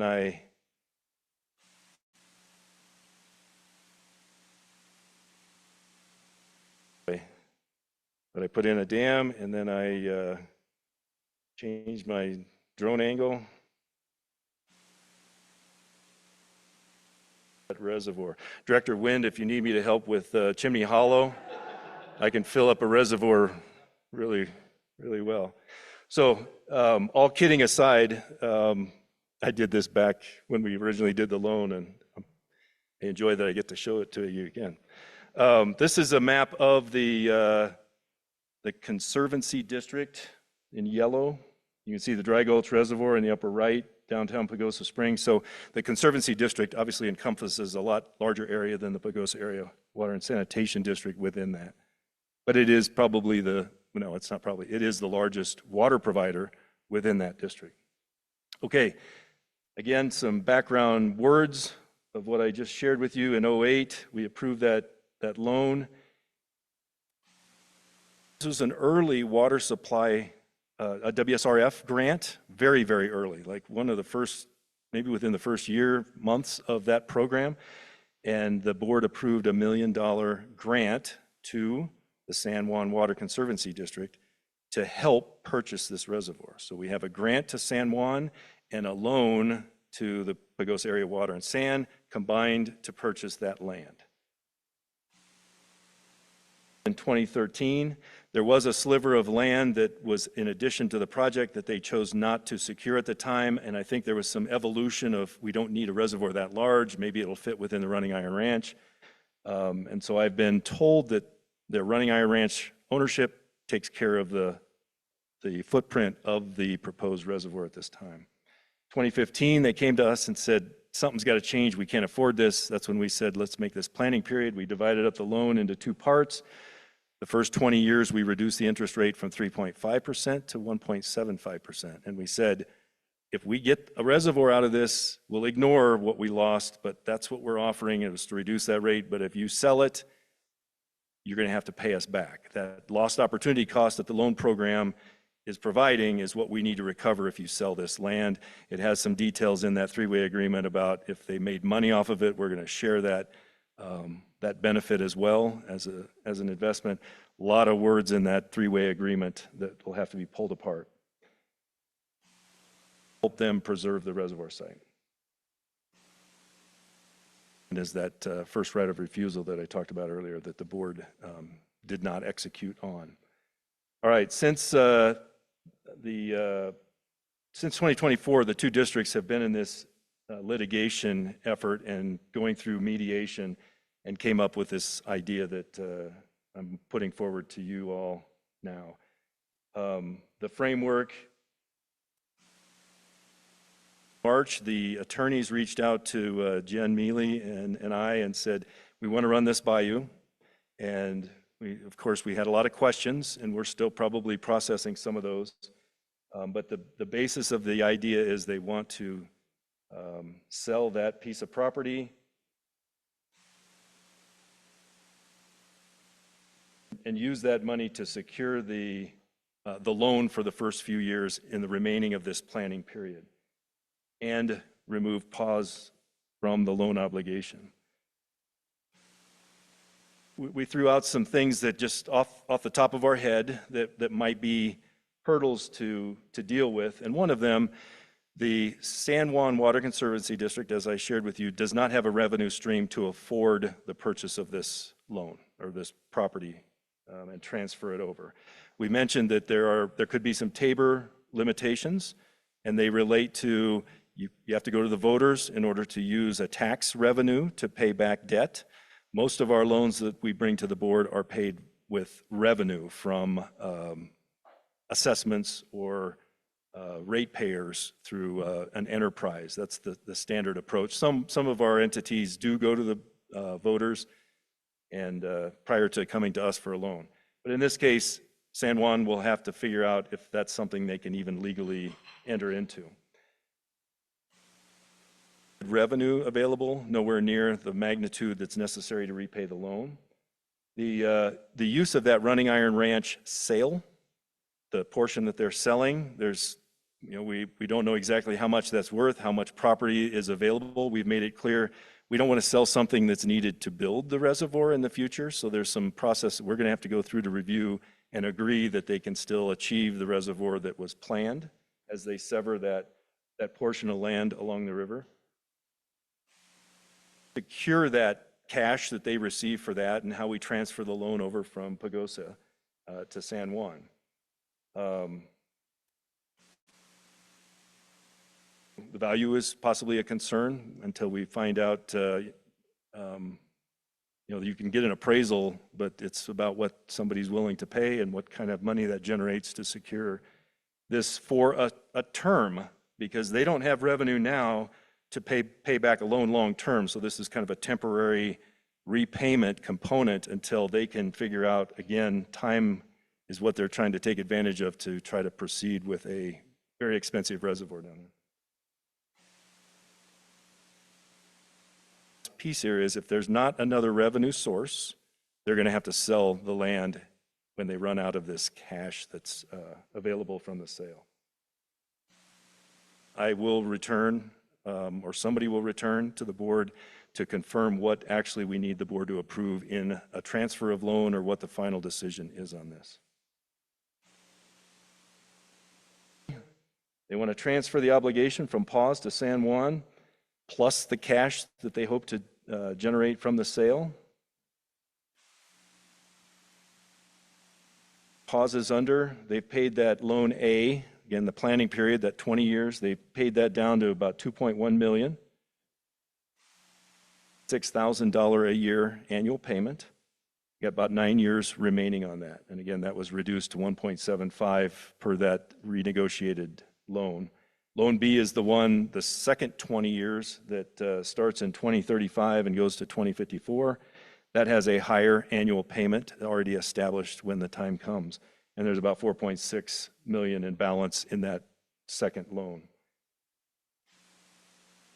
That obligation, that this package includes a repayment of the WSRF grant in the event that they sell the property and don't build a reservoir. And that I think is important to this board because that was the intent, to complete a reservoir. The penalty of 3.5% back to the date that we gave them that money, because again, lost opportunities to this board investing in it. For the sale of cash, will be set up for the repayment of loan A, and we've got to make sure we can secure that and work out an agreement with them to make sure that's available. Takes over the entire and the asset and managing that asset. So a lot of details that have to be worked out, but I want to make sure staff and the Attorney General's office helping us guide through this is in an acceptable direction to this board. I'm guessing have some members of the two parties. Some of them may want to address the board. Some of them are just listening in. And some of it's dependent on maybe what questions I need to field from the board. I have asked that I guide all questions to a district through their attorney first, and then maybe they can distribute from there. So with that said, I'd be happy to open this up for discussion. Complicated. Very complicated. Are there any questions for Kirk at this point?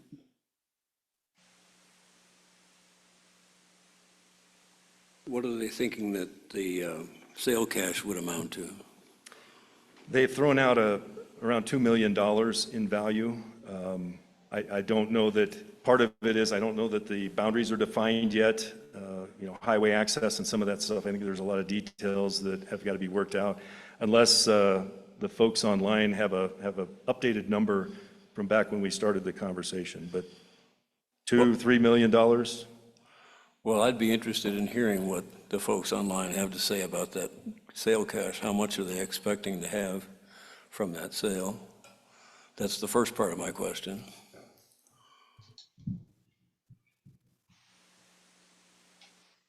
And Marcus, would you be willing to take that question? I'm on. This is Marcus Stock. I represent the Pagosa Area Water and Sanitation District. And I see Jeff Kane is on too, who represents San Juan. And the short answer is as much as we can. But the pro forma math that we did during the course of the mediation to generate a sufficient amount to fund the project by by San Juan was approximately $2 million. And the benefit of the size of the ranch is that we do have some flexibility in identifying what portion will be sold, and to make sure that the portion that's sold is sufficient to generate the amount of cash necessary to fund the compromise approach that the parties agreed on through the course of mediation. And we'll identify that land with the help of a realtor, and while ensuring the protection of those portions of the project necessary to actually build the reservoir at some point in the future.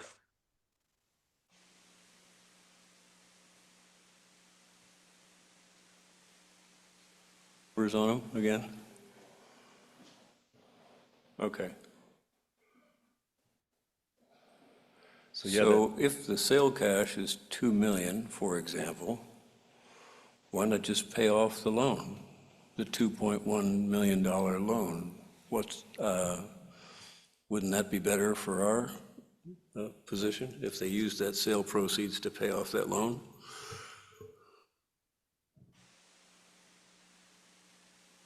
It is something that we contemplated, and this was their offer to us. We did not respond directly to that one.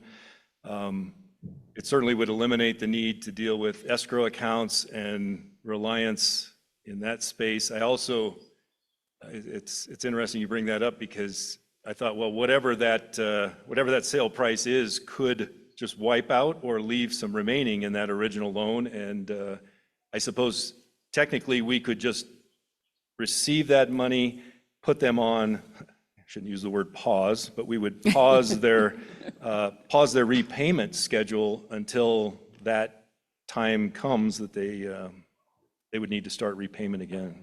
So They're already paused on Loan B, right? Correct. Loan B is, yep, it would just be Loan A, unless it was a large enough sale to reach into paying off some If they've got of $2 million, why don't they just pay off Loan A, and then they go into the Loan B pause period? I mean, I don't understand why we would escrow the 2 million to pay interest on a loan they could pay off. That doesn't make any sense to me. I will, I'll open that up to the districts. My name is Glenn Walsh. I'm on the pause board. And I think the whole concept here is that the San Juan Water Conservancy District at present doesn't have the revenues to cover even the reduced payment of $256,000 that we have annually through 2035. But they are not under Tabor, and their property tax revenues have risen dramatically.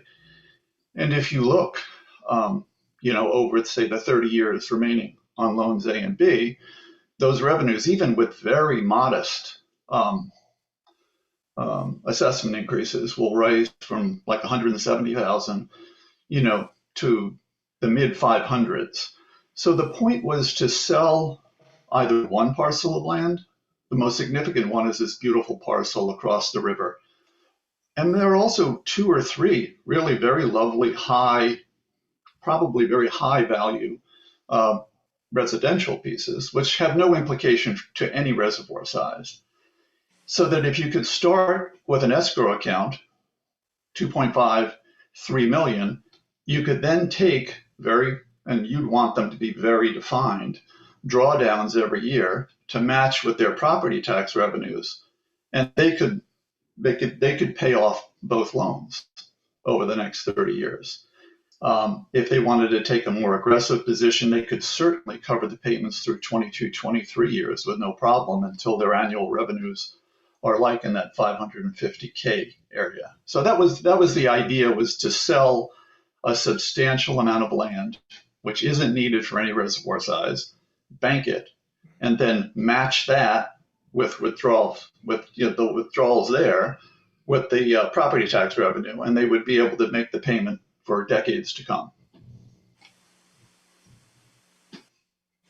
Afternoon, Commissioners. This is Jeff Kane. I'm General Counsel for the San Juan Water Conservancy District, and I appreciate Glenn adding his perspective. The San Juan Water Conservancy District has to be a little more careful about its outlook and revenue sources and what they can be spent on. But the concept here that works from our perspective is, yes, we should end up with sufficient proceeds to make sure that Loan A can be paid off, whether it's immediately or over 10 years. And that gives the district the complete planning period it anticipated for developing the project. And within that period of time, there's the potential to increase the mill levy, to authorize the district directly to take on debt, and to proceed that way. In the interim, the entire ranch can be owned by an enterprise formed by the San Juan district, and it can complete the planning tasks and continue to work with engineers and consultants on that, and with determining demand for a project and the proper size, and all those tasks. And so I think if the board's conclusion and the staff's conclusion is it's best to just get Loan A paid off in the near term, that's certainly a possibility from this district's perspective.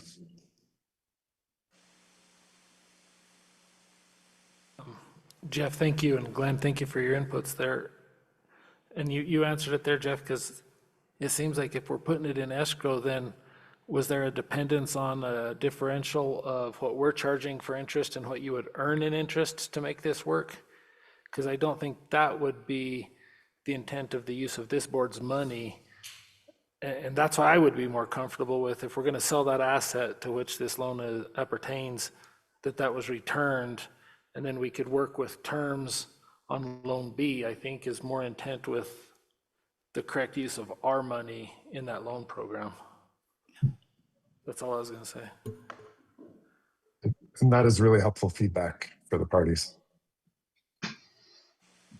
Yeah, and then if I could add from the PAWS perspective, we're just making suggestions on how to make the project pencil out so that San Juan can own the property, which is going to provide decades and decades of possibilities for the reservoir, as opposed to a potential sale rather soon or 2035.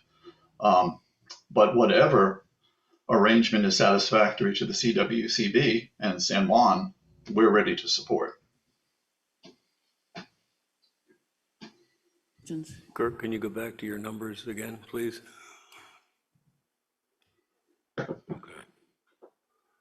So I guess I'm going to say it one last time. It makes no sense to me to pay $256,000 a year in interest on a loan that you could pay off.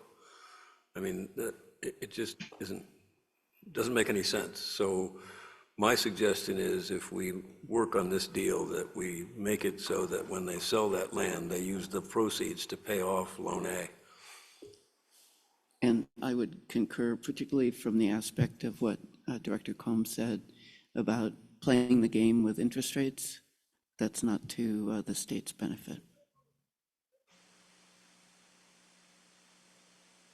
Okay. Thank you. Any other questions, comments? I know we'll hear back from you once you've had a chance to refine the proposal, and look forward to what you come up with. Yeah. Another note. So the Pagosa Area Water and Sanitation District's next payment to us for the loan is due October 1st. And I know that both districts are pushing hard to get something done before that due date of that loan payment, which, just thinking out a couple board meetings now, it might be back in front of you in September, or there may be something else we need to take a look at. Doesn't seem like this stuff happens overnight, and so we'll keep the board apprised of some progress here as well. Thanks so much. If there's no other questions, thank you. Last item for the day, 27, DWR Dam Safety Branch presentation.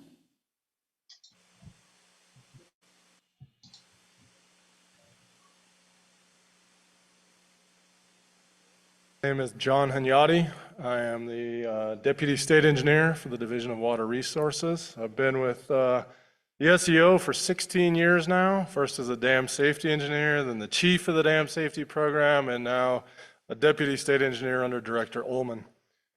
So I know it's late in the day, and sitting at these board meetings can get rough. I know that with Jen. So I'll try to keep it brief. I mean, the main goal today, there's no actions requested, nothing like that. Kind of just an update and insight into the mind of this mysterious dam safety branch, right? So that's what we're going to talk about today. So over the last, a little bit of a history, the dam safety program, what's our role? Over statewide, there's 410 high hazard dams. What does high hazard mean? When the hazard potential of that thing, if it fails, people die, okay? If it's a significant hazard, it fails and wipes out infrastructure. And if it's low hazard, we lay over some barbed wire fences, I guess, right? In those high hazard dams, we have 2.1 million people that live below those dams. Our age range of when those dams were first built started in 1863 as one of the older ones, and up to some of the ones that we're well aware of that are being built through the present, right? Statewide, my team has 12 dam safety engineers to look at all that infrastructure and try to keep things up to speed. That's a lot of dams assigned to each engineer. That's a lot of lives that they're responsible below each of those dams. Our mission at the end of the day is twofold. One, protect public safety below those dams, and two, maximize the safe storage that we can retain in those structures. The state engineer's office has been around a long time. They've been looking at dams for a long time. What did we used to do? What we used to do is we walked around on those things and we reacted to what we saw, right? And that's fine. There's times when that's super valid and necessary. But the concern with that is that we have limited number of staff, obviously, walking around on those things. We have more people living below those structures, more people relying on the water that these dams provide. They're getting old, right? They're aging infrastructure. What we thought was a good way to design a dam in 1932 probably isn't what we're going to do today in 2026, right? The other thing we find is that the geology is weird, right? Things that can withstand a long time before they start setting off and leading into progressive issues on dams. The last thing I would say probably is that the cyclical reservoir loading, right? Dams, they're dynamic beasts, I would call them, right? When we come into a dry water year like this and we drain that structure down or we draw a reservoir down to do a project, it's going to respond differently when you load that thing back up, right? So for all those things, and you can't just go, how do you use your money wisely, right? That's kind of what a lot of your guys' role is. And so we can't just go gold plate every dam, right? So part of our process, we decided something's got to be different in how we do business. So this started about 15 years ago or 10 years ago that we wanted to really, and I'll start off by saying I'm not going to swamp you with a bunch of engineering and too many acronyms. There's a few I'll have to highlight though. So we really wanted to base our entire process around risk. And the point of that is to prioritize the best use of our staff and the best use of dollars to accomplish our two mission goals. So the way we wanted to accomplish that, and I'll talk about what risk means here in a second, but we want to be consistent in how we evaluate what are the potential ways a dam can fail, those potential failure modes.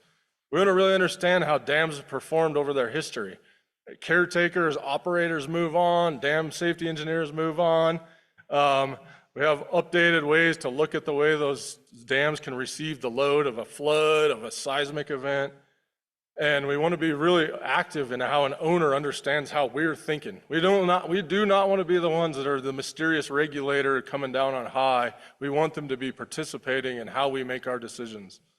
So at the end of the day, we want to use this risk process to provide that clear roadmap for an owner of how are they going to do things on their dam, what should they be looking at, what ways can we reduce consequences of a potential dam issue, and what ways can we do better maintenance or monitoring on a structure. So at the end of the day, you'll see this nice color matrix in front of you. At the end of the day, what this is called is our dam safety risk matrix. On the vertical axis, we evaluate what we call our likelihood of that dam failing versus the horizontal axis, or the consequences associated with that failure mode. In that case, how many people die, right? And so the color is intended to be as simple as it looks: red, yellow, green. Red, we got a problem. Yellow, don't let it get worse. And red, green, we're doing okay. we get about going through this process, 10 years ago, we said, we got to change this. And so some of my teammates, we started really researching what are the feds, what do they do internationally, started adopting the things that made sense for us. 2019, we started pilot studies with support of Kirk a little bit.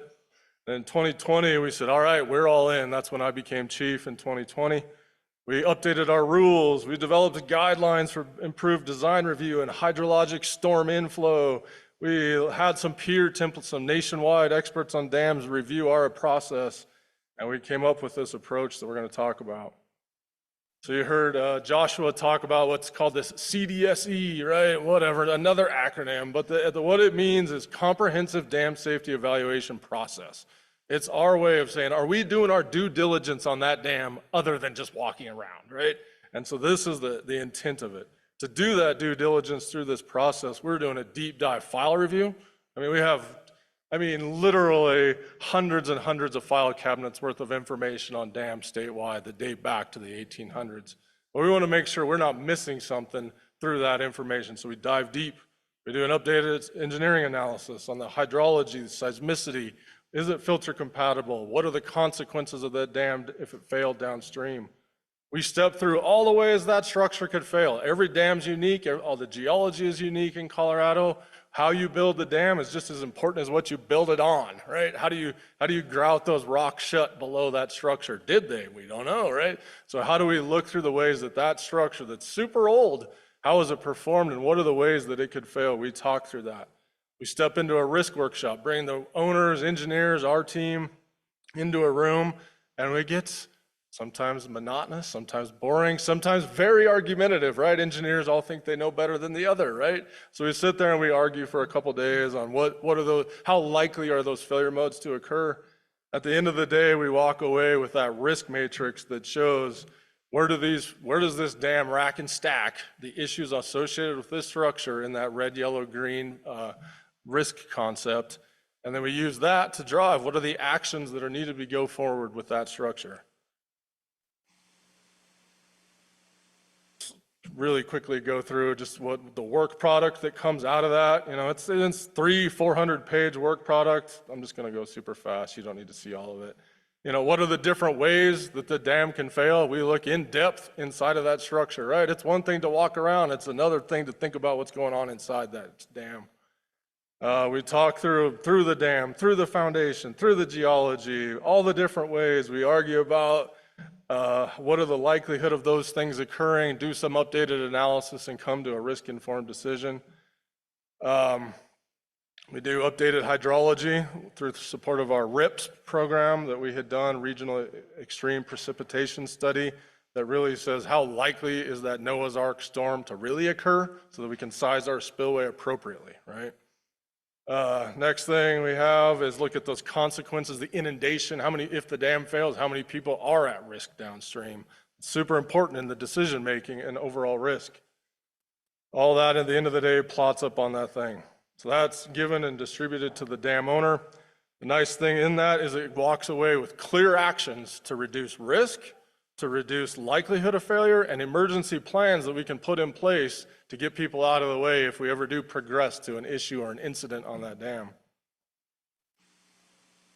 Implementing this thing, this sounds cool, but a 400-page analysis that takes a lot of time to complete on each high hazard structure, that's a lot, right? That is a big undertaking for us. And so we took like a multi-pronged approach to getting it done 5 years ago.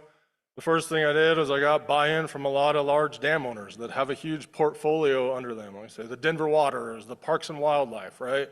Got them to buy into this process, and they took it upon themselves to do this template, this process for their dams. Next thing is our staff can do some, right? We still got to be out looking at dams, overseeing construction. So some of my staff are able to complete it in-house. The biggest thing that we've been able to support with the help of this board and Kirk is to pursue aggressively grant funding that we could use consultants to really supplement our ability to get this work done. And so that's what we've done over the last 5 years, and I'll highlight that. We've used state funds to match a lot of federal funds. I hired 3 experienced consulting firms, and we were running up to 8, 6 to 10 person risk teams simultaneously for the last 4 years. And so then we're also using this process to inform how we review design of rehabilitation projects that you may have just heard about today, right? That's what you're hearing from us, is where we're coming from is informed by this process and informed by the Chimney Hollows and Glades of the world. We're doing the same kind of process on those structures too. Today, the dollars that I've been working with total are 3.6 million. 1.4 total through projects bill and tax funding through you all. And then you leverage that against opportunities from the feds that are drying up a little right now, mind you. But I got in there while I was getting was good. The next thing, what's the numbers? How many have we gotten done? So with owners, we're able to complete 62. With the SEO funded through our process here, we've completed nearly 100. So what does that mean? So that's about 40% of our high hazard dams have now gone through this process and providing that roadmap for my staff and for dam owners. The next thing let's ask you to think about is this concept of population at risk below those dams, which is PAR here. So for the dams that have a population at risk higher than 1,000, just think about that for a minute. That's a lot, right? That live below that dam, that we've completed over 90% of those that have that high population below them. We prioritized it from that consequence standpoint. So what are we running into? What's our results? What are we cumulatively seeing, right? And which is this is a bit of a wag to present this to you, but it kind of shows where are we landing, because each dam is different, each season's different. How did it receive that load or that drought condition? But statistically, right? So through this 160 that we've done, we've identified about 10% of dams had something that landed up in that red. Like something that was like, yeah, that's a little weird. We need to deal with that. 70% have landed in the yellow. And what does that mean for us? Well, that means that we're looking at ways to improve our monitoring and not let things progress to the red, right? There's the point. And then 20% are landing in the green, keep doing what they're doing. Why are we finding these things in the red that maybe our program hasn't found before, right? And I'm not going to go through dam engineering design here. I mean, we'll let Kirk do that with his Google Earth's approach. That was pretty good. But, like the things that we're looking at going on inside the dam that we couldn't normally see are associated with seismic failure modes, internal erosion failure modes that happen through the embankment or through the foundation, and sometimes associated with spillway erosion. A lot of dams have good spillway capacity, but once you start ripping flow through those spillways, what do they want to do? They want a head cut, right? So this started to look at that more in depth. And so a lot of these, particularly the seismic and internal erosion, like we weren't catching those through our normal routine boots on the ground inspections. So now we understand what to do. So what are we doing about that when we find something in the red? It doesn't automatically mean, oh my God, the world's, the sky is falling, nothing like that, right, necessarily. So what are we going to do? We're going to be informed. We're going to better understand what the issues are. We can do better piezometers, better monitoring, better seepage monitoring, maybe do some updated engineering analysis to refine that risk estimate. Possibly, I'm going to get into it, possibly it may be such a high risk that we need to address it through a reservoir restriction, right? Where we bring that load off of the structure until we can get resolution. You've heard the term restriction 1,000 times, I'm sure, from Kirk and Matt and them. And that leads into possible rehab projects where we're trying to take this roadmap that we're developing with the CDSE process and give that to the owner instead of like handing it out to a design engineer that says we need a gold plate to fix this dam. No, we need to fix this issue on this structure to get to an acceptable level of risk. What is that? So I want to talk a little bit about this, like, the elephant in the room of restrictions. Like, I've put on restrictions, I've lifted restrictions, many of them, many hundreds in both directions, okay? And so we do not take that as just like a willy-nilly thing. We go through this process to understand and inform our decision to apply a reservoir restriction. We do not do that lightly. We do that as, frankly, a last resort. We use this risk process to help the owner focus on the right funding for the right solution and help get that dam off a restriction. So what this little slide here is intended to show, like, how many dams are restricted statewide. It literally changes about every week, it feels like, frankly. But currently, in this month, we have 114 total restricted dams statewide, out of the 2,500 plus of jurisdictional dams. Now, what I wanted to show out of this slide deck, though, was a couple things. One, if you scroll across the row of high hazard dams, we have 29 restricted high hazard dams. And if you go all the way across, what I really wanted you to see out of this is that we have 72% of our owners are like actively engaged, working through the CDSE process, working through a funding process to get that thing fixed and get it off restriction. Because not only does it get them the water they want back, we or they cannot guarantee that a restriction is always going to hold if a flood comes in, right? And so that we're super proud that our team is like advocating to push these high and significant hazard dams very quickly and support owners to get those off restriction. We're not prioritizing as much of our time on low hazard dams, right? That is where we see the biggest risk for us as a program and our mission. So just to give you a sense, the total restricted volume statewide is 108,000 acre feet today versus a much larger, that's like 1% of the total volume available to store in dams statewide. Risk process helping us? Seems like it's kind of is. I feel like it is, but statistically, I took a look back. So, I didn't want to break it down into like number of projects per se, but what I did take it was like when a rehab project does come back to us for review and approval at the SEO, we have to review that thing, right? And put my stamp and seal on that thing along with the design engineer. And so before we started doing that, our average design review fees that we collected in the previous 5 years before we started doing risk, somewhere around $100,000 or less that we would collect in annual projects that were occurring. Since then, you can see like we've bumped it up. People are motivated, they're taking this to heart, and they're seeing the risk that their dam presents and trying to regain that storage.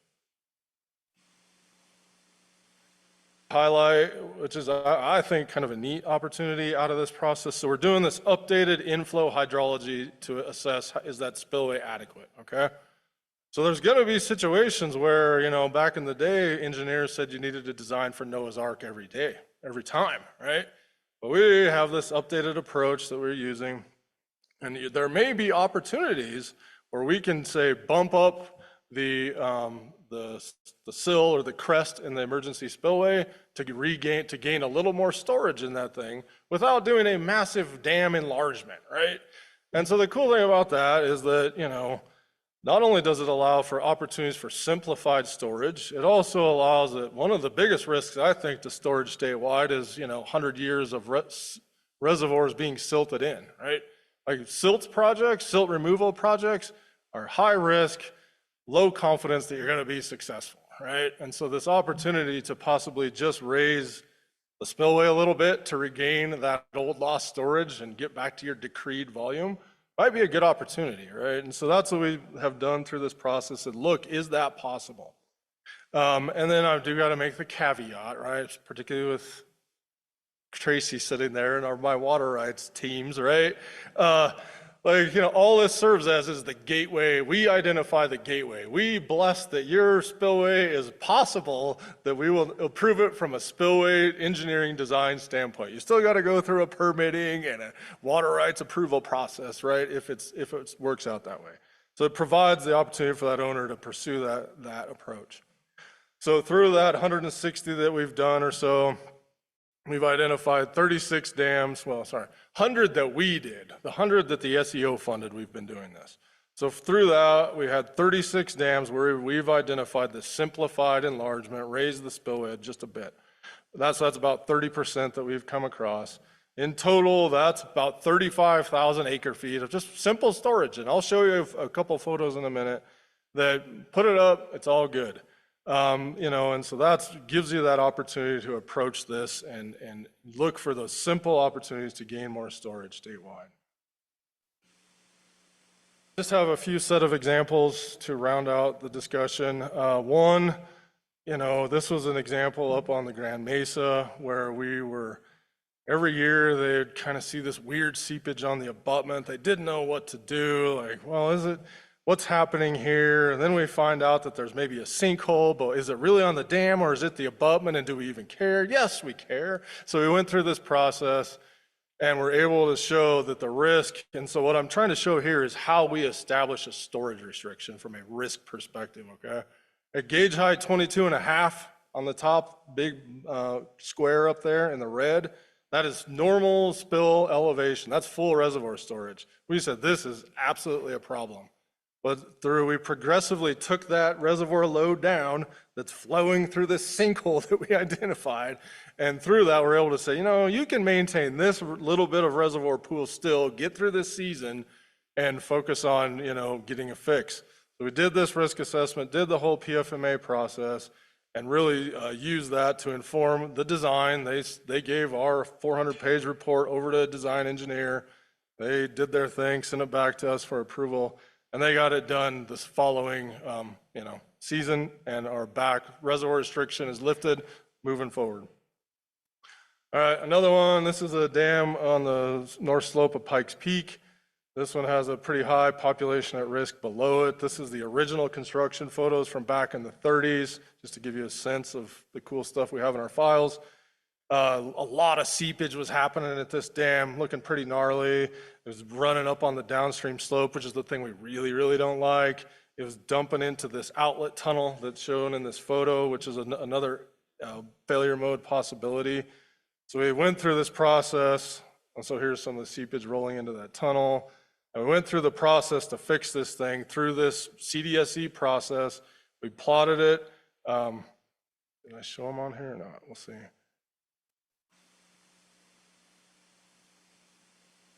Those ones, these ones, the failure modes plotted in the red. We knew it was a problem, so we went through the process to design and repair those failure modes.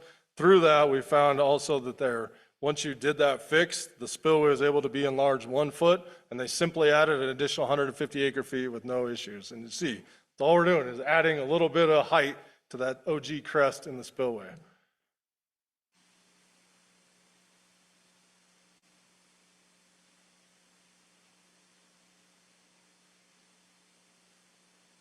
I just wanted to ask, is this increasing that height on the spillway that you Yes. were mentioning? Okay. Yes, ma'am. So that's a picture of the forms being placed for an additional foot on the OG crest in the spillway. So simple project. They didn't modify anything else in there for that to accomplish that additional storage. Next one, my goodness, this one gets even simpler. This is a very large reservoir in the Front Range. It's also a state park. We went through our CDSE process. You can see our failure modes didn't land out of the green in that case. Nice thing there is that identified an opportunity to raise the spillway a little. In this case, it has this little weird service spillway. I won't go into too much details, but you can see the forms where we have 8 inches of material that we poured into those little forms in that service spillway, and we got an additional 1,600 acre feet at that dam. So that was a pretty cool bang for your buck, right? And so that it developed out of this process.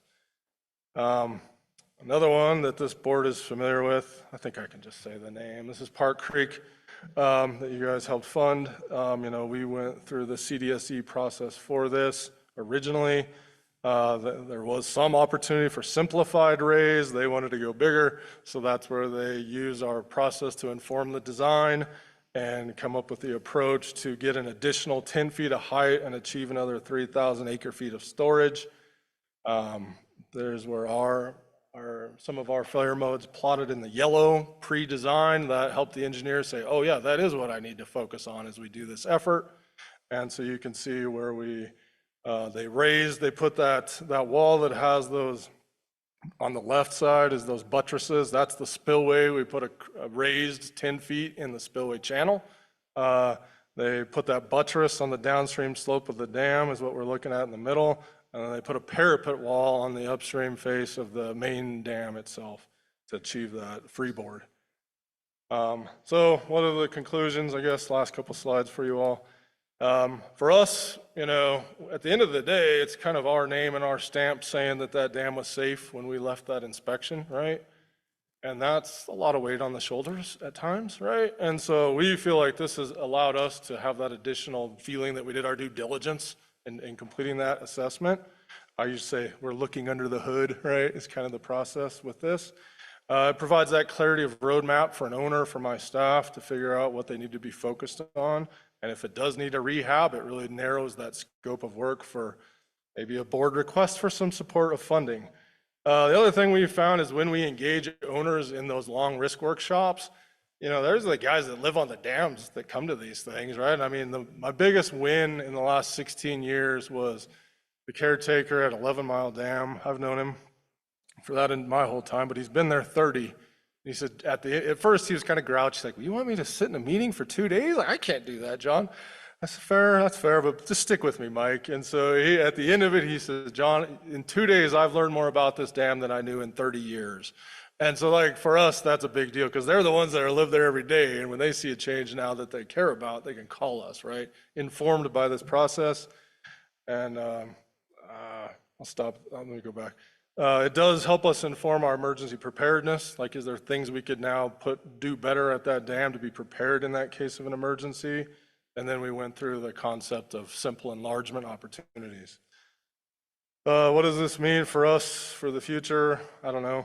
The first thing I'd say, we're almost there with this, getting them done. You know, 90% for the dams PAR over 1,000. It's a lot of work, but you know, another 100 dams would get us down to the PAR of over 100 citizens that live below those dams. I mean, really my main point today was kind of show some passion for dams and show some appreciation for you guys and Kirk and his team for supporting this effort all these years. It's been a great partnership. Appreciate everything that you all have done, and it's kind of it for me. If you feel like it. Thank you so much. Yes, ma'am. No dams, no storage, right? I say that a lot. All right. I've not heard it from you, but questions? Director Combs. So John, going back on your restrictions, did I read your chart right that one dam accounts for 85% of the total restricted volume? Yes, sir. Sanchez? Yep. I'm trying not, and they're one of the ones that are actively trying, I'll give you that. But I feel like I always have to add that caveat, right? I'm like, the 80% of that volume is one dam. Well, yeah, that's a huge dam for the watershed. But Exactly. 100%. You understand well. Tracy. Thank you. I just wanted to maybe just highlight a couple of things that you said. And if I got it right, this board has provided $1.8 million that was leveraged with like another $2 million or so of federal funds to do all of this, the review of 90% of the dams under the comprehensive dam safety evaluations, 90% with 1,000 people underneath. So all of that with just $1.8 million from the board. 1.4 total, yep. 1.4, and so it just strikes me as what you're doing here is making, you know, millions of Coloradans safer, and also finding opportunities for more storage where that is warranted and safe. And it just sounds like it's such a efficient use of the state's money.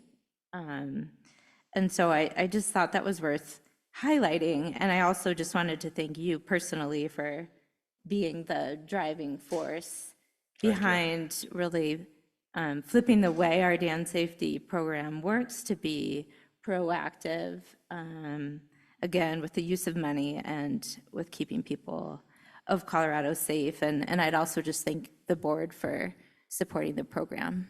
So awesome. Thank you, John, and thank you, board. Tracy. Any other questions or comments? Yes. Sorry, just a quick comment. Matt Stearns, Finance Section. I've had the pleasure of working with John over the past several years on some of these. I've sat in on a couple of these efforts for different points. I also participated in the selection committee for some of the consultants that he hired to perform these. And I can't say enough. I mean, first of all, this is really cutting edge stuff for not just for Colorado, but for the nation as a whole. And so I think we really need to underscore that. I would also say that I am impressed every time I talk with John and his staff about the amount of time and effort that they put into each one of these. They're going way above the job duties that they have laid out for them to make these substantial gains.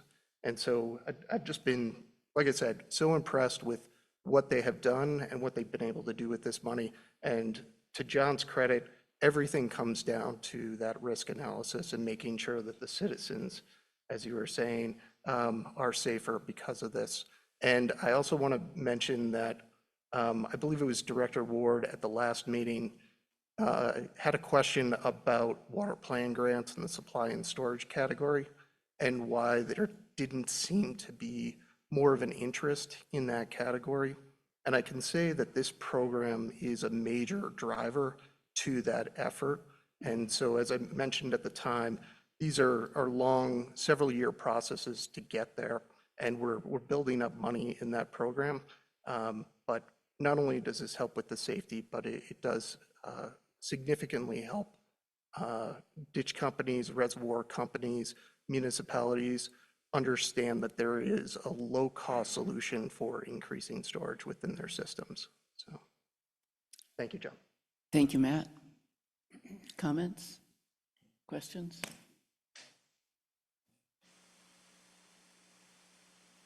The item is public comment. Do we have anybody in the room or online that would like to make public comment?